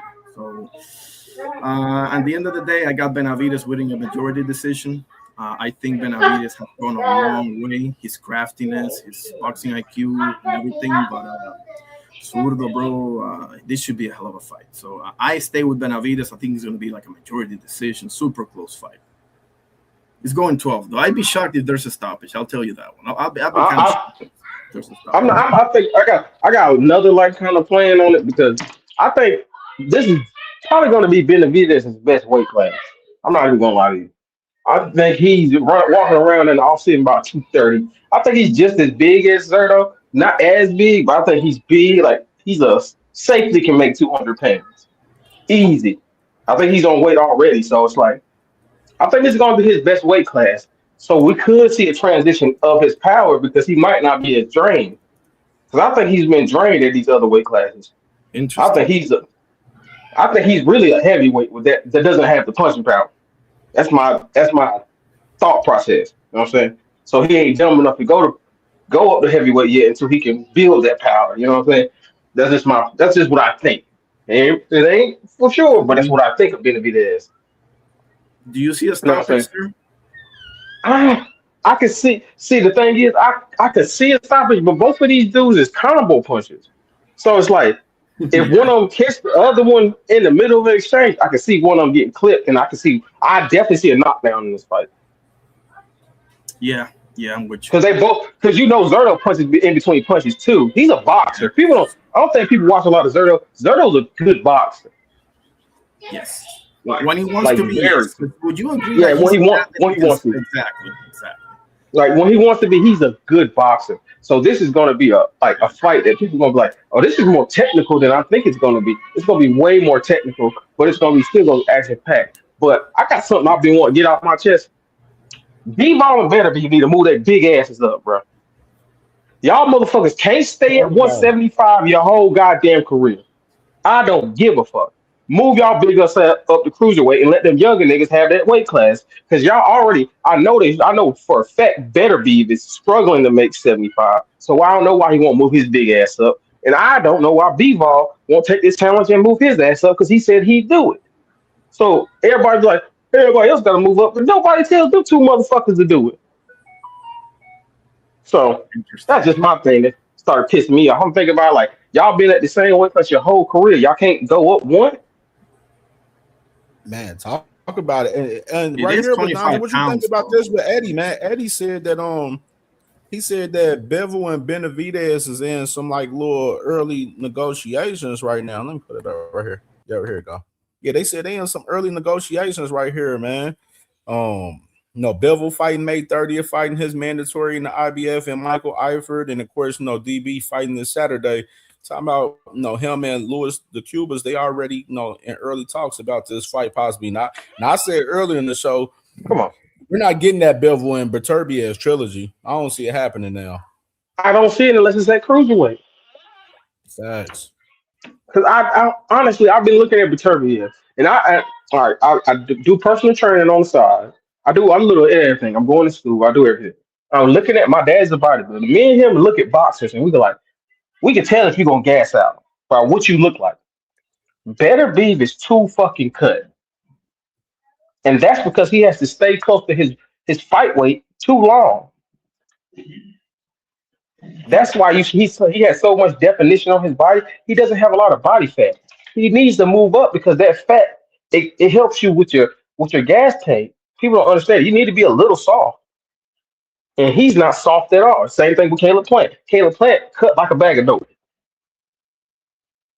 But his ass don't have enough power to go to 75. He needs to be at 75 though, because he needs some fat. Because one thing we know, he's going to gas out. And I think that B-Ball would be even better because he's closer to that weight to 200 than he is to 175. I don't give a fuck what nobody says. But it's like, I guess it's me who wants to see them better, and I want to see them challenge themselves. And I hope that fight happens at cruiserweight. Yeah, that's real interesting right there, man, with Bivol, because Bivol, he got the WBO strap too, where of course Colin Smith, he was supposed to fight Morrell, and the winner of that fight, they was gonna start pushing for that for Bivol and shit, where WBO was talking about possibly stripping him and shit. So now Colin Smith's not fighting David Morrell, so it's a whole lot of mess. So I wouldn't be surprised if Bivol and Benavidez fight. Both of those guys are champions at 175. That fight gonna definitely most likely be at 175. But I agree with you. Bivol I heard him mention that he'll go up the cruiserweight, which is like you said, them guys been at 175 for a minute, man. Probably definitely maybe a need for us to go and make that move up. But people ain't here. Remember the first Beterbiev B-Ball fight? Better Beef has said it after that fight. I want to go up the cruiserweight. He said, I want to try. He said, I'm getting older, and I think it's harder. As you get older, it's harder to cut weight. And I think they waiting his old ass out. And that's just my opinion. You know what I'm saying? I really do like B-Ball. And plus, I want 175 to get these younger guys like Najee Lopez, David Morrell, Ben Whitaker. What's the other guy? Is that Denzel Bentley? Yeah. That's his name, right? Right. Okay. Yeah. Those guys can, kind of take that division over so we can have more parity because cruiserweight needs names. Definitely do.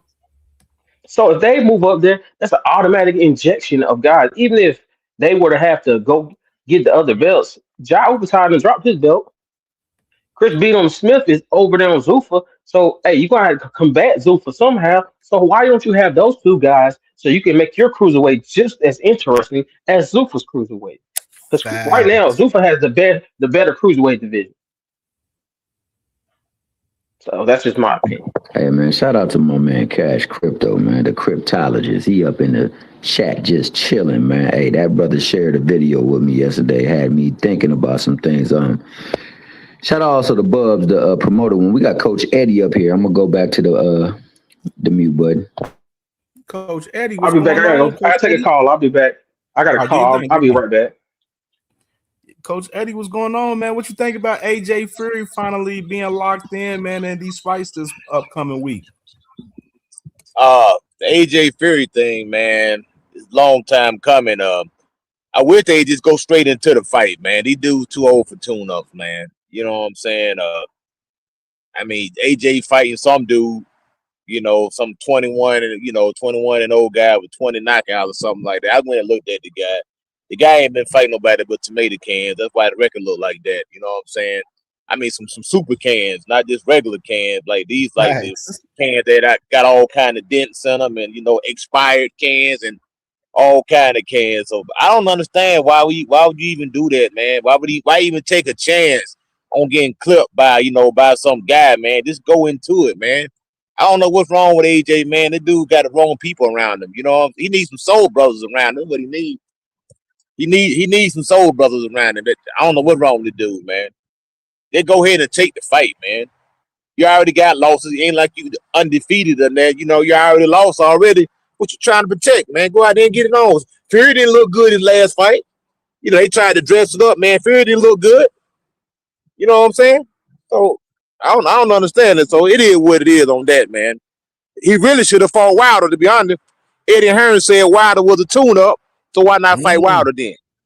Mm-hmm. You feel me? You said he was a tune-up. Fight Wilder. Show he a tune-up. Get that man an opportunity, man.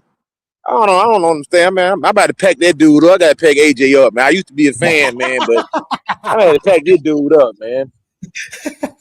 You know what I'm saying?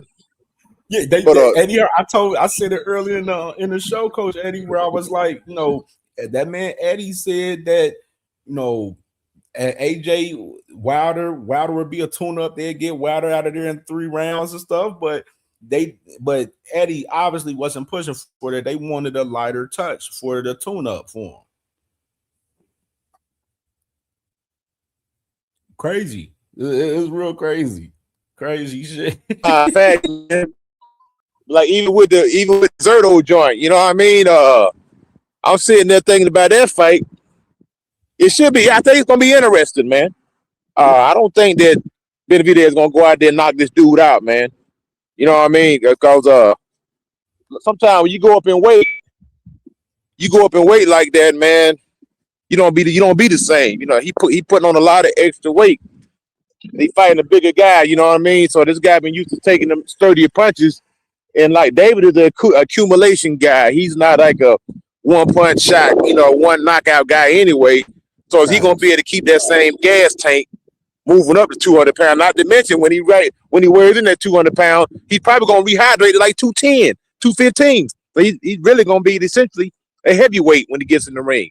Is he gonna have that same motor that he had at 160? Because we seen when he moved to 175, it seemed like the guy was able to take his punches a little bit better. Aside from Anthony Yarde is going there in the corner and balling up like a heavy bag and getting punched on. You know what I mean? But everybody else was able to take his shots. Soto's a big dude, man. I think it's going to be interesting. I think the familiarity, both guys are familiar with each other. They spar multiple rounds, so I don't think anybody's like afraid of anybody. You know what I'm saying? I think it's going to be a good fight, man. I don't see Benavidez going to just walking through this guy. I really don't. Absolutely. Yeah. See what's popping on. Yeah, what you think? Not Junto Nakatani and anyway. What you think about that fight, Coach Eddie? Hey man, it's a good scrap. It's hard to root it. It's hard to go to the monster because he's undefeated, but he's susceptible. He's shown that he can be put down. His defense is not the best. I mean, it's not the worst, but it's not the best. he's an offensive minded fighter, so he'll take a few shots. He'll take risks. You know, he lets his hands go. So the opportunity's there. Just it's Nakatani going to be able to capitalize on the opportunities. Now, he need to use his range and his reach and try to use that height, you know, to the best of his advantage. But I think we get a good fight, man. You know, two Japanese fighters going up against each other. It's a domestic fight, you know, the battle of the Japan. So, you know, you got to go in your way because, like I said, you never see the guy lose. He always come through. He's been knocked down. He gets back up and still finishes the job. But I think it'd be a good fight.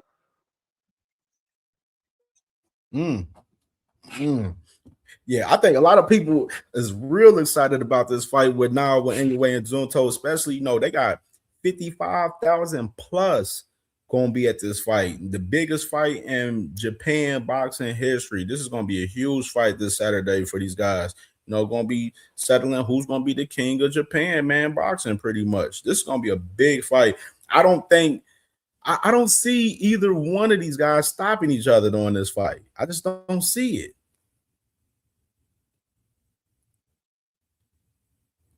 Nah, it's probably not going to end in the stoppage, man. Both guys going to show up, going to be fighting with a lot of pride. I'm pretty sure the crowd, although Japan crowd is kind of different, though. They don't really get like raucous or loud like the American crowd or UK crowd, but it should be a good scrap, man. You know what I mean?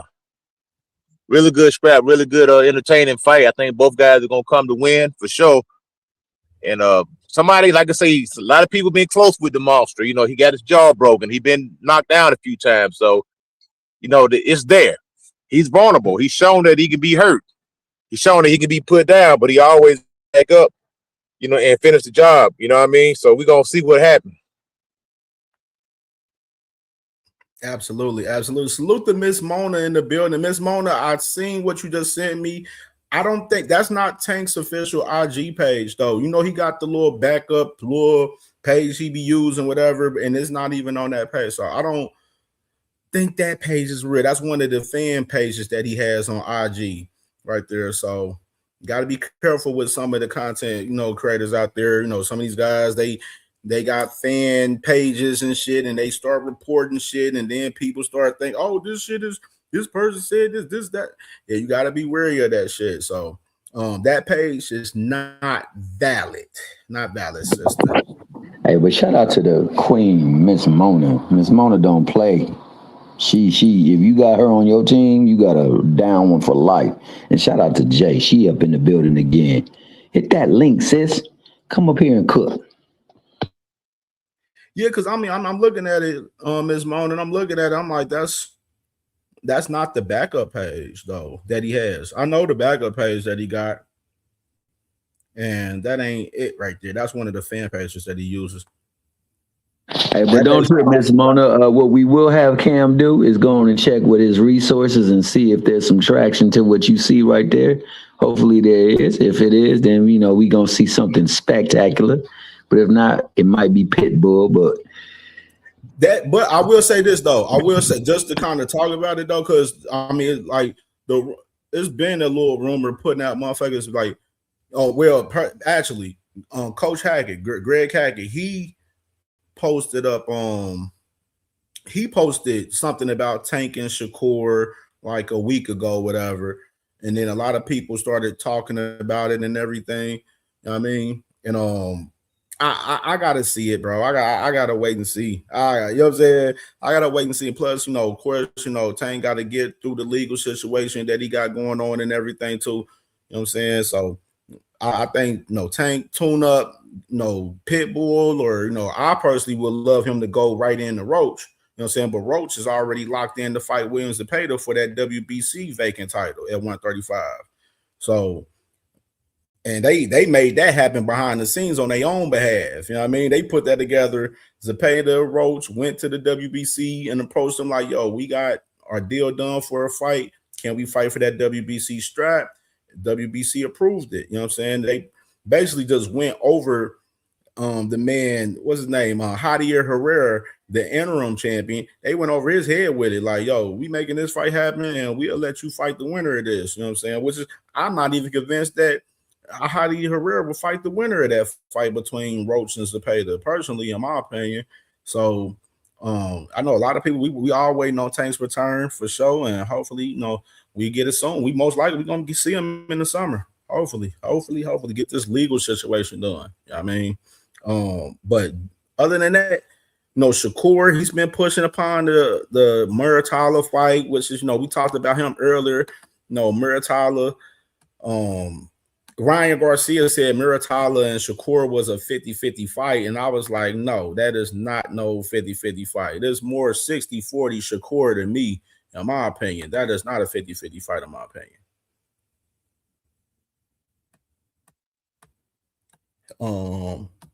What else? What else? Now it's getting crazy with with the conversation with that though, for Shakur, Shockey Foster trying to make Shakur stand on business with his situation. Of course, Shakur, he told us, he said it's all good, Ray Savage, because he won't get an opportunity to fight with me until he fights you. That WBC shit, he was talking about the interim title that Shock won after he beat Cool Boy. He won the interim, that WBC interim, but he vacated it because Shakur ended up, going on doing his thing with, elsewhere. So got Shakur getting pressed, man, by this boy Shock. And Shock's been asking for the Shakur fight since Shakur was at 130. So they got history. That's why, like Ray Ford, you coming in late. That boy Shakur pushed you in the forefront to fight Shockey, and now we here. And Shakur, we're gonna see if this man gonna be a man of his word and give Shock that opportunity if Shock beats Ray Ford May 30th. What y'all think about that, fellas? Well, I'll let Coach Eddie go first because I know that's his repertoire. Go on and educate us.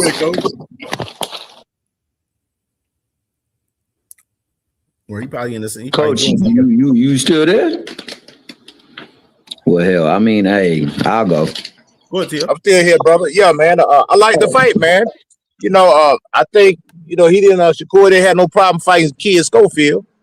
You know what I mean? He signed that real quick. Now you got somebody. Everybody, it's just funny how people always talking about, oh, nobody want to fight this guy. Nobody want to fight this guy. Then when somebody raise their hand to answer the question, they be like, oh, you don't know the answer. I ain't even gonna give you the opportunity to answer. Bro, you talk about don't nobody want to fight you, but all I see is people calling you out, people raising their hand. Ain't nobody running for you, bro. I mean, you're a good fighter, but man, hey, Shock, he can fight. If the man ain't got no business in the ring with you, then show him he ain't got no business in the ring with you. You ain't had no problem fighting Joe Cordina. You ain't had no problem fighting Kid Schofield. This man want to fight you. This man know you. Y'all got history.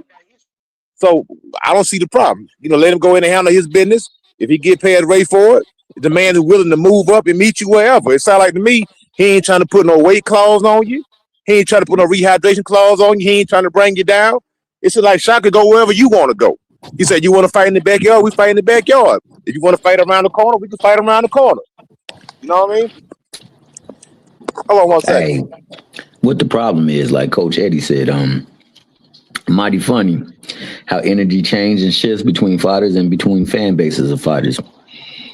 Other people do what this is that we've been seeing. They running from smoke. Like Coach Eddie said, his MO was not to run from smoke, but yet there's people raising their hand trying to get that smoke session with him. And they got to jump through hoops or they got to fight the little bro before they actually can get in the ring with the big bro. Like, that's like, what you call that, window shopping or what you call that when you go in the dressing room, try on the clothes before you purchase? Well, we over there, we sizing people up.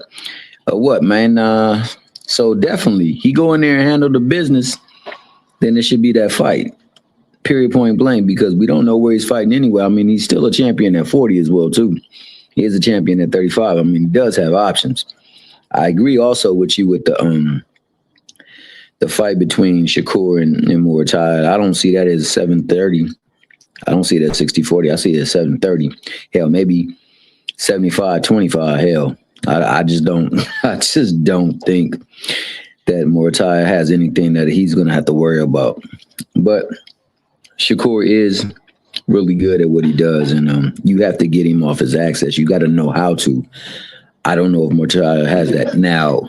Seems as though the way he moves around Shock, that Shock has shown himself in sparring, because everything's about sparring. Because Shakur loves to spar before he gets to fighting, and I think that that's why he wants to see what he's looking like against Ford to see what it's going to be like for him in that ring. But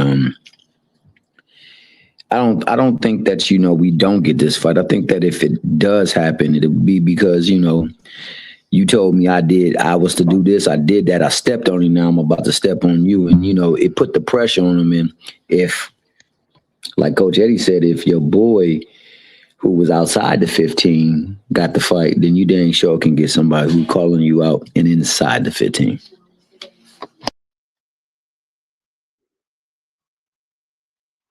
Man, facts plus tax, man. Be more bully, man. What's popping, brother? What's going on, man?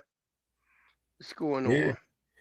What you think about the Shock pressing Shakur? Then you got AJ and Fury finally locked in for the fourth quarter. Then this weekend's fights, man. May 2nd, man. And I just what I think about it? I think about it like this whole. And I saw that video you posted at the end of the show, man. You should have showed that video a whole lot earlier, Cam, or maybe I missed I did. I think I started off the show yesterday with that shit. I use it as a commercial break, man. That's one of my commercial break clips right there, man. You know what I mean? Because that went away, and then I came back. I was like, Cam, still on. And then I saw that, man. I cried, man. That AI video is funny as hell, man. They mad at that dude, Real Boxing News on Twitter, man. He got a lot of dudes. I think dudes trying to I think they trying to get that boy paid shot over there on Twitter because of that shit. Real talk. They on some crazy shit, man. Shakur fans didn't like that clip. They ain't like that shit. Hey, it's the truth. You see what I mean? Oh, another breaking news. Breaking news once again. Earlier we mentioned that Xander, he just re-signed a multi-year extension with Top Rank. Breaking news right now. David Morrell will be back in action in a 10-round fight May 9th on the Worley Dubois card, facing this guy named Zach Chelly in a 10-round fight. So David Morrell back in action May 9th on the Worley Dubois card versus Zach Chelly. Right there. He's gonna win. Ben Whitaker a hoe. Morrell gonna win. Ben Whitaker a hoe, man. Yeah, he a clown. Man. You know what I think about that whole situation? It's just like that video dictates. You know what I mean? That just shows just how much of a clown Shakur and them is. And people like they go ahead and give that, that's being strategic. That's not being strategic. That's being scared. What happened to the days of old, of yesteryear, when boxers would go ahead and they would fight their ops? They wouldn't pass it on to somebody else. You know what I mean? They wouldn't pass their ops on to somebody else. They'd be like, all right, you want to do it? Let's do it. And get in the ring and show and prove. Plain and simple. No, Shakur can't do that. You know what I mean? He got to ensure that he don't fight any of the good young fighters that's coming up in that Top Rank stable, or he go ahead and no, Jay Prince don't want his fighters fighting each other. Tell the truth, that's a whack ass situation anyway. How you going to not have your fighters fight each other? They all trying to get paid, right? So you gonna deny them a check, a big check? Oh no, you'll just go ahead, fight this dude, fight that dude, get the little checks. Shakur the man that we want to fight. No. Then Shakur come along. Let's be fake brothers. You know what I mean? I'm like, come on, man. Y'all niggas playing. Come on, man. That's some weak shit, man.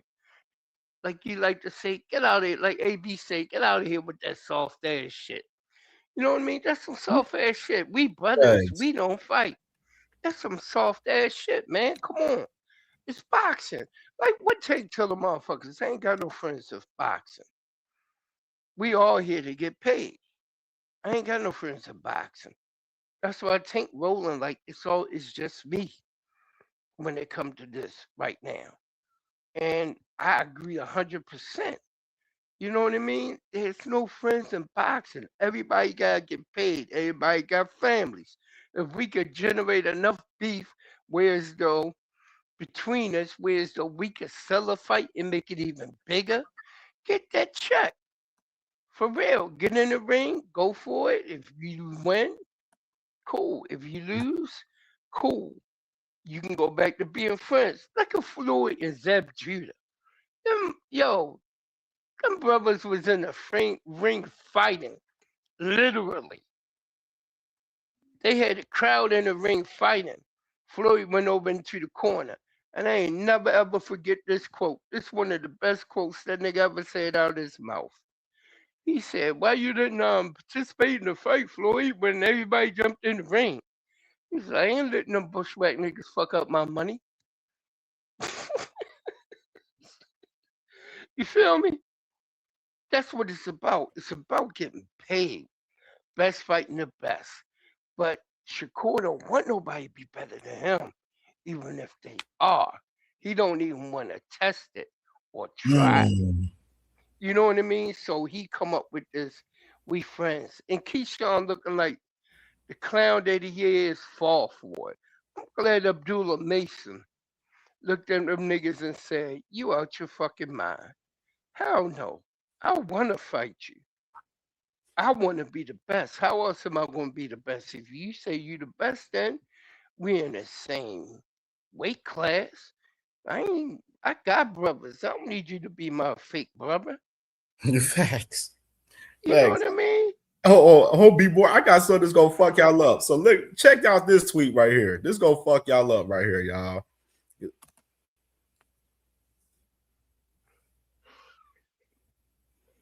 Kid Austin just tweeted out talking about we may be fighting Tank in July, August. God is so good. Just hot off the presses the last man. Don't nobody believe shit. I'm trying to get on my coach Deion Sanders. I realize that I gotta chill back on the case. And I don't want y'all to be getting monetized because of me. You know what I mean? I'm like, hey, I'm a brother from B-More. I'm gonna go ahead and say it like this. I learned a long time ago that when motherfuckers try to come, excuse me, when people try to come at you sideways, you're gonna have to pull that card. When somebody try to go ahead and try to play you, you gotta pull that card. You pull that card straight off the bat. Why? If you don't, they're always gonna think they can take advantage of you and say whatever they want to say to you. And you can't have that because that's going to be the main thing that will open up the floodgates. Because we got this thing we call in Be More, which is in the animal kingdom. Cats out here, wolves. I'm rather be an alpha wolf who run by myself rather than an alpha wolf who's in a pack. Why? Someone in that pack will always betray you. Always. Because they want to be the alpha or the big dog. You know what I mean? So that's the way you have to be. And I grew up like that. And I understood that. And that's something that my father taught me. Rather be a leader and walk by myself than subservient to somebody else and walk in a crowd. You got to be able to stand tall on your own 10 toes down before you can go forward in life and go where you need to be and be the type of man you're supposed to be. And that's what I teach my sons. That's what I try to get over to them so that they can understand it. Of course, they're going to have to go out there in life and they're going to have to go through their trials and tribulations. But experience is an excellent teacher.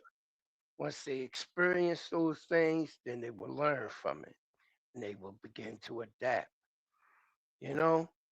But hey, that's just how it is, you know? But Shockey, of course, man. Shockey is very talented boxer.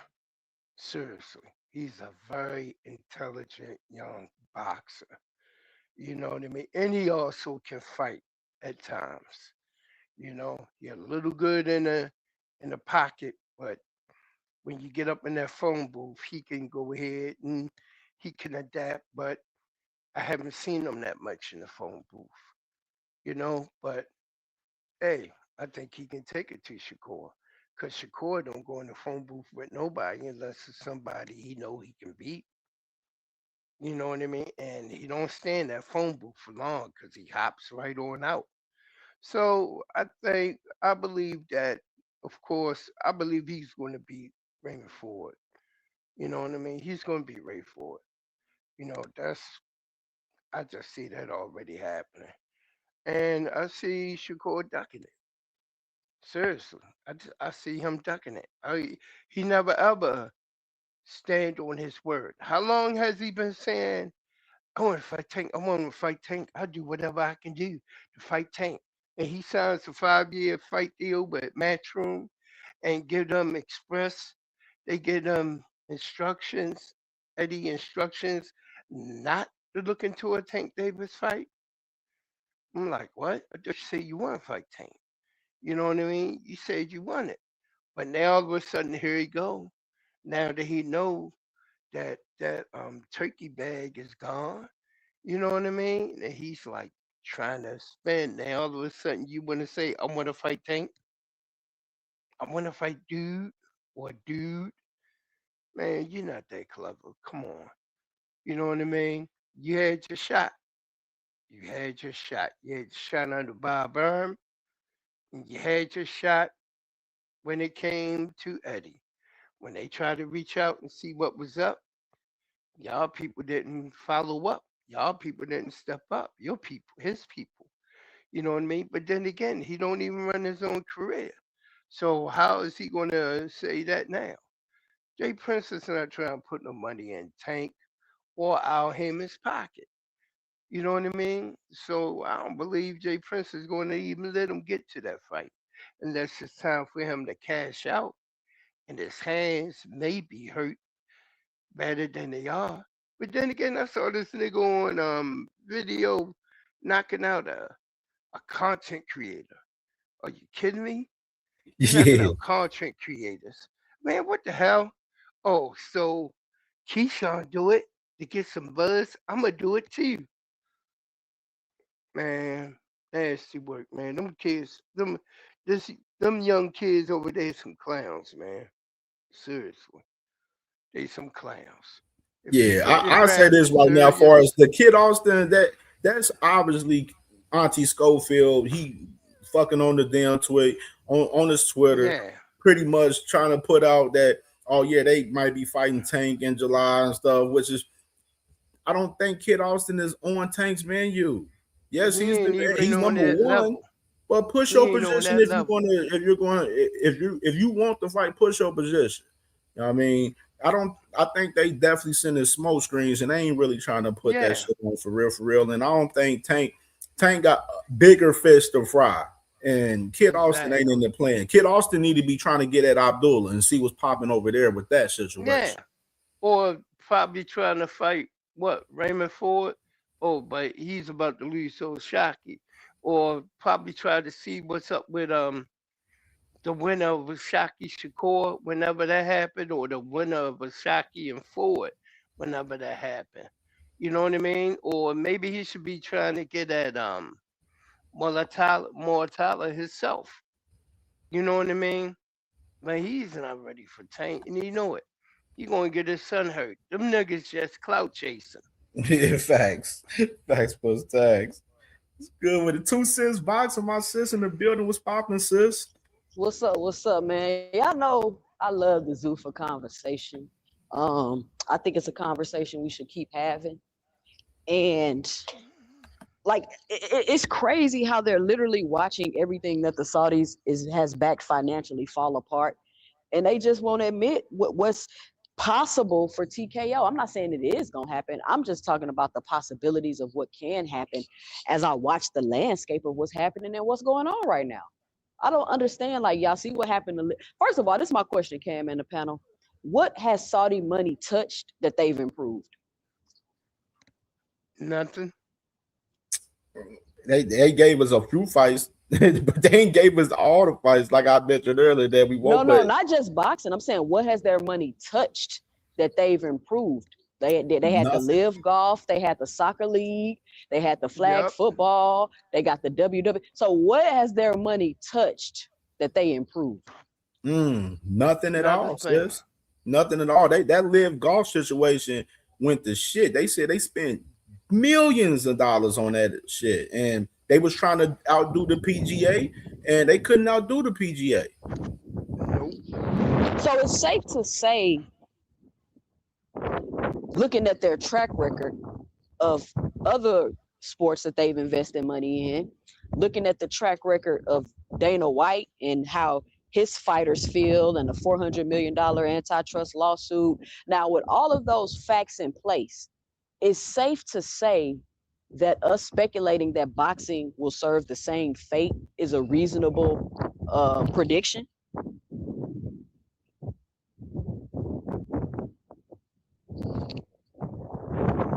Hello? Right.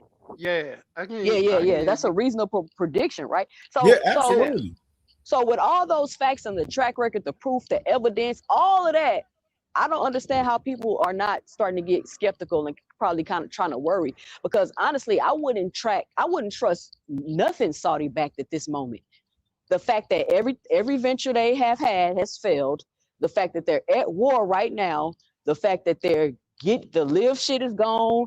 They was all big and gun-ho about this WWE. See, I don't think people realize that they probably did all of this stuff to fulfill whatever agenda that they wanted to fill, and then they about to be out.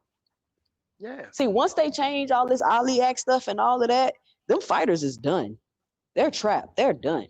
So we're gonna see how it play out. I just don't understand why people just won't acknowledge the facts and the things that's right in front of their face. Like they're willfully being ignorant and just ignoring the facts. It's crazy. True that.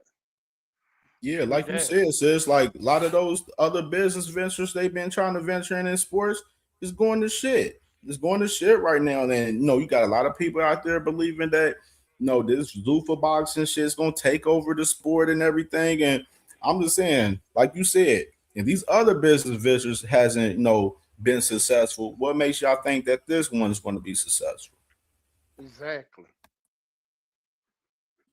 Well, I'm gonna say as an independent contractor, when you are a boxer, you're an independent contractor. You gotta do what you do for yourself. You can't really worry about the business. You got to make hay while the sun is shining. So if they want to throw money away, you better get in line and get you some. That's all I can tell you. The issue, Coach Eddie, is that if they sign with Zuffa, they not independent contractors. But right now, a lot of them are unemployed anyway, so it don't matter. It's either you're gonna fight or you're gonna starve. See, boxing is like this. It's like feast or famine. That's what it is. You're gonna eat or you're gonna starve. With all these promotions. Hey, look, like I said, if you're working at Home Depot and you get a call, say, hey, you're gonna make 40 racks, you're gonna sign the contract. A lot of these fighters aren't working. That's why you see guys on team. Rashidi Ellis is ranked number 2, and he's fighting on Team Combat League. He's ranked number 2. $5,000 a round. They ain't making no $5,000 around. My homeboy fight for them. They ain't making $5,000 a round. I got somebody in my gym that fights Well, for them. it depends on who you are. Everybody not making $5,000 a round. Depending on who you are. If you got Now everybody ain't making that. I know a few. Because I looked at that nigga. I said, "You made $5,000 for one round." He was like, "Yeah." I was like, "Is that what they making at that Team Combat League?" Now it depends on who you are, what status you are. But like at the end of the day, it's like boxing. Let me say something. I want everybody to remember this. My coach told me this a long time ago. He said boxers come a dime a dozen. It's way more fighters than it is fight days. If you don't want to get down with the program, somebody always will. It is what it is. You better get your money while you can. This is what you're doing for a profession. You better get your money while you can, because boxing gonna follow the money. It always had. Boxing was based off the origins was off freaking organized crime. It always been organized. It always been criminal laden. So this is nothing new. I know they about to centralize the corruption and the criminal activity now. They about to put it all together under one umbrella and have central control over it. That's what they're trying to do, basically, Coach Eddie. But how can you do that when everybody ain't down with the program?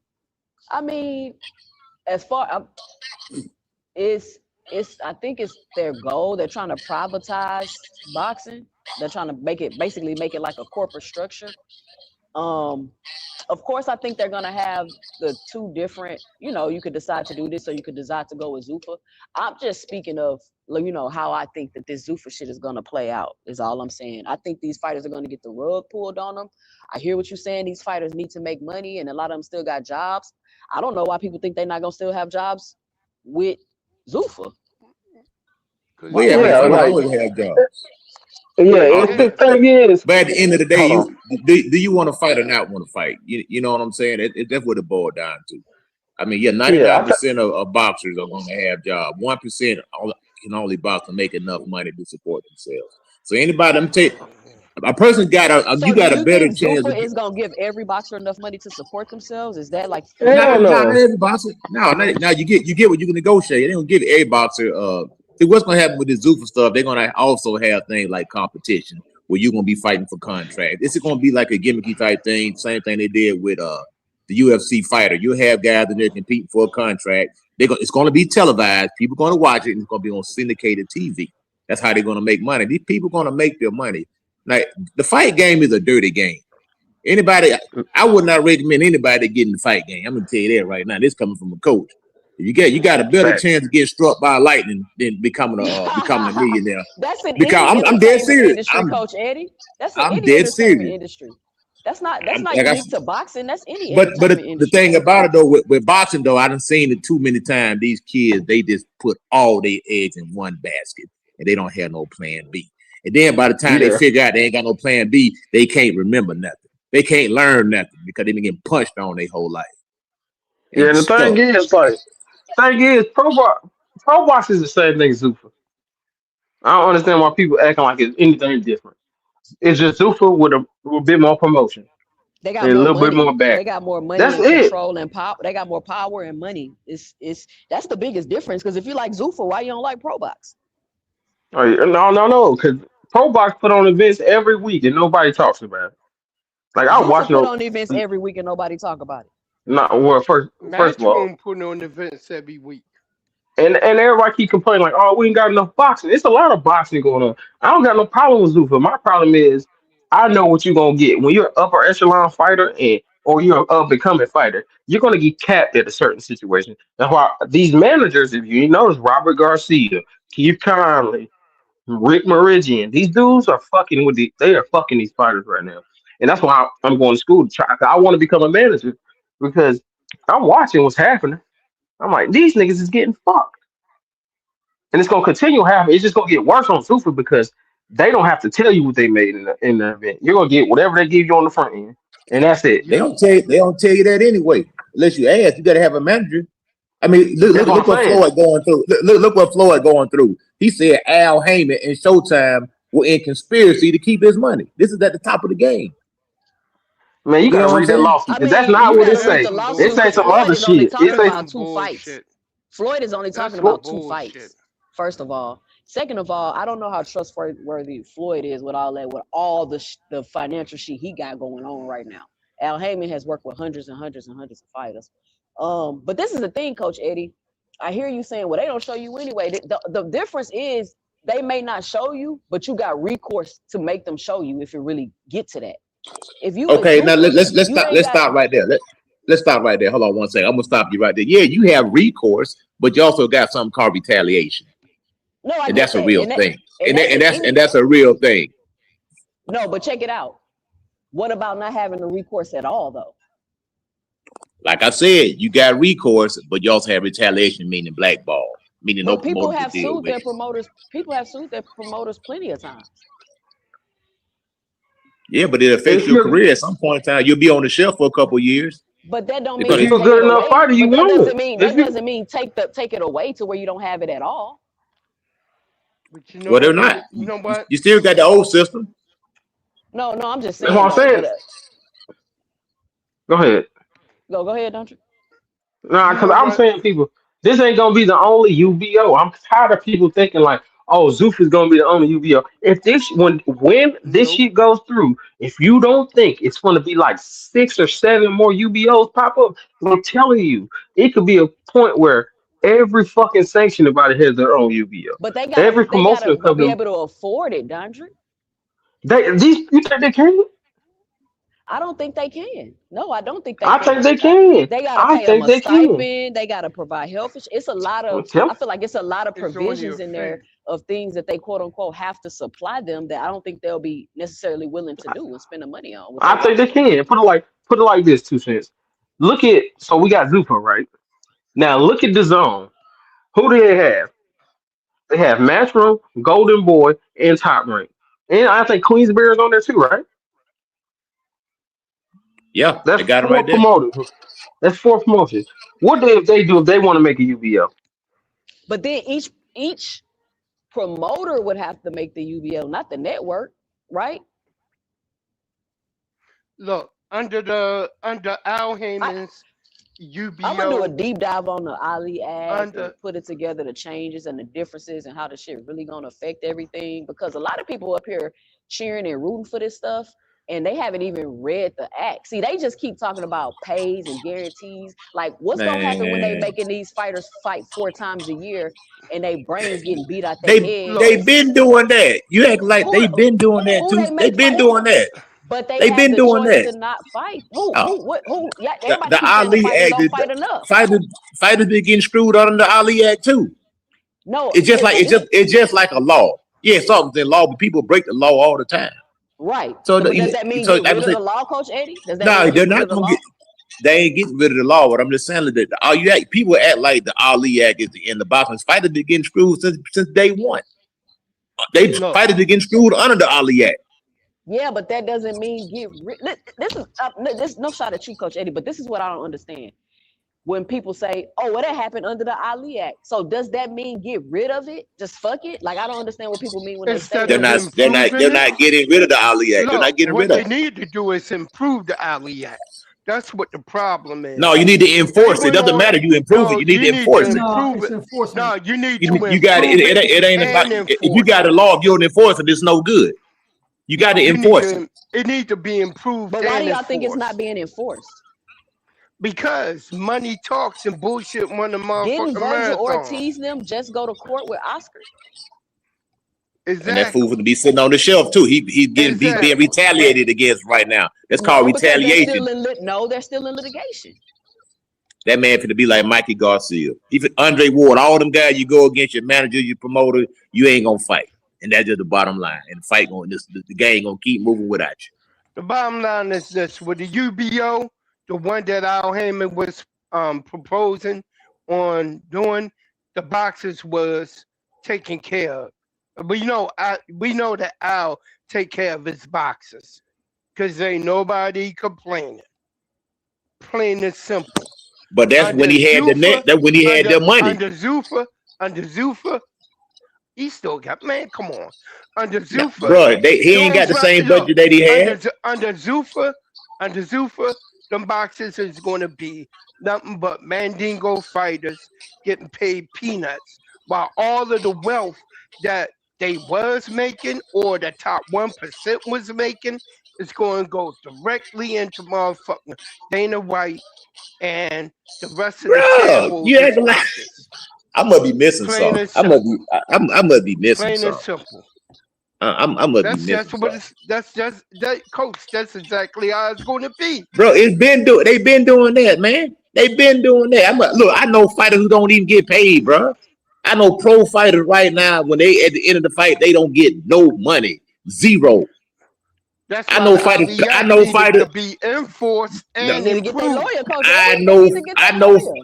I know fighters paying to get on cards, paying promoters to fight on their card and don't get no money, $0. And you know what? You can do that under the Ali Act. If you sign a contract saying that I agree to fight, if I sell X amount of tickets, then this is what I get. I see this stuff all the time. I see fighters don't get paid nothing, zero. See, everybody talk about the stuff at the club level. At the club level, a lot of you guys ain't making no money, $0. And see, you know what? That's a big problem because number one, I mean, these it's a fighters need grind. to It's have an a lawyer entertainment. Like, before you're they not gonna just sign come in the any game automatically contract. making money. It don't work like that. Look, They need if to. you want, if you want to do a, let me tell you what these promoters doing. I'm telling you right now, my son is not even professional yet, and I got people coming up to me asking to take him to Mexico, and they gonna pay him. So when people saying they not making no money, I don't even understand. My son not even pro yet, and they offering him contracts. Let me tell you like this. Let me tell you about the fight game. That's fine. It's called an investment, and they're gonna roll the dice. But at some point in time, they're gonna see if he can fight. And if they can't fight, then they're gonna roll him to the side. That's the boxing game. You know what I'm Have saying? you ever thought that some of these people that's fighting on these cards and doing this stuff for free, they probably just ain't got what it takes? When you starting off, like I said, a lot of these promoters they call fly by night promoters. The way these promoters are running their cards right now on these club shows, you got to buy a slot first of all. That's the first thing you got to do is buy a slot. Then you got to pay for your opponent, and if you got a little bit of money for you left over, you may have a little bit of money for yourself. If you ain't got no money, behind you, getting in the pro game, it's rap. In order for a fighter to get 10-0, it's gonna take somebody about $30,000 to get that fighter 10-0 because dude's getting $1,500 for 4-round fights right now. But why is That's that a fact. enough, Tomato can. Eddie? That's how the game works. That's how it goes. This is the entertainment industry. That's how it goes. Like I say, You decided to get in this industry. This is what you decided to do. So you don't get to come in the industry and then complain about the grind. Yeah, you do too. But that's what you're doing right now, though. I'm not complaining. No, we're about the not. grind. We complaining about the company. These guys are grown men. They choose to sign a contract with Zuffa. They looked at the contract. They agreed to X amount of dollars. Whether I'm working at Home Depot for $17 an hour. I signed with Zuffa. I'm guaranteed 4 fights at $30,000, $40,000 fight. I'm going to make $150,000 a year. I'm going this route right here. And that's the problem. They're not making that. Some of them will, some of them ain't. Yeah, some of them will, some of them will. Most of them It's ain't. going to be the same thing, Coach Eddie. Right, Except they're not going to have. It's going to be the same promoters- thing. They're not going to have no control. Right. They're not going to have no autonomy. But if They're you not gonna agree have to any it, if avenues you to be able agree to to get it, it money is what it outside of- is. No, it is, but that don't mean I can't talk about what I think the problem's going to be. Okay, just like you agreed to your mortgage, right? Whoever got a mortgage, right? You agreed for that predatory loan that they gave you that's compounded daily. So if you borrow $200,000, you're gonna pay back $700,000. You agreed to it, right? Yeah, you agreed know what I to mean? it, but that whole subprime limit shit destroyed the economy, though. It destroyed Facts. the economy. We had a financial crash because people agreed to it. Just because So people are you agreeing hold to on. So something don't you mean saying that it's good. Zuffa? So you saying that Zuffa's bad? You saying it's bad? No, we're You not saying it's bad. We're just saying it's gonna be. My point. It's going to be more the same. That's what everybody's saying. It's gonna be the same thing, except it's gonna be worse, Coach Eddie. Is what I'm trying to tell you. I disagree. It can't get no worse. It's going I to be some disagree. dips in the race. It can and it will. I don't understand why y'all keep saying it can't get no worse. In business, if you are an independent contractor, okay, you have the ability to make what you can make. When you're with Zuffa, even if you become a star, you're stuck and you're capped. Even if you have the ability to leave, you be like, hey, I want to leave. I can buy myself out. Guess what? They have a non-compete. You can't fight. Hold on. You can't have a non-compete in sports. Shit. What's the alternative? They got. What's the That's in the alternative? Ali Act. Bet on That's in yourself. the Ali Act. That's why they made those changes. Well, that's So what's the alternative then? Bet on yourself. Coach Eddie, not everybody in boxing deserves to be paid and make it. You feel what I'm saying? So if you know fighters that ain't getting paid and they do it, maybe they don't deserve it. Maybe they ain't working. How you gonna say that, but they don't deserve it? Because How they don't say they don't deserve it? I because they can't don't say that. have it. I disagree Listen, with that. this is what I'm saying. We're talking about an entertainment industry where it's a grind and a hustle, right? And we're talking about people not getting this and not getting that. This is the industry that they decided to get into and to hustle. It's a lot of talented people that can sing and rap. They don't got record deals. Why?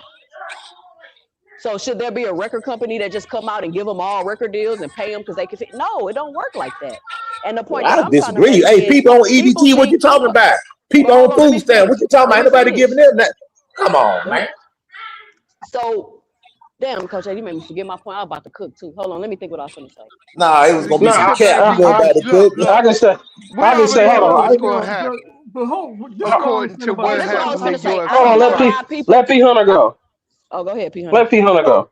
So it's crazy because I said I mean I think it's gonna be more the same. I think they're just making it more of the boxers are going to be an employee of Zuffa instead of like Coach Eddie was saying, more of a contractor or a freelance type of guy. See, even with that whole, well, we're going to cover your health insurance. No, my job is going to take money out of my check to cover my health insurance. And that's what they're not going to cover their whole health insurance because, first of all, health insurance for a boxer has to be crazy. I don't see Zuffa and spending that much money. They'd be like, yo, they're gonna take either they're doing it like this. They're not paying them. They already calculated that okay, insurance for a box is gonna be X, Y, and Z. So we're gonna only pay them this amount, and then the rest of what we could have paid them is gonna go to health insurance. Where like a normal employee, they'll be like, well, all right, we got a discount for health insurance, but we'll pay $10 for your ex. We'll pay $10 towards it, and you got to pay maybe $30 towards it.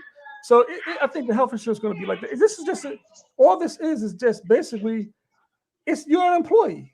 Now, if that's going to be good or it's going to be bad, we'll find out. But they're going to be an employee, and that's how I see it. And I don't think Zuffa is bad for dudes who have basically a ceiling to their talents. Because if you have a ceiling to your talents, you're gonna only be able to go so high, so far anyway. So that I'm cool. I don't have anything bad about Zuffa, but I do know that they got some BS with them too. But everybody has BS with them. Exactly. So, and every when I want to corporation talk has about BS with them. And when we talk about the BS that's possible that could happen with Zuffa, everybody keep acting like we just talking about it. Just like y'all brought up the mortgage thing. If people was talking about how them subprime loans is gonna fuck up the economy, which they were, and people like, well, it don't matter because they signed it, if they agreeing to it, it still had an effect. So my point is, I'm just saying it's not about if I think Zuffa is good or bad or a fighter should go. They can do whatever. I'm just pointing out what I think will be the end result of the changes that are being made. These fighters not gonna have no autonomy. People are okay with putting the sport in the box and then taking all the fighters' control away and being like, oh, well, they signed it. I get it, they signed it. But that don't mean I'm not gonna talk about it. Is that supposed to silence me because they signed it? No. These are the things that I perceive that could possibly happen with what's going on. And it is what it is. If they go over there, they go over there. But when it's black murderous row over there, then people gonna be complaining. If you go to work and punch a clock every day, you giving up your autonomy. I'm an electrician, right? Now, I could have went out on my own. I do a little sideline from time to time. I could have probably made a lot more on my own, but I chose to join myself to a bigger entity, and it worked out for me. I'm a union electrician. I like the benefits. I like the retirement. I like the annuity. I like my pay scale. It gives me a livable wage, and I can eat. You know what I mean? So at the end of the day, a fighter is like a mercenary. They're gonna go to the highest bidder. If nobody's bid, see, it's a thin line between the athlete and the slave. Remember that. The boxing game is no different. Well, the guys at the top of the game, fights. Bro, it's the same thing, bro. Zuffa gonna be Mandingo fights. It's the gladiator, not even that gladiator. They've been doing this since the freaking Rome, in the freaking Colosseum. You're a freaking gladiator, man. It's a gladiator sport. It's a blood sport. It's a blood sport. Yeah, you know what I mean? It's something you don't have to box. For over 20,000 years. They go. I can't wait to see how this all plays out. Let me say that. I'm definitely excited to see how this all plays out. Well, I hope it plays out well. As long as the brothers can eat and make some money, because I be around boxers all the time. I've seen the good, I've seen the bad, I've seen the ugly, and I know how this game will leave you broke, busted, and disgusted, and your health will be screwed up, and you'll be bumbling and stumbling. and those are the facts. But You know what I mean? So it is what it is. So, Coach, let me ask you. And that. So, Go do ahead. you think in boxing that if they're going to actually call Zuffa a league, why can't the boxers be like, all right, well, like you said, they're going to sign what they're going to sign, but I want a pension, I want a 401k, I want something extra, so when this boxing stuff is over, then I at least have a couple of nickels in my pocket to hopefully I can survive after boxing. And so, if they're gonna, and that's why I'm like, that's why I consider Zuffa, yeah, it's cool, but I don't think they're really doing all they should be doing for these boxers. Because ain't no way football players have a pension. Boxers should have a pension. But the thing, the thing about it is to be a pro boxer, you don't have to be good. To be a pro, you don't have to be good. To be a pro basketball player, you got to be great.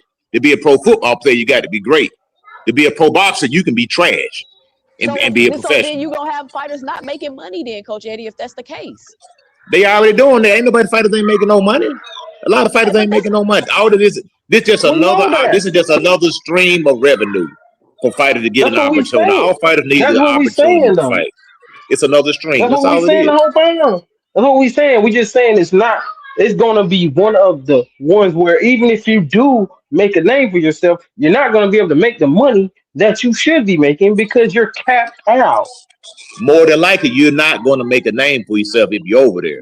But you're giving the worst case scenario. We're both giving the same that's the scenario. reality, You're bro. on one end. Okay, OG, let me speak, bro. I'll let you speak. Let me speak. We're not saying that Zuffa. I'm not saying that Zuffa is a bad thing. I think Zuffa is something that it could work because of the league. We could get TV shows like the Contender Series, even though Pro Box already has a Contender Series that no one talks about, but it just don't have the funding because that should be on national television. They could put it on Netflix. People didn't even know they had an amateur event on Netflix yesterday for people in Mexico. The WBC had that on last night, and I bet you nobody knew about it. But we don't talk about stuff like that. Only reason we're so high on Zuffa is because they put the backing behind it. There's no reason that I think these promoters could do better because they could go out here and make more grassroots programs where like, hey, I heard you got the hottest contenders in every state and make a goddamn show about it.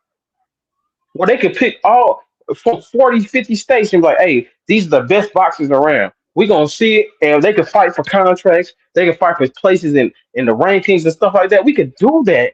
But we're going to do that on Zuffa. But if you do become a star, you will not be able to be paid like a star like you would at any other place. And you keep saying, oh, a lot of these niggas, they already said, oh, they're not going to be able to become stars. Then if they're not becoming the stars, we don't give a fuck what they get paid. We're talking about the exception. We're talking about the people who wants to be stars and they will become stars. They won't become the stars that we want to be because it's going to be all about Zuffa and not the fighter. The same thing is problem with the UFC. That's why the UFC is going down because they don't have true stars that are in America because all their stars are from over somewhere else and they don't have to promote them like that. Yep. We talk about the same 5 fighters every day. How the heck you gonna be a star when the same 5 fighters are dominating the airways for 10 years? How you gonna break out of that? YouTube. But yeah, that's YouTube. YouTube is driving the algorithm, believe it or not. That's why these promoters don't promote anymore because they rely on the YouTube channel to do the job for them. And that's another problem. These people are not promoting enough. No, that's another You problem. know what the big problem is? The big problem is the sanctioning bodies not stripping these champions for defending their belts before they move to other weight classes and holding up the divisions. That's what the problem is. If you go ahead and strip them and make them fight their mandatories or they get stripped, what'll happen? You'll have more fights. Plain and simple. I think with the indictments, if you put the standard system of boxing right now up against Zuffa right now, with the indictments, it's going to be more indictments on the old way of doing boxing than this new way. It's way more indictments. But boxing got a rap sheet a mile long, bro. But the thing about it is, the WBA, all of them can adapt. They can be like, you know what, we're going to form our own league as well if they really wanted to, and they can get away with it. Now, That's what's going to happen. But eventually, That's what's going to happen. That's going to kill American boxing because American boxing is going to want an absorbable amount of money, and the WBA, WBC, they're like, yo, we can just do it. You know, we could do it. You know, cash from Mexico because that's where I think most of them are like. You know, Mexico. They can literally shut US out, US boxers out if they really felt like it. That's what they're trying to do. They're crashing the U.S. market. It's not that hard to believe. Nigga, what do you eat? Stop. But they're crashing the U.S. market. So I don't understand why we don't see that coming. I think that what's going to happen when it passes is going to be more UBOs, which is going to be more sides of the street. So it's like it's cool. It's cool, but we gotta know the positives and the bads. It's gonna always be good things and always gonna be bad things. I don't think Zuffa's a horrible thing. I think it's just pro box with a budget. Like I always tell you, pro box with a budget. If we promoted pro box like we did Zuffa, we wouldn't need Zuffa. Because that's the same thing pro box is. And pro box has better fights. Because over here in America we got a duck pond. It's a pond and it's full of ducks and nobody want to fight each other. That's all it is. It's a duck pond. And this is why Zuffa was able to come in because of all the ducking, all the corruption, all the sanctioning bodies, all the leapfrogging, all the going from one weight class and going straight to the front of the line of another one, all the mandatories not being satisfied, all the pricing themselves out. Oh, he ducking. Oh, he don't want to fight. Oh, man, come on, man. All this drama. We talk about braids, tattoos, people getting locked up, people ducking, people all kind of stuff. We ain't get no fights, man. That shit happens in the UFC too. So why you think it's not gonna happen in Zuffa? What the fuck? It happens everywhere. This is a duck pond, bro. Coach, you bugging. Okay. I tell you what. We like the drama over. We like the drama over here. We like the drama over here. We like the drama. We like the drama. We want to know who dating who. You know what I'm saying? Who driving this car? Who got the most money? You don't think they do that? All this stuff, man. All that bullshit. You don't think they do that? I want to see fights. I don't give a fuck about who's driving. These niggas, I'm to the point where I just think in all countries. This shit happens everywhere, and people are making up excuses why it's not going to be different for a motherfucker who's known to fucking cheat motherfuckers. It's not going to be no different. It's still going to be the fucking same thing, except a different name. I mean, yeah, that's what's up. Like what I'm saying, man. As far as the UFC, y'all gotta look at what's going on over there at UFC, and then we can't be naive to not think and assume that some of the shit that they doing over there at UFC is going to eventually happen to some of those guys over there at Zuffa as well, man. And you know, the thing is with some of the fighters, like for example, we just gonna use Devin for example. Turkey Al-Sheikh, he's putting on fights for Fury, AJ, Canelo, Ryan Garcia. He ain't putting on for Devin. He ain't planning a whole main event situation for Devin Haney right now. So as you look at it, sending him over to the Zuffa, he's not going to be getting you already got the promoters already talking about, oh, Devin, he wants this the same amount of money. We're not trying to pay him that money because he's not worth it. We won't profit off of it. We giving him a straight number. He don't want to take the number. So now with Devin going to Zuffa possibly, that's where Turkey wanted. He's like, oh shit, we got you over here. Shit, all right. You think you're gonna be getting this paper that you was getting over there? You ain't gonna be getting that same paper that we was getting over there. Nope. He basically devaluing his market money for us, the money, bringing his ass over there to Zuffa. Man, that nigga not profitable. It's the last. Zuffa is the place for the last meal for guys. We got to be real. A lot of those guys over there at Zuffa, they on their last meal.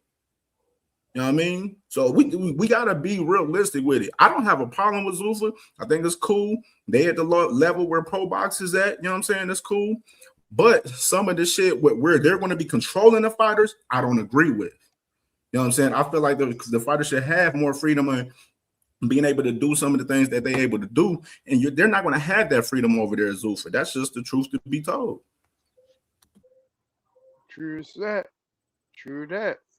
I mean, as far as like, the whole, boxing. Yeah, I want to address Gecko Kid. The UFC business model is good for their pockets. It's not for the fighters. We got to be real. if that was the case, if it wasn't good for, if their business model was good for the fighters, then the fighters wouldn't be suing them for $400 million right now. You gotta read the room in this shit.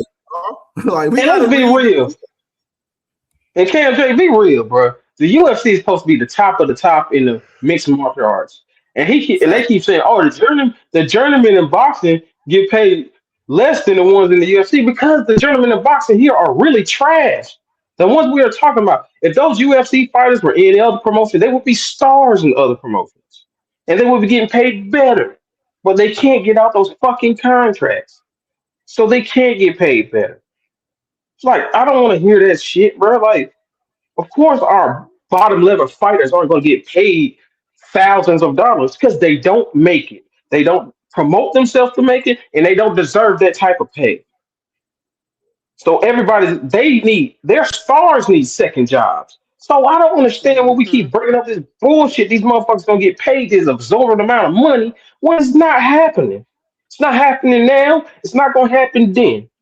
So we keep bringing that shit up. Okay, we're just bringing you the other side of the coin. We're not saying that it is a bad thing that we have Super. I think it's a good thing that we have Super because motherfuckers who can't sell can go over there and we can still see them fight, and that is cool. But the motherfuckers who sell, they need to be able to make the money that they can make and be out here can promote. Because the one thing we know is when the big stars on the card, they put the smaller fighters on their card, and that's how they get their exposure. In Zuffa, you're going to have a whole bunch of B-level fighters, and we're not going to care about them. If you can name me one card that we would more than one fight off a Zuffa card that you cared about, you can't. Because we only care probably one fight on each card. So, Dondrick, is Zuffa only on Paramount Plus, or they got another? Yes. No, that's Paramount Plus They got all Sky day. Sports for the UK. They got Sky Sports for the UK, and then they got Paramount, for out here. Yeah, that's just because of. You got to think about it too with the matchmaking. Like right now, they talking about how they just signed Ron Rizicki and they signed Kristen Billiam Smith. They talking about having them guys fight each other, and they signed those guys to fight Ja Obatai. They're not even talking about putting them guys in the ring with Ja Obatai next. So when y'all talking about the match, so they're already doing what So they're already doing what everybody else is doing. But Pete, exactly. And what I'm going to say here, the company, man, same shit. Let me jump in. The matchmaking is going to be the same and shit. They're going to be picking and choosing little easy fights for their guys and stuff. It's not going to be the best fight and the best. With those guys being low-level guys over there, it's not the best fight and the best. We can't sit there and have Colin Smith talking about, oh, yeah, I'm 154 champion over here in Zuffa. I'm the best in the world when he ain't fought a Fundora or a Boost Ennis or a Xander Zayas. You know what I mean? Like, we got to be realistic with some of these situations with that shit. And we don't like, oh, we're the best is fighting the best when it's all low level guys over there. Majority over there is Zuffa. Yeah, but Callum Smith, he's an old dude, man. He getting his last check, brother. I can't fault him for that. Man, like 35, 36 years old. Don't say he's the world champ. Smith can't be telling us that he's the best in the world and he ain't fought them guys. Right. You know what I mean? He can't tell Hey, they do the same thing over here. These dudes talking about they the best, they ain't fought nobody. What's the difference? That's what we saying. They still doing the same thing. So what you keep saying, they gonna change some shit. It's the same thing. So why y'all keep making it seem like they do better than everybody? They're not. We've been talking about Shakur and Tank fighting for 5 years, man. They ain't fought yet. You know what I'm saying? Shakur ain't want to fight. That's on Shakur, Coach Eddie. Zuffa right here is Zuffa, literally, bro. All they're doing is adding more dirt into the sport. And they're not cleaning the sport. They're adding more dirt to the shit. You know what I mean? So we don't even know what Zuffa is yet. We don't know what Zuffa is yet because right now they're doing shoestring budget events. Because if you look at, they signed Jai and then they have them fight in the Apex. So they ain't spending no money on like no venues or nothing. They're just taking advantage of that platform that they got on Paramount Plus, and they've been signing these fighters. We don't really know what Zuffa's about to become yet. And we know Zuffa's everywhere. We know we signed some nobodies to some slave contracts, and then it seemed like we can get some apparent names that have been overpaid already with Zuffa. So it's like the juries, we don't know what Zuffa's going to eventually get us. And then we don't necessarily know how the Ali Act, which I call the Zuffa Act, because we know who it's for, how that's going to play out, and how when that when that becomes law, how it's going to change the landscape. But I would just want to say this, man. Hey, man, the business of boxing has been corrupt from the jump. And it's always been a situation where the majority of the fighters get exploited. And then there's a few that might crack the code to be able to have some type of leverage because they know what they produce. They know they value even when they be in the dark with the books for these promoters, and they still had a leverage to be able to negotiate some contracts that's favorable. So, you know, I think with Two Cents and Jupe and all these other people that really dig deep into these acts and Zuffa and ring the alarm, I think that's important. I think that's important because the information that they provide might put somebody up on, you know, being aware of avoiding being exploited. But the main issue though is that we deal with so many people who are deprived of resources and in desperate situations, particularly in the boxing space, that they gonna take them lopsided contracts every time when, you know, when they don't got nothing. And that's just the nature of capitalism. You feel me? It's just this is just a function, another function of capitalism in the system that we deal with. And so it's like with me, like I said, I come to these panels and I come to chop it up about boxing and actual fights. And then like Coach say, it's like when this ain't really the space because the space is boxing and everything else that's related to boxing and not necessarily just the analysis of the fights because like Dontrick said, there's so many fights. We ain't even like, even with our space, we don't even be on the lookout for like who's the next number one coming up, looking at prospects, looking at, you know, tape, looking at who to see who could break out, who's in the rankings and all of that. We caught up in these certain names. We deal with these certain headlines in the algorithm. And then we really got a skewed view of like the overall picture of boxing because we're in a small space and we only talk about a certain select few of boxers. And then in the meantime, between time, you know, watch cards week to week. And I'll let my plane right That's why there. I love what I I don't. do, bro. I That's honestly don't know why I why love y'all what I keep do saying because that I'm because we talk about always a lot of the fighters. We just, I mean, of course, we don't talk exactly. about the main fighters because those are the fighters they get views. But we talk about everything on these lives. We talk about everything on these lives. Absolutely. Like, And yeah, like how many let people? me ask y'all Hey, this. Do y'all know Cam, who hold on, hold on, Do Cam. y'all know who fighting on the next Zuffa card? Do anybody know who the next Zuffa card is? No, they don't. They don't care. And the thing is, Right. Cam, All this crazy talk about Zuffa, and we don't even know. Cam, We don't even know what the next card and know who fighting or whatsoever. Go ahead, Dodger. Go ahead, bro. Cam. What were me, you, and D1 and Thomas Hill and all of us? What were we doing Saturday? Man, we watched like 3 fights, bro. We watched Big Baby Miller. We watched Scooter. You know, we was in there watching hella fights, bro, this past We Saturday. watching every fight. These niggas don't do that shit. A lot of these people only here to watch the niggas they like. How many times is we up here talking about lesser known fighters and you don't get the viewership because people ain't coming here to watch that shit, bro. That's a fact. YouTube is about views. So I don't want to hear about that. Oh, we don't talk about. We do, but guess what? To get the views, we got to talk about the motherfuckers they want to talk about. You know what I'm saying? And I don't understand why people don't say, "Oh, we don't promote." We do. We out here talking about Albert Bell. How long has Albert Bell been needing a shot? Albert Bell been needing a shot for about 5 years. So I Facts. don't want like we talking about Albert Bell. We talking about people didn't watch Scooter's card with us the other day. We stayed up to two Yeah, o'clock in the goddamn morning watching that goddamn card. There was 42 fights on that goddamn card, nigga. Like, hey, and we sit there and watch it. And this ain't the first time we done did no shit like that. We just sat around and watched no name cards plenty of times. But people don't bring the light to it like that. We gonna watch Pro Box card and people like, oh shit, I didn't even know the Pro Box card was on because you don't really give a fuck about boxing. You just care about the nigga you like. So I don't want to keep hearing all that shit like, oh, the boxing because y'all motherfuckers don't do y'all part and promote the other motherfuckers like y'all do these big names. Facts. That's what I say, bro. I done ran through like 20 different topics today. Talking about, the guys like I mentioned earlier with David Morrell. Motherfuckers don't give a fuck about David Morrell fighting on the Warley Dubois card. They don't care about that shit for real. You know what I mean? Like, I'm not gonna, if I made David Morrell the headline for a show, you know what I'm saying, and the view, I might get like 100 views or some shit. You know what I'm saying? Like some of those shits don't do numbers with certain guys. But at the end of the day, that's how I blend in. Where you will see me start off with a hot topic in the show, and then I'll go ahead and start with a lot of small hitters with some of the other guys. Because if you're gonna cover the sport, I feel like you need to cover it with all the guys from all weight classes. If you're gonna cover the sport, you just can't cover just the same 4 or 5 guys when it's fucking a million fighters out there. You know what I mean?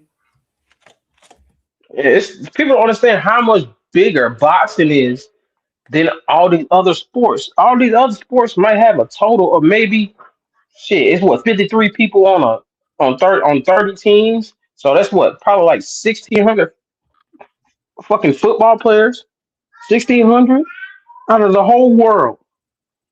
You could triple, quadruple that in boxing. You got 1,500 boxers in one weight class sometimes. So it's like boxing is not the sport where we can be like, oh, the lower level niggas is not getting paid. No shit, nigga. It's 2,000 of the niggas. All the niggas can't get paid $1,000. Some of the niggas gonna have to take $200, $300, $400. Some of them ain't gonna get paid that. Some gonna have to pay for the exposure. But you know what we could do? If we were smart enough, we could have the low level offense. We could have our cities behind us. These motherfuckers back in the day, boxing was with the cities, with the states. We would put on more for our cities and states. They don't do that now. So it's a lot of things that we can do as fans and supporters, but we don't do because we still, at the end of the day, motherfuckers want to talk about the motherfuckers they want to talk about. Yeah, they show up for the drama. People gonna show up if it make headlines, some type of drama, they gonna show up. Some of them ain't got nothing to do with boxing. They just want to show up for that. Nigga, we was watching Christian Rock fight, man. Come on, bro. Exactly. Tell us we don't be watching. You understand? Like, it's crazy. It's bad because I be watching these influencers get fucking buzz. I hate that shit a lot of the time. But it shows that boxing can be promoted. You just gotta find a way to do it. Because if these like other people was like promoting them like they should be, boxing will be way bigger. But the influence be with that stupid stuff too, though. That's how they get promoted with the foolishness, man. They with the foolishness, you know what I'm saying? Yeah, I feel you that, and I just think that us as like the smaller level people, we should start trying to do things for ourselves. You know what I'm saying? Because a lot of times we see fighters around here, like it ain't no reason that Jahan Ingram ain't fought in almost like 8 months. Like it's crazy. That's what I'm saying. Boxers become a dime a dozen. Look at Tito. Yeah. Tito just got cooked, and they trying to put this man right back in the title fight. Not because he's a good fighter, because he got a name. And once you get a name, it's crazy. All the rest of them do. They bet off. It's gonna be rough for them, man. It's entertainment business. It's been like that for years, though. We can't say that because they did it with Tyson. Even though we knew Tyson was on the decline, they still was putting him in main events. They still was putting him in big fights. You know what I'm saying? It's always gonna be like that. It's just for us. We gotta get back to promoting these grassroots programs, these amateurs. We gotta get back. We gotta find a way to get our amateurs back in the front center. Ain't no way that we got USA Boxing and they gotta have a council on whether they gonna have it in the Olympics because people not supporting it like they supposed to.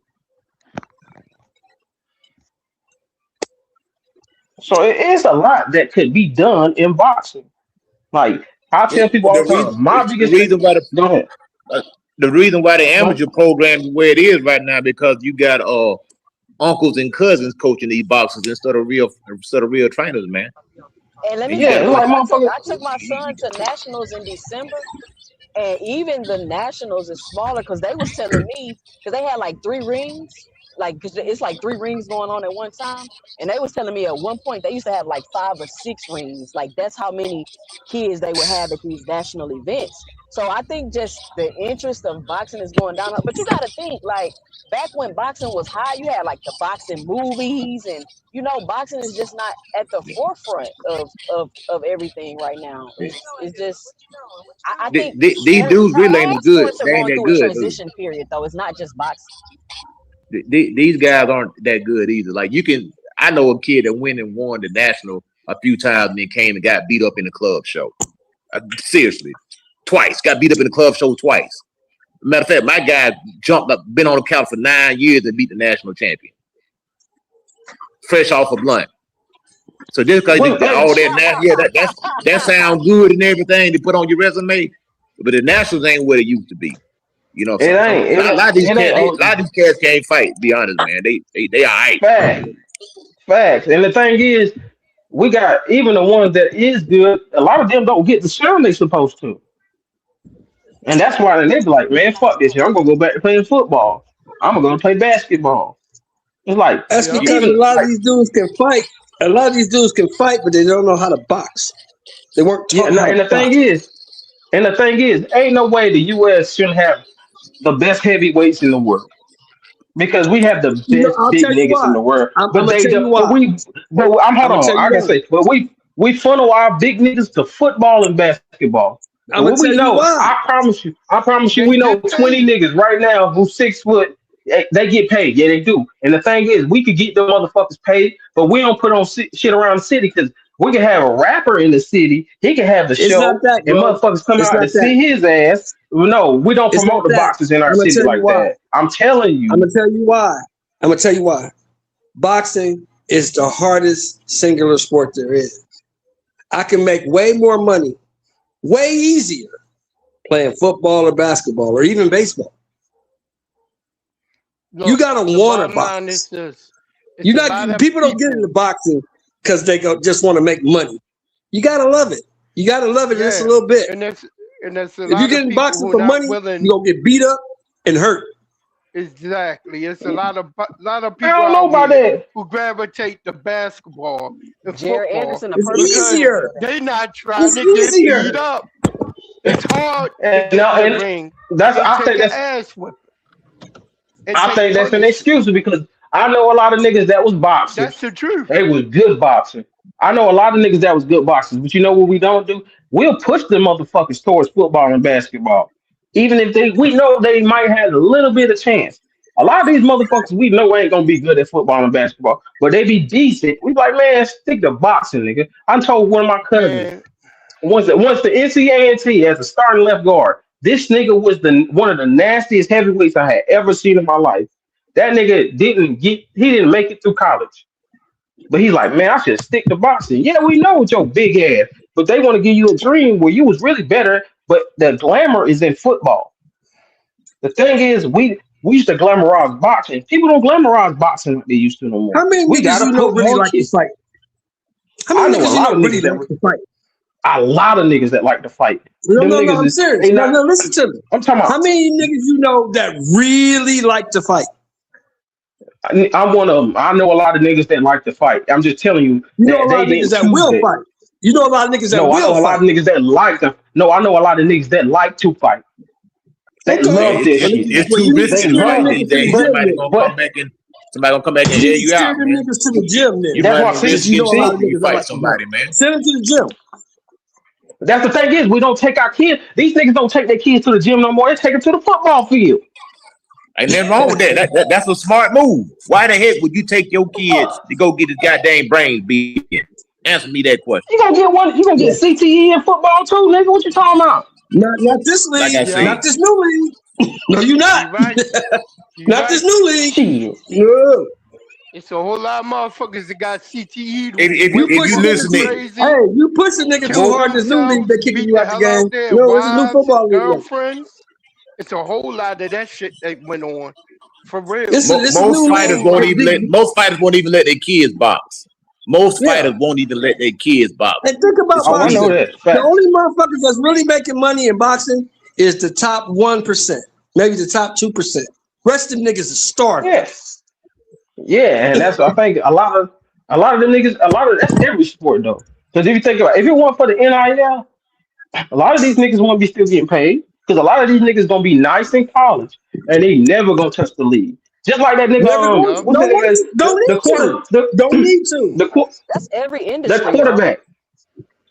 That's what I'm saying. We need more structure in the amateur system. We need more people to be able to. They can get off their name, image, and likeness when they're younger. We can do that now. But the thing is, we don't put those kids who do like to fight in a situation where them niggas go to the street a lot of times. A lot of We niggas that got like to Jake fight they end Paul. up street niggas. We got Jake Paul, That's bro. another. Jake Paul He's a ascended promoter. to the top of the sport. He extended because he brought his people from where he was at with him. That's not he's not a fighter like that. We don't train our fighters to be fighters. A lot of the fighters we have is these motherfuckers that we happen to grab. I know a lot of kids that should be fighting, but their parents Is like, there a he gym can in play your football. neighborhood? Is there a gym in your Yeah, neighborhood? it's But you not. know And what, that's the Dodrick? thing. Some of them That's the kids, thing even is, if they, can y'all hear me? Yeah, yeah, go we ahead. Go can. ahead, Oh, TC. some of them Go ahead. kids, even if they like to fight, Dondrick, they not finna go to no gym. They don't want to be disciplined. They don't want to be disciplined. They get stage fright when it's time to put some gloves This is on and fight fact. for real. They This is just got a fact. lot of bravado. And I'm telling you, these fighters is soft, bro. Like, A lot it of these is niggas is soft. ridiculous. Tim said, They don't are do Soft is the that. Don't do that, motherfucker. soft, Tim bro. said. Like, I be at the gym, like, These are you niggas niggas soft. serious? Are y'all serious? Like, it's Hey, I'm gonna tell you pathetic like how this. non-competitive these niggas are. It's unbelievable. Like, I'm having a problem getting my son sparring for no reason. My son don't Bring him down here. We got some work for him, but ain't nobody that bad. You know what I mean? Yeah, that's crazy. But it's not I'm gonna even keep it that. 100, man. But Coach Eddie, it's We not even like he just beating them up or nothing. They don't like to fight him because I guess his style. He move, he got footwork, he got a jab.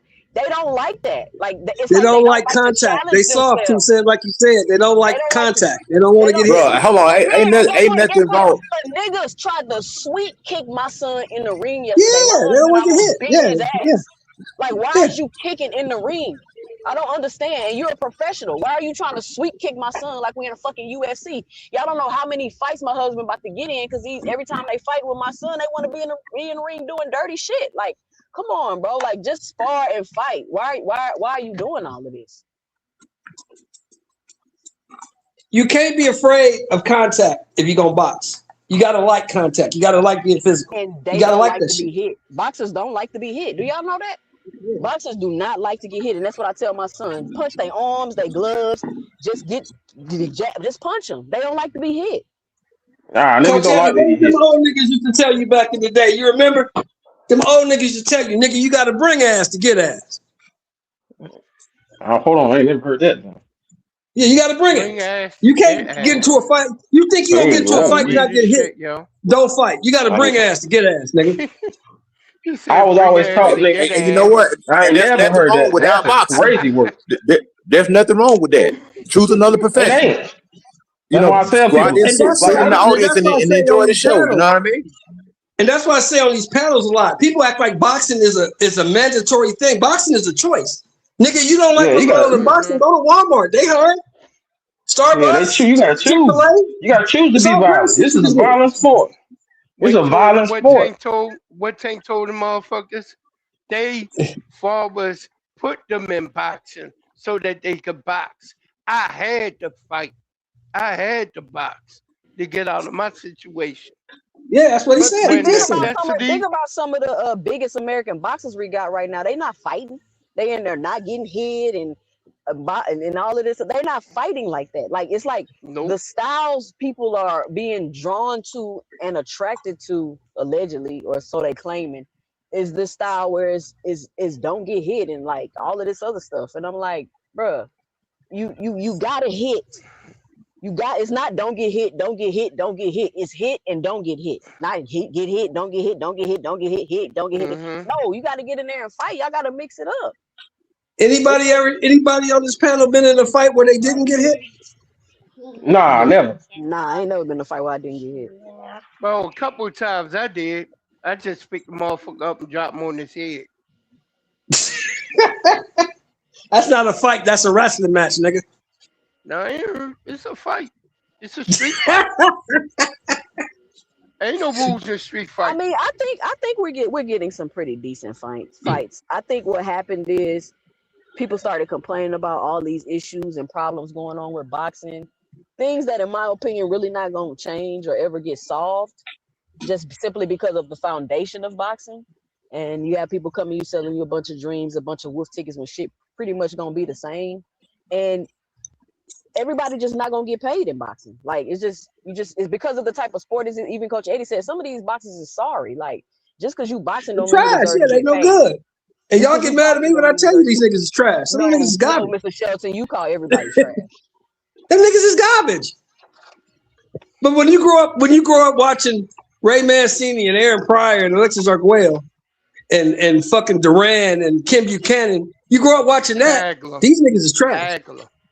These niggas trash compared to that. Yeah. They trash. Hagler, Sweet Pea. Come on, man. Muhammad Ali, Ron Lyle. Yep, Ali. These niggas is trash. George Foreman. Shit, compared to Miguel Cotto. Felix Trinidad. Yeah, you can go back even to Trinidad. You can go to fucking Winky Wright. You can go to Roy Jones. These niggas is trash compared to that.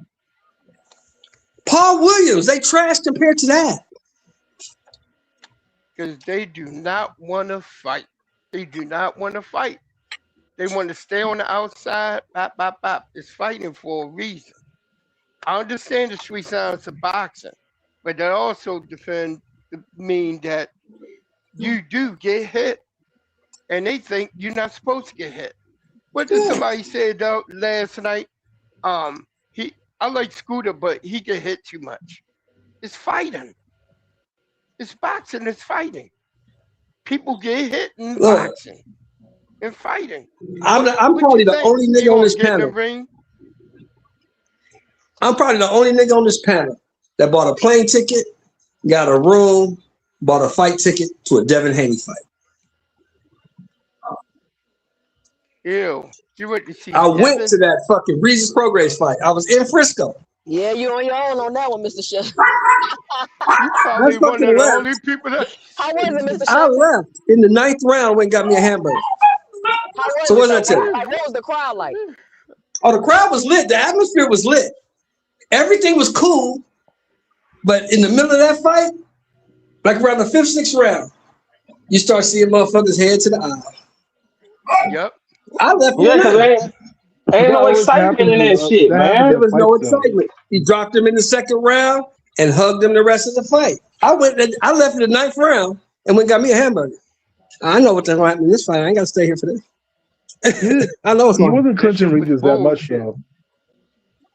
I was at the fight. Don't tell me what he was doing. I was there. Yeah, but we also watched it. Just so you were there, don't mean nothing. We watched the fight. This conversation, Hacker. There, man. Dude is boring. All of his fights look the same. He's a boring fighter. That's right. That's your opinion. And when I'm spending my money, and when I'm hold on. Boxer Hacker, of course, it's his opinion. That's why he's speaking his fucking opinion. That's what I said. I mean, what the fuck you want him to do? To lie and be like, oh, that was the most exciting shit I ever seen. He didn't think it was exciting. He thought it was boring. Why are you trying to tell him what to do? It's his opinion. So you're saying you telling him what he should feel. You're trying to tell him what he should feel. Shut your bitch ass up. I didn't say change your opinion, so that's your opinion. Doctor, this dude just likes to hear the sound of his own voice. Hold on. I didn't tell you how to feel. I just said. Then shut the fuck up, then. Shut the fuck up. You're the one in your emotions. What are you talking about? Hacker. I was talking, bro. Let me finish, and then you can talk. Hold on. I'm just saying that I've been to Errol Spence versus Terrence Crawford. I went to Benavidez versus Plant. I've been to I go to a lot of fights because I'm retired. I don't have shit else to do. So I go to fights. That's the only fight I went to where I said I'll never come back to see this dude fight again. I'll watch him on TV. It wasn't exciting to me. Now, some people like the way he fights. I do not personally. He's boring. He's going to get there with somebody that's going to make him fight. Because if you can't make him fight, he's going to continue to do what he does. And he's never going to get the profile he deserves because his fights are boring. Yep. Boxer Hacker, let me ask you a question. Somebody told me something about you, and I just don't be believing anything. So I want to ask you directly. Somebody told me Bill Haney told you to shut the fuck up. No, that's a lie. Oh, that never happened, but no. Why you on here lying, boy? I'm gonna go back to my show. Go ahead, I'm gonna screenshot that shit too. Because you lying. Bill Haney was definitely in the comments saying, "What the hell you doing defending my son? Why is he talking about my son? You already came in capping out the gate already." Go ahead and find it. Let's see it. Go ahead and Yeah, but you know, You're but gonna have to withdraw your yeah, but application from Haino's clan and build something. Hey, wait, 2 cents. Let's not I forget that put that. Hey, Chevron be a fan God, I say this right situation. here. I say this right here. I put that on my dead mama. Bill Haney was on All there. right, well, bring so me. Let's see it then. You say you gotta find it. Mama's birthday is Yeah. tomorrow, so Yeah, let's see it. Yeah, listen, it ain't like Tank telling me to Chevron be a fan, so don't even start there. If you believe, that's what we want you to do. We want you to shut up and be a fan. They said Bill was talking to you directly. Like I'm So not that's even not the trying. same as Tank telling niggas like you to shut the fuck up and be a fan. He ain't telling me. So I don't know what you're talking about niggas like you. That wasn't me. I'm telling you now, shut the fuck up and be a but fan. that never Nigga, happened. shut your bitch ass up. God damn, shut your bitch ass up and be a fan, nigga. We don't like your opinion. Your opinion means nothing, nigga. I'm tired of you, bro, because you always come up here and you trying to tell Mrs. Shelton, who's put in more time, more money. Shut your bitch ass up. See, you can't shut up. Anything. Dude, you can't shut up now. You can't shut the fuck up. Yeah, I do. I do. And I told you, if me and you, if you got a problem with it, me and you can fight. I can come to you. God. We can go to the Russell gym and I can beat your ass. Yeah, I told you that, didn't I? Didn't I tell you we can set it up? Tall, man. Line it up. We can go to Coach Eddie gym. Which fight did you like better? Did you like Regis and Conor Benn, or did you like Devin and Conor Benn better? I mean, I like Devin and Regis better. I like Devin Regis better. So for me, I like technical in boxing more than I like seeing technical stuff, you know. Because I've been in boxing for a long time, so I like seeing how people execute their techniques, how people move laterally, how they strategize in their fight. Like one of my favorite fights was Bivol versus Beterbiev. I thought that was one of the greatest boxing matches of this century, because you see two opposing styles, but they come from the same school of boxing, and you see Bivol has to switch up his style from one fight to the next, you know. So for me, I look at it, I don't know, I just see it differently. He switched up his style or his game plan? More of his game plan. His style. So the first fight, Bivol ended up tiring out in the later rounds, right? So what he did in the second fight is that he gave up the middle rounds, and then because the pendulum step takes a lot of oxygen, so he gave up the middle rounds. He didn't do nothing in the middle rounds really, only to start winning in the later rounds. So I like stuff like that where it's you see the strategy of the situation. So that's why, for me personally, I like fighters like a Shakur or Devin or Floyd, people that are using different strategies in the ring versus so you like Tank then? Yeah, Tank. I know my only problem with Tank is that he doesn't really I don't know. I feel like he doesn't challenge himself, to be honest with you. I think he'd be fighting better competition. And hold on. I believe in you. I believe that you like those type of fights because some people do like technical boxers. You know what I'm saying? It's something beautiful about a technical boxer. But Creel the Traveler, I'm telling you now, you shut your motherfucking ass up since you won't be in the comments talking so fucking much with your bitch ass. I'm gonna tell you the same thing. We can get it in too. I tell y'all this. I like to fight, nigga. I'm one of the niggas that like to fight. I'm telling you that. Your local gym, man. No. I'll be at my. I've been going to the gym tomorrow. What are you talking about? I'll be in the local gym fighting. I got my ass whooped by this 22-year-old about 2 weeks ago. Yeah. So put hands and feet on my ass. You go get revenge, man. You should be in the gym training. I like to sparkle. New York? Yeah, you should train and then go get back at him. Yo, Andre, why you always anybody going to New York? Bullying Hacker, man. What'd he do to you? Man, he ain't bullying me, man. He's just yelling. Is anybody on this panel going to New York? No, I'm not going. Jonathan, y'all know y'all. I don't think nobody else. You know y'all be over there on frequent panel getting in boxing Hacker ass when he be over there tripping. Yeah, you do. I'm going. Y'all do. No, I'm just asking because I'm going. I've run into y'all because I'm going on the 27th. Oh, to Booth fight? I got a wedding. To go to. If I ain't had a wedding to go to, I'd be there. Yeah, I'm going to that. I already got my plane ticket. I got my plane ticket last month. So this month coming in, I'm gonna get my room, and then in June I'll get the fight ticket. No, they say them tickets sold out already. No, they never sold out. Never sold out. No, you can always get a ticket. I ain't gonna lie to you. You can always get a ticket. Well, I mean, it can be sold out. The resale, you can get the resale price. Yeah, for what? I mean, what? I'm old. I ain't got no money on. Listen, if Boo's about to be a sell-out fighter, I'm about to have to start buying some tickets to resale. What you say, Boxer? The Golden Gloves already passed in Texas, right? Yeah, Yeah, they went. My son, I feel like he got cheated out the championship fight once again. That was my youngest son. My oldest son, he lost his fight. Gotcha. Yeah, my ticket will probably it'll probably run anywhere between 500 and 700. Won't be that much. Yeah, that sounds about right. That sounds about right. When I went to the Tank and Rolly fight, that's how much I had to pay. Yeah, because you got to remember, all y'all got to remember, you're going to pay for the ticket, right? But Ticketmaster also going to charge you an extra $100. I think they got in trouble for that, didn't they? Why you don't go on they still do it. Why You still pay the taxes. You still got to pay taxes. Yeah, you still going to pay the taxes.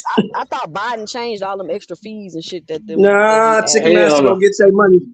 Now, my ticket for the Bud fight, for Bud and Canelo, my ticket was $498 plus tax. It was $600.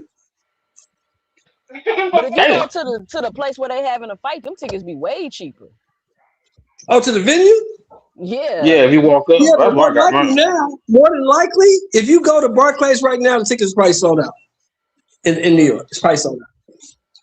It might be. It depends. You can go there. You might can find one. You might can. They probably got some. Hey, all this talking y'all been doing, Boost is that guy. Boost is that guy. I don't know what y'all been talking about, or no. I want to see two young guys in their prime prove themselves on the big stage against each other. And I want to be there to see it. I don't think Xander's in his prime yet. No, he's only 23. He's coming into his prime. He's definitely in his prime. He's definitely in his prime. I don't think he's in his prime. No, he's not. He's still got a long way to go. He's a unified champion. What long way he got to that go? Don't mean you in your 28 to 32 is the prime, physical prime. Hacker, you should know that. That's 28 to 32 is the physical prime. I don't know that. If you in your prime or not. Well, how much more you gotta be to be in his prime? Just do belts determine if you're in your prime or not. I feel like if you're a unified champion, you're in your prime. And you're still young. No, we talking about the physical prime when he was 20. What are y'all talking about? Hacker don't know shit about what y'all consider your prime then? Your physical prime as a man. Listen to me. Your physical prime as a man should be between the ages of 28 and 33 years old. That's your physical prime. Crazy. That's crazy. The best you can do. That's crazy. That's when you get old, bro. I think people going to the prime. Nah, it comes in a different young man sport. Yeah, but you got to remember, your mind has to catch up to your body. Your body might be in its physical prime, but you might not be in your mental prime yet. So once you're hey, Devin still ain't got his grown man strength yet. Devin's got his grown man strength. But Devin's out here winning though. Devin's out here winning. Let's keep up. When Devin gonna get his grown man voice? His grown man. That's how he sounds. Yeah, I'm gonna put it like this. People keep saying your prime. We keep saying. Hold on.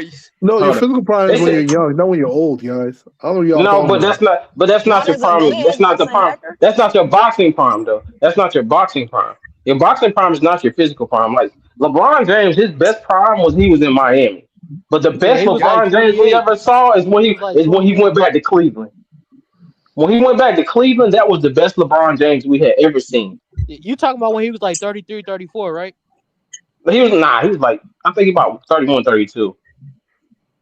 Nah, he was over there 4 seasons, so like the best. Yeah, he was over there 4 seasons. Yeah, I'm talking about when he first got there. When he was like 33, 34. That was like 2016, 2015, around 2018. You talking about 2018? Yeah, I was talking about when he first got to Cleveland. When did they beat the Warriors? When year did they come back on the Warriors? What year was that? 2016.